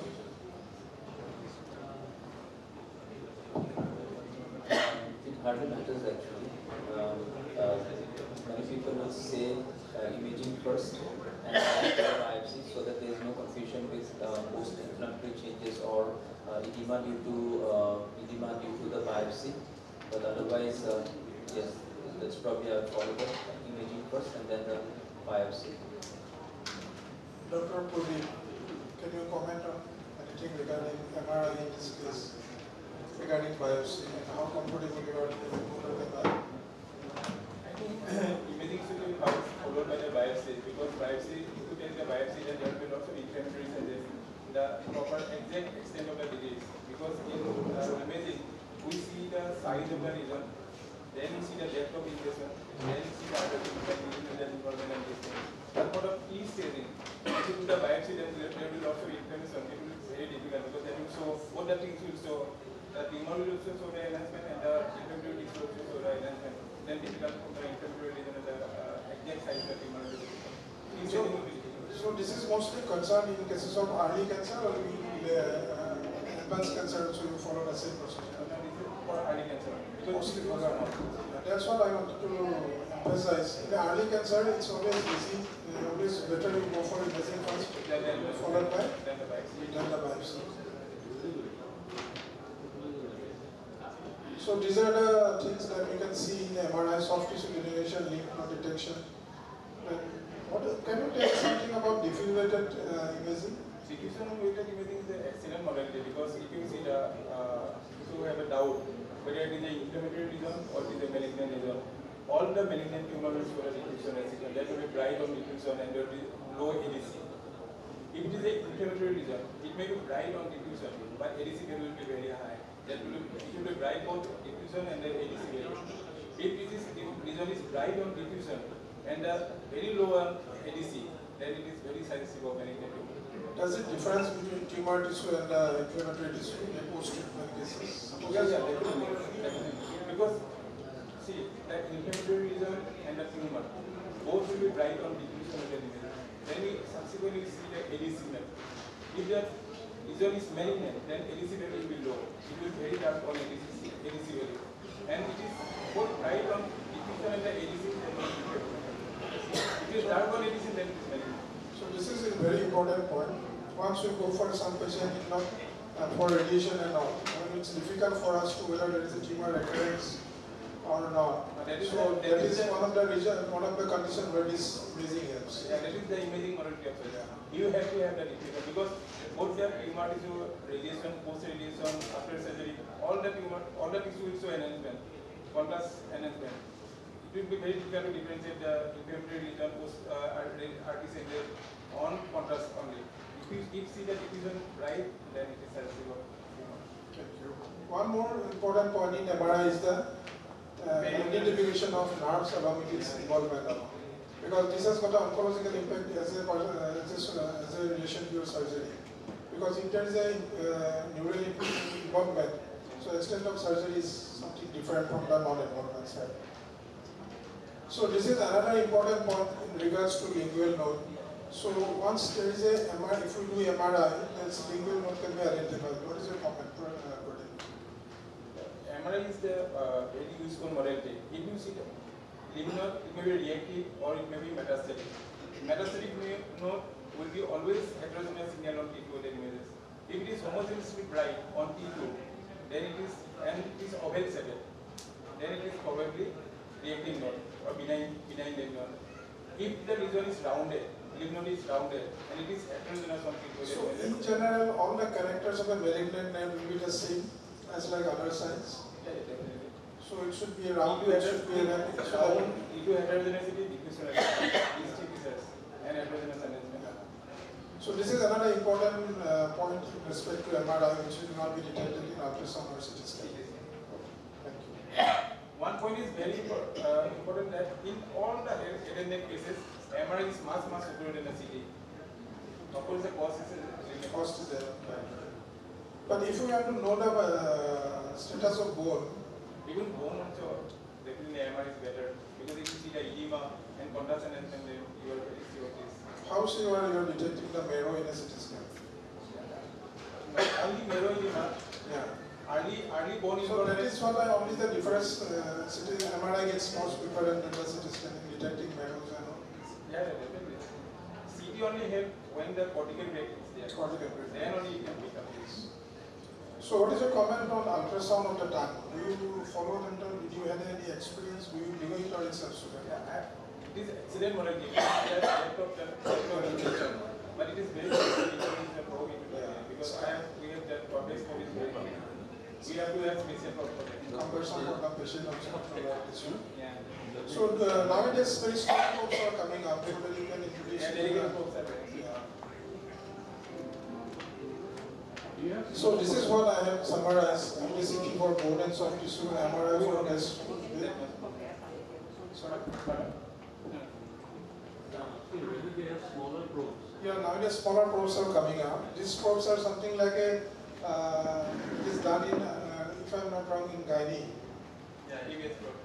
Transcervical probes. Transcervical probes are very small. So like that, very small probes are coming up. But because of advancement of MRI and CT scan, this ultrasound is very rarely done nowadays. So these are the salient points that I have already covered. Imaging before biopsy, especially in smaller disease, post-biopsy progression may lead to overestimation of the disease. So this is the MRI of the patient which you have already talked about. Now I want to know from Anu, what is depth of invasion and how do you report that? Depth of invasion is the lowest point of the tumor, the depth which is measured from the basement membrane of the normal mucosa and joined together. So this is the tumor if it is in between and you have normal mucosa. So you connect a line between the basement membrane of both the normal mucosa and the deepest point of the tumor which is infiltrating into the subepithelial tissue. From that basement membrane, the line joining the basement membrane would be the depth of invasion. So what is tumor thickness? Tumor thickness is the entire thickness, even if it is a polypoidal. Visible tumor is the depth of the complete depth. Yeah, no. The visible tumor is the tumor thickness, but the depth of invasion is the depth beyond the basement. So as a pathologist, which one is more important for depth? Depth of invasion is of course it is got a very prognostic value. So Devotee, do you want to say something about depth of invasion and tumor thickness as a surgeon point of view? How it implicates your clinical decision? Depth of infiltration is a factor that comes in the T-staging of the tumor. So that will definitely change the prognosis, and depending on the depth of infiltration, my surgical plan might also change. As any tumor that is infiltrating beyond 3 millimeters is considered to be a higher risk.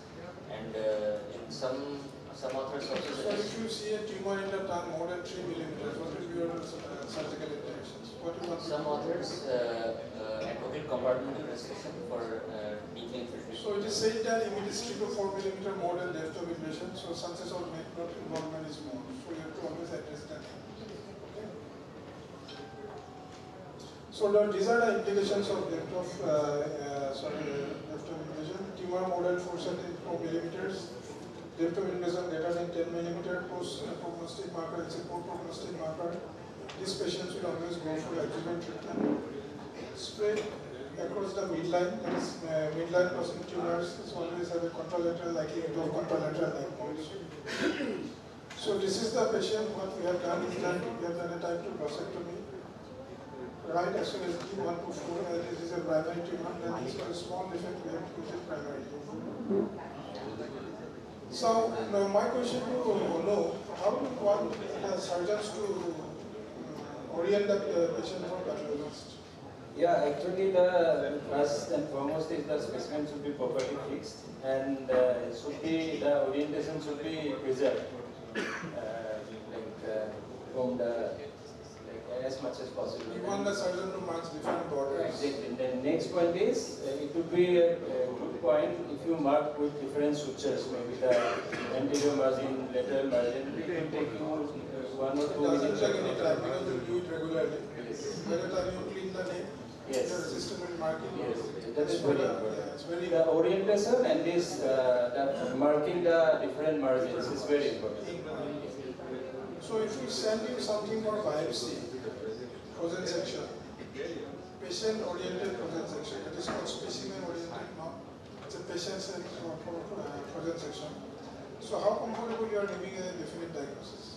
Let's see, giving a diagnosis of malignancy is easy. Certain points, maybe perineural invasion and those other Staining in frozen section and as like your histopathology is different. It is different. It is of course different. It is always better in a fixed tissue and which is paraffin embedded in section later on. But frozen section will give you some immediate information that you would like to know during the surgery itself. Like the one is of course the depth of invasion, maybe how far it is from the nearest resected border. If you are not confident with the nearest resected border, then in that case we can help you. If there is any dysplasia or any involvement by the invasive tumor. So important point, what I want to emphasize is that marking of the specimen should be always very careful. Yes. So surgeons should always mark the specimen and always should communicate nicely and just always try to maintain the orientation of the specimen. Orientation of the bisect it unnecessarily. Yeah, and it should be completely documented also. Yes. This gives a lot of helpful points for the pathologist to report. So what are the points you want to report in a histopathological report in this type of cases? So first is the type of the tumor, whether conventional or some other special type. Then of course the tract of invasion is very important. And certain other prognostic features like perineural invasion, lymphovascular invasion. Then there are certain prognostic like scoring system like the Brandwell, Chester and all, which includes perineural invasion, the worst pattern of invasion, like the tumor budding and all, whether the tumor is finger-like, is a pushing border, or there are small islands of tumor or single cells. Those are certain pathological points.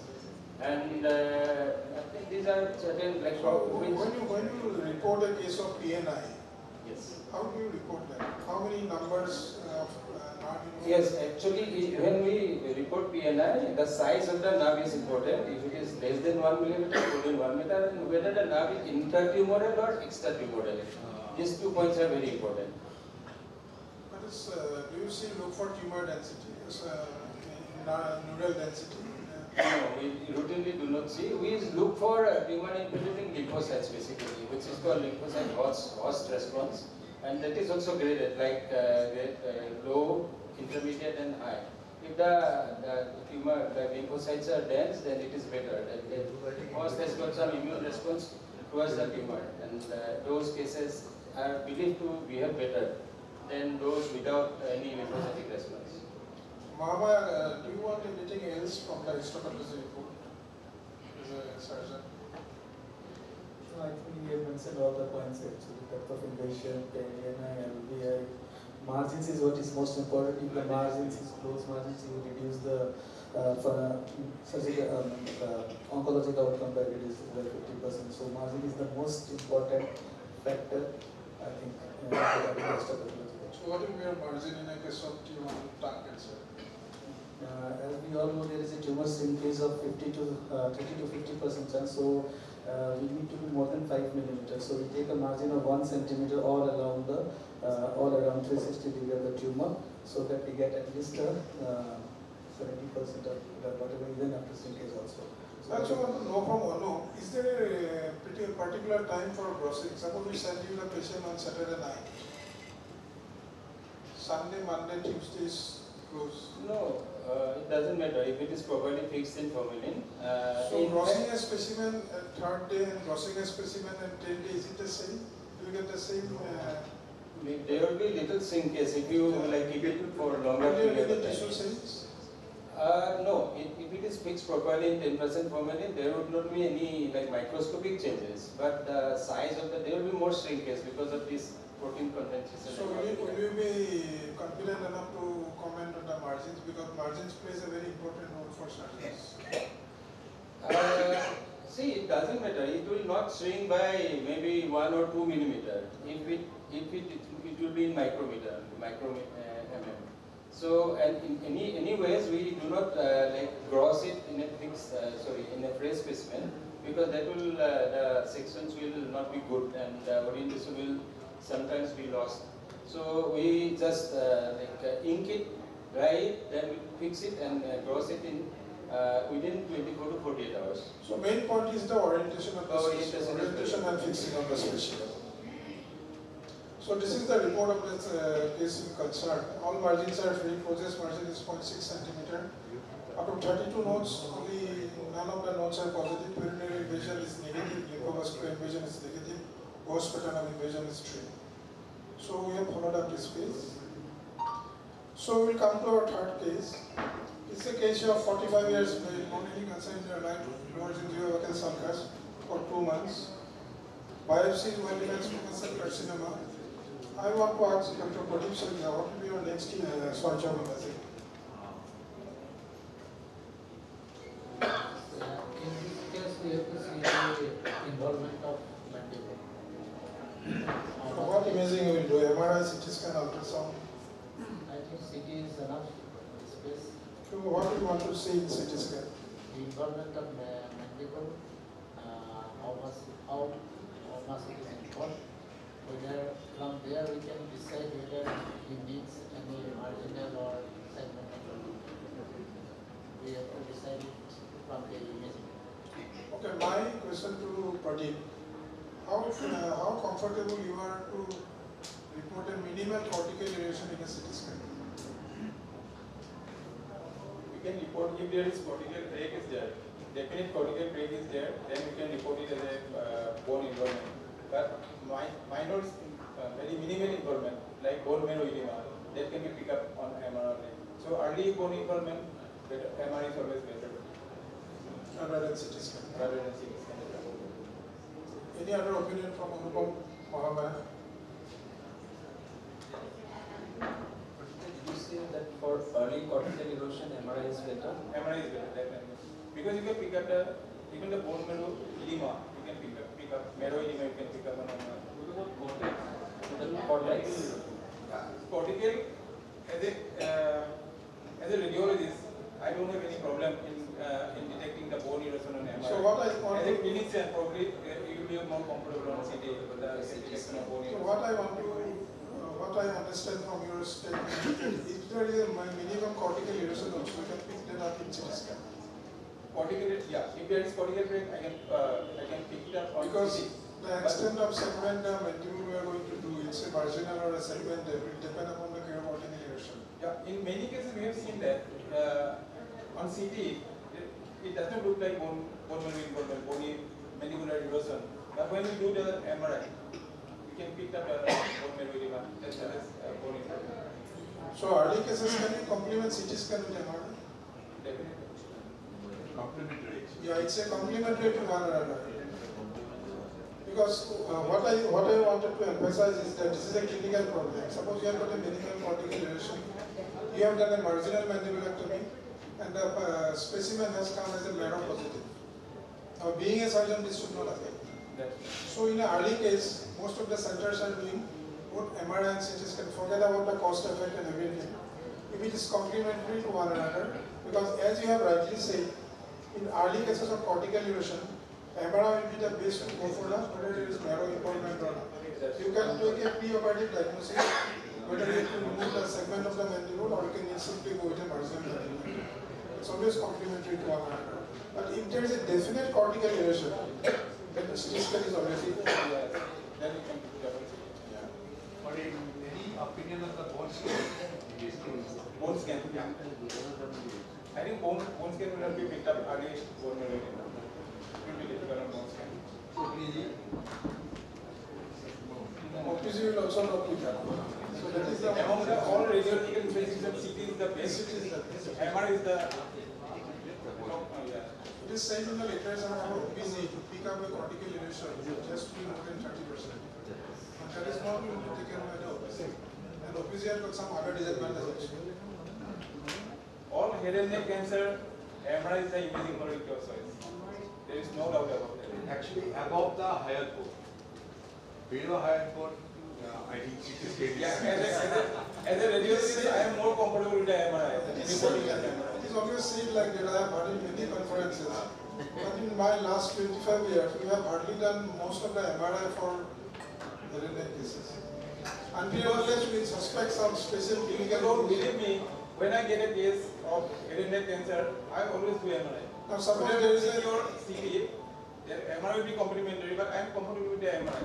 I do the patient 1 or 2 sequences in MRI. Suppose there is a small lesion. This is not just the question, the discussion has come up. Suppose there is a small 2 into 2 centimeter lesion in the upper jaw, upper heart palate.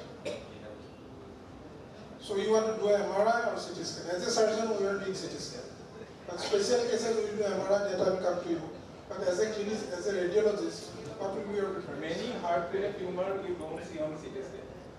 I do MRI, then do the. No, heart failure clinically there is a lesion, we have taken a biopsy, it is positive. Now we do CT scan to see the underlying bone. Yeah. To decide the extent of resection. As a clinician, as a radiologist, what will be your choice of investigation? MRI or CT scan? I am telling you about most of the cases from BBCI or other cancer cases, I do the patient come for a CT scan, but I do MRI, complementary MRI, because I am not comfortable with the CT. I don't see the CT. So, but as a clinician, I am putting more. This is a general indication for all cases. If we do a small lesion in the palate, we go for CT scan. But sometimes if it is located in the posterior part, or if you are suspecting a perineal invasion, then a complementary MRI. But most of the time, I think it's all depends upon the case. There is no investigation of choice. If you have come with the oral cavity T4 lesion and alveolar cancer already broken the bone, once you have got a TT, I'm putting this point. Once you have got the TT report, scenario is different. Even T1, T2, that's what I'm discussing.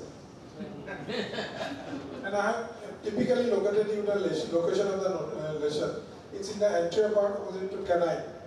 Because there is no nerve involvement, nerve will be also posteriorly located. So as a clinician, we are comfortable with CT scan just to see the extent of bone erosion.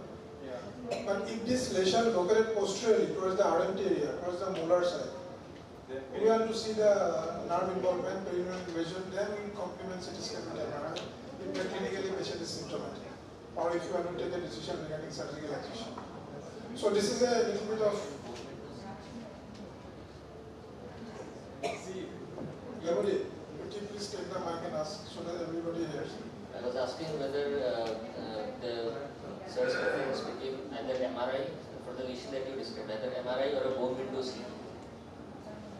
Yeah, if you only want to see the bone, bone involvement, bone destruction, then CT can suffice.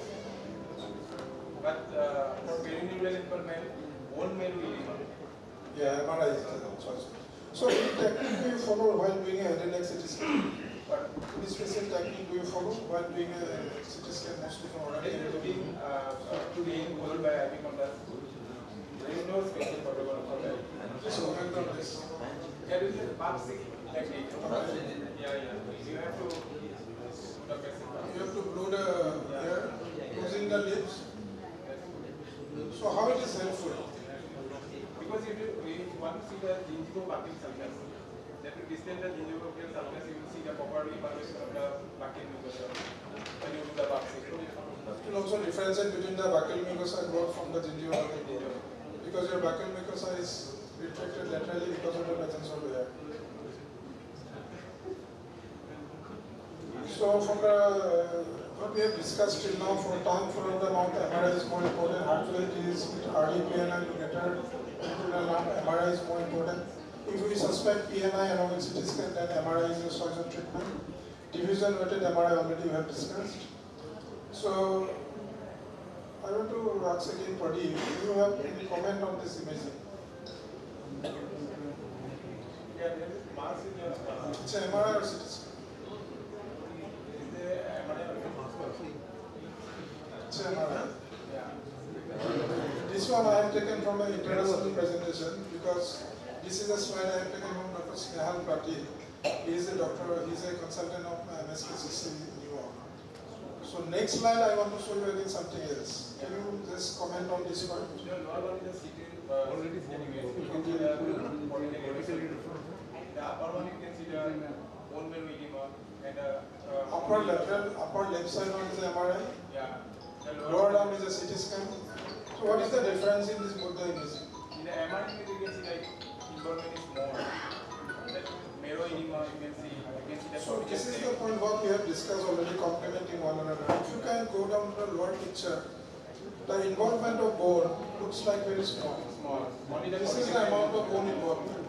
But if you take a surgically, if you take a margin in this part after resecting the mandible, you might be positive in this part. If you can complement with an MRI, you can see the involvement of the MRI. That is the bone marrow edema. That is the bone marrow edema. So you have to take this part in the bone. So this is what is the difference between MRI and CT scan, complementing one another.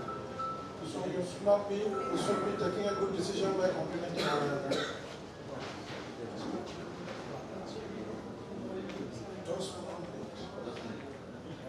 I don't have that much.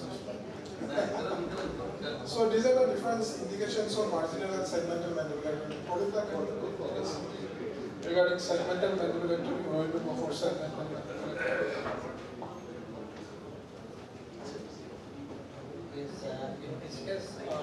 No, the indications of segmental mandibulectomy.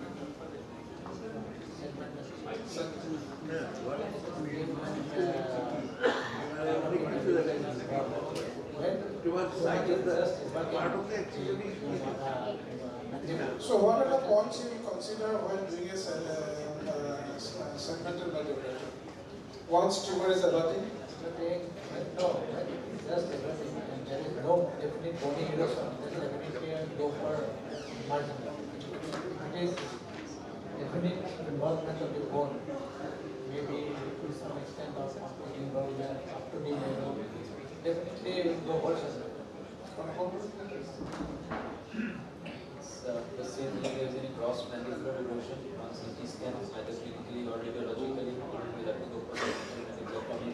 Presence of gross paramandibular disease, that is disease lateral to the mandible, and as you have put up, after taking a margin, we are not able to preserve 1 millimeter of 1 centimeter of the bone after resection, then we should go for segmental mandibulectomy. So this would also include patients who have very thin mandible, like patients, older age group patient, who dentulous patient, then. So what I understand is that main point is that if you are going for a marginal mandibulectomy, it's the weight of the mandible that should be more important. Weight and height of the mandible so as to maintain the weight of your mastications and all. So these are the different types of marginal mandibulectomy, anterior, lateral, oblique. So any comment on vertical marginal mandibulectomy in the experience level? Have you done any till now? It is easier. It is easier in the diagram than in real life to do a. It is rather said than done. Yeah. Because after doing a vertical mandibulectomy, the amount of mandible that is left behind, I don't think that will be a weight-bearing mandible. So last point, it's important. We sometimes go for this reverse mandibulectomy also. Can you tell us something about reverse mandibulectomy? Sometimes if there is external. I mean to say reverse marginal. So sometimes there is nodal disease, the level 1B or 1A that is stuck to the mandible. In which case we have to take a margin. So mostly for the clearance of the disease. Last question. So this is the case where we have done a marginal reverse mandibulectomy. As you can see, there is a growth in the upper part, upper GB sulcus, and there is a very big node skin involvement in level 1B. So we have done a reverse marginal mandibulectomy. This is the head of the patient. This is the lower part of the mandible. This is the process of doing a mandibulectomy with the I would rather prefer to do the reverse marginal with the node attached to the, while the node is still attached to the mandible. That will have a better idea of the margin site of attachment. Okay. So this is the final defect we have repaired with a PMC flap. This is the defect that we have by the PMC flap. So this is the final outcome after doing the marginal mandibulectomy. This is the height of the mandible that is left behind. Now one more advantage of doing a marginal mandibulectomy is the contour of the mandible is well maintained. Cosmetically it is more better. This is the mucosalization of the mandible, resected mandibular part at 3 to 4 weeks. This is the well-healed mucosalization after 3-4 months. And this is the opposite picture of this patient after 4 weeks. Can you see the height of the mandible on the side? But it's completely well maintained. So this one we have already discussed. So my main question to Anu regarding marrow involvement in a specimen.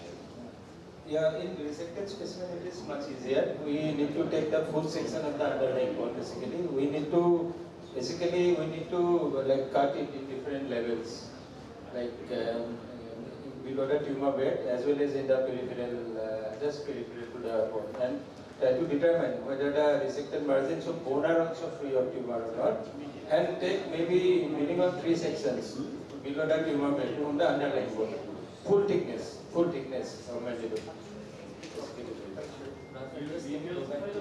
Yes, it is taken. That's why the resected specimen they take time basically. Some bones they decalcify in a week, some might take 15 to 20 days also.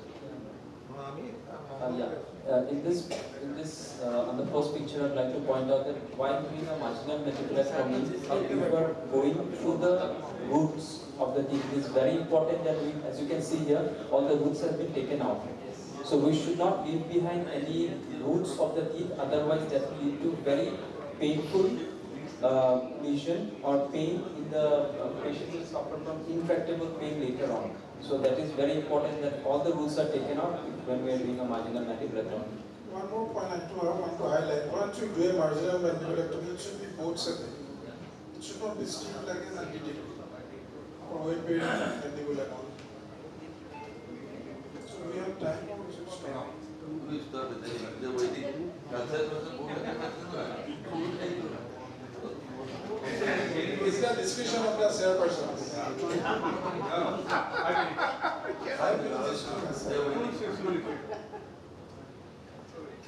So this is my last case. So 45 years male presented with 1 to 2 centimeter lesion in the lower alveolus and GB cell cast.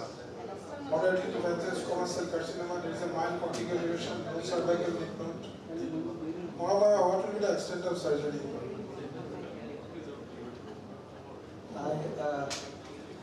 Actually, any lesion over the alveolus directly, I go for second. There, we can think of doing a marginal. Okay, segmental and marginal we have already discussed. What is the extent of neck dissection? You want to go for a neck? Yeah, now already there papers from Thailand has already emphasized on the doing of neck dissection in all cavity cancer. So can you justify your answer? That's what I'm telling you, that my surgery in this case will be a wall-total excision with a segmental mandibulectomy with a selective neck dissection 1 to 3. Why not do a neck dissection in an angiomas? This is a message for the public. That's why I'm asking you. There is a paper from Ray's article which shows that either in T1 local metastasis is more than 20%, it should go for a selective neck dissection. Also, there is a paper from Tata, DGM article, which had show the utility of a prophylactic neck dissection versus a therapeutic neck dissection. So one more question I want to ask you. Suppose you have got a small lesion in the angle of the mouth, 1 into 2 centimeters, again T1, T2. We are pressing it. Again, angle of the mouth is completely different. It comes under the lid. If there is the 1 centimeter over the skin, and it is not gone into the skin, you don't do a neck dissection. But if it's infiltrating going 2 centimeters but involving the skin, then you have to do a neck dissection. So neck dissection is important because it gives a proper staging of the disease. Suppose you have got a clinical T1, T2 lesions, you might be getting a node positive, so you can say T3, patient goes for adjuvant treatment. So this is the angio neck. Now the protocol is that you have to address the neck. And what you want to say, sir? The other option, if you don't go for neck dissection, is not observation rather sentinel lymph node biopsy for early oral cavity cancer. So at that point I'm not bringing you as part of forum is concerned. So you can go on talking about the sentinel node biopsy. So my message is that you should go for a neck dissection because it will upstage the disease, leading to a T1, T2 lesion into T3, T4, exhibit treatment and all. So the same patient we have done a neck dissection. So these are the different modalities how you can detect the neck CT scan against apparently over ultrasound and MRI. So there is a no debate scenario in neck positive. Neck should be surgically removed to change information. And if we dissect the primary with a cheek flap or upper incision, then also we should go for a neck dissection. So these are the different guidelines. The last question to the audience, can you name the picture? 100 marks to everyone. So I'd like to thank the panelists, I'd like to thank the chairpersons, and thank you organizers for giving us this opportunity. Dr. Rajyoti and panelists for a very strong deliberations. Only I want to add something like the leukoplakia which Rajyoti had described. How many of you have seen leukoplakia, leukoplakia, hereditary cancer?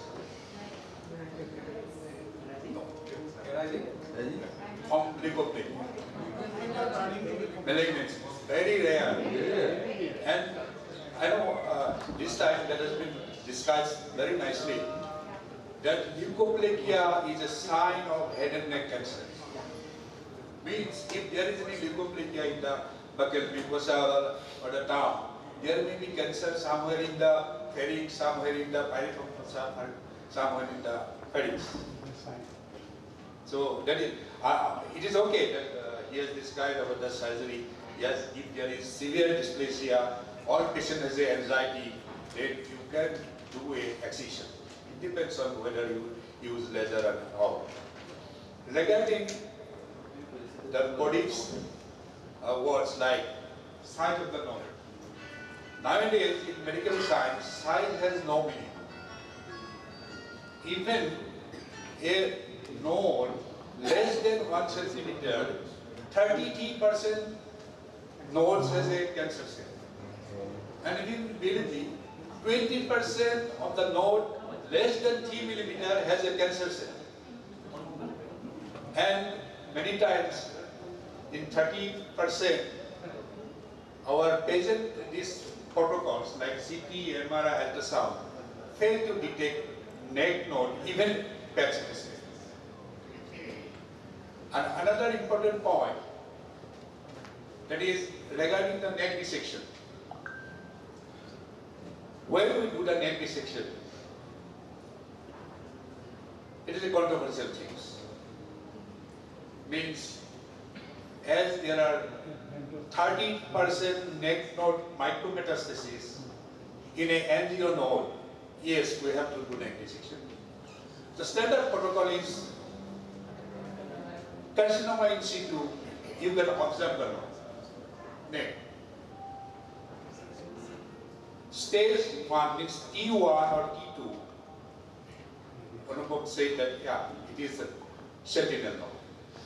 And stage 3 or 4 means T3 or T4, you can go for the supramohal neck dissection or other comprehensive neck dissection. Regarding marginal mandibulectomy, I have a bad experience. I do marginal mandibulectomy when the tumor touches the lower sulcus. To get a clearance, marginal mandibulectomy is not for erosion or something like that. And be careful in that scenario. Paramandibular soft tissue is a very, very big problem, and better to do a segmental mandibulectomy when there is a paramandibular invasion or there is a tumor is lying on the board. Segmental mandibulectomy is better. Regarding Rajyoti has not discussed about radiation things. Yeah. No, I mean oral cancer also, sometimes we radiate that patient. Like when after doing a neck dissection, if node is positive, or maybe margin positive. For the juniors, I want to say, what is margin? Positive margins, when the tumor is in the margin or less than 1 millimeter. If less than 1 millimeter, margin also regarded as a positive margin with dysplasia. And the close margin is more than 1 millimeter, less than 4 millimeter. Yeah. And more than 5 millimeter is clear margin. But when, regarding another point I want to say, that when we take margin or we do some sort of frozen section, the margin is from the specimen, not from the additional margin. Once the specimen frozen sections over your permanent sections is positive, that should be regarded as positive. You can resect, re-resect, take 100 samples from the margin, that may be negative, but when the specimen is positive, it is positive. And that patient needs your radiotherapy. Probability doesn't change. No, not at all. Thank you very much. Just I want to add one more point regarding the node positivity. It's the amount of tumor tissue that is involvement in a node. Suppose you have got a 2 centimeter node, tumor involvement in the node is 2 millimeter. Implication will be different with a tumor having a tumor of around 1 centimeter. So that also needs to be reported in a case, because these are reported by our pathologist. Onobul will agree with this. Thank you. Metastatic component inside a node is also important. That is a different one. Thank you. Thank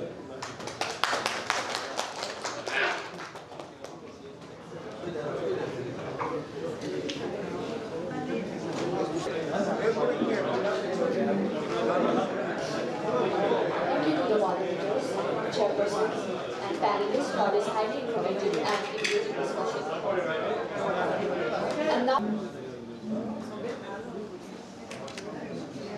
now I request Dr. Aravindo Deka to felicitate Dr. Kudus Ahmed with her certificate and memento as a mark of our gratitude. Now I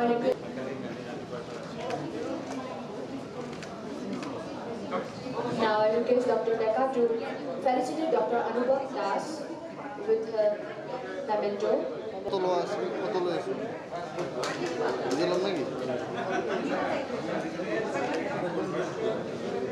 Now may I request Dr.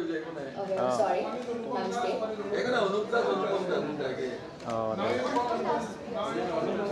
Okay, sorry, my mistake. It's Dr. Anup Das. Anupam. I request Dr. Anupam Das to please come forward. Hold on. Now I request Dr. Jegori to felicitate Dr. Mahamaya Singh with her memento and a certificate. Okay, sir. Now I request Dr. Deka to felicitate Dr. Now I request Dr. Deka to felicitate Dr. Ellen Borla with her memento and a certificate as a mark of her appreciation. Deka to felicitate Dr. Pradeep Hatimata, radiologist, with her memento and a certificate as a mark of her appreciation. Memento and a certificate as a mark of her appreciation.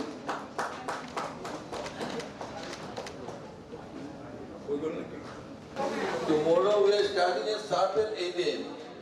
and it's a very interesting topic of radiology of temporal bone, CT temporal bone by the Vishwajit Go and many people. They have, I think, a good teaching for the all juniors and everyone. Juniors and seniors? Seniors both. Therefore I request all to come and sharp at 8 a.m. I will be there at 8 a.m. here. Yes. With a morning walk also and breakfast. I request all people to come at 8 a.m. tomorrow.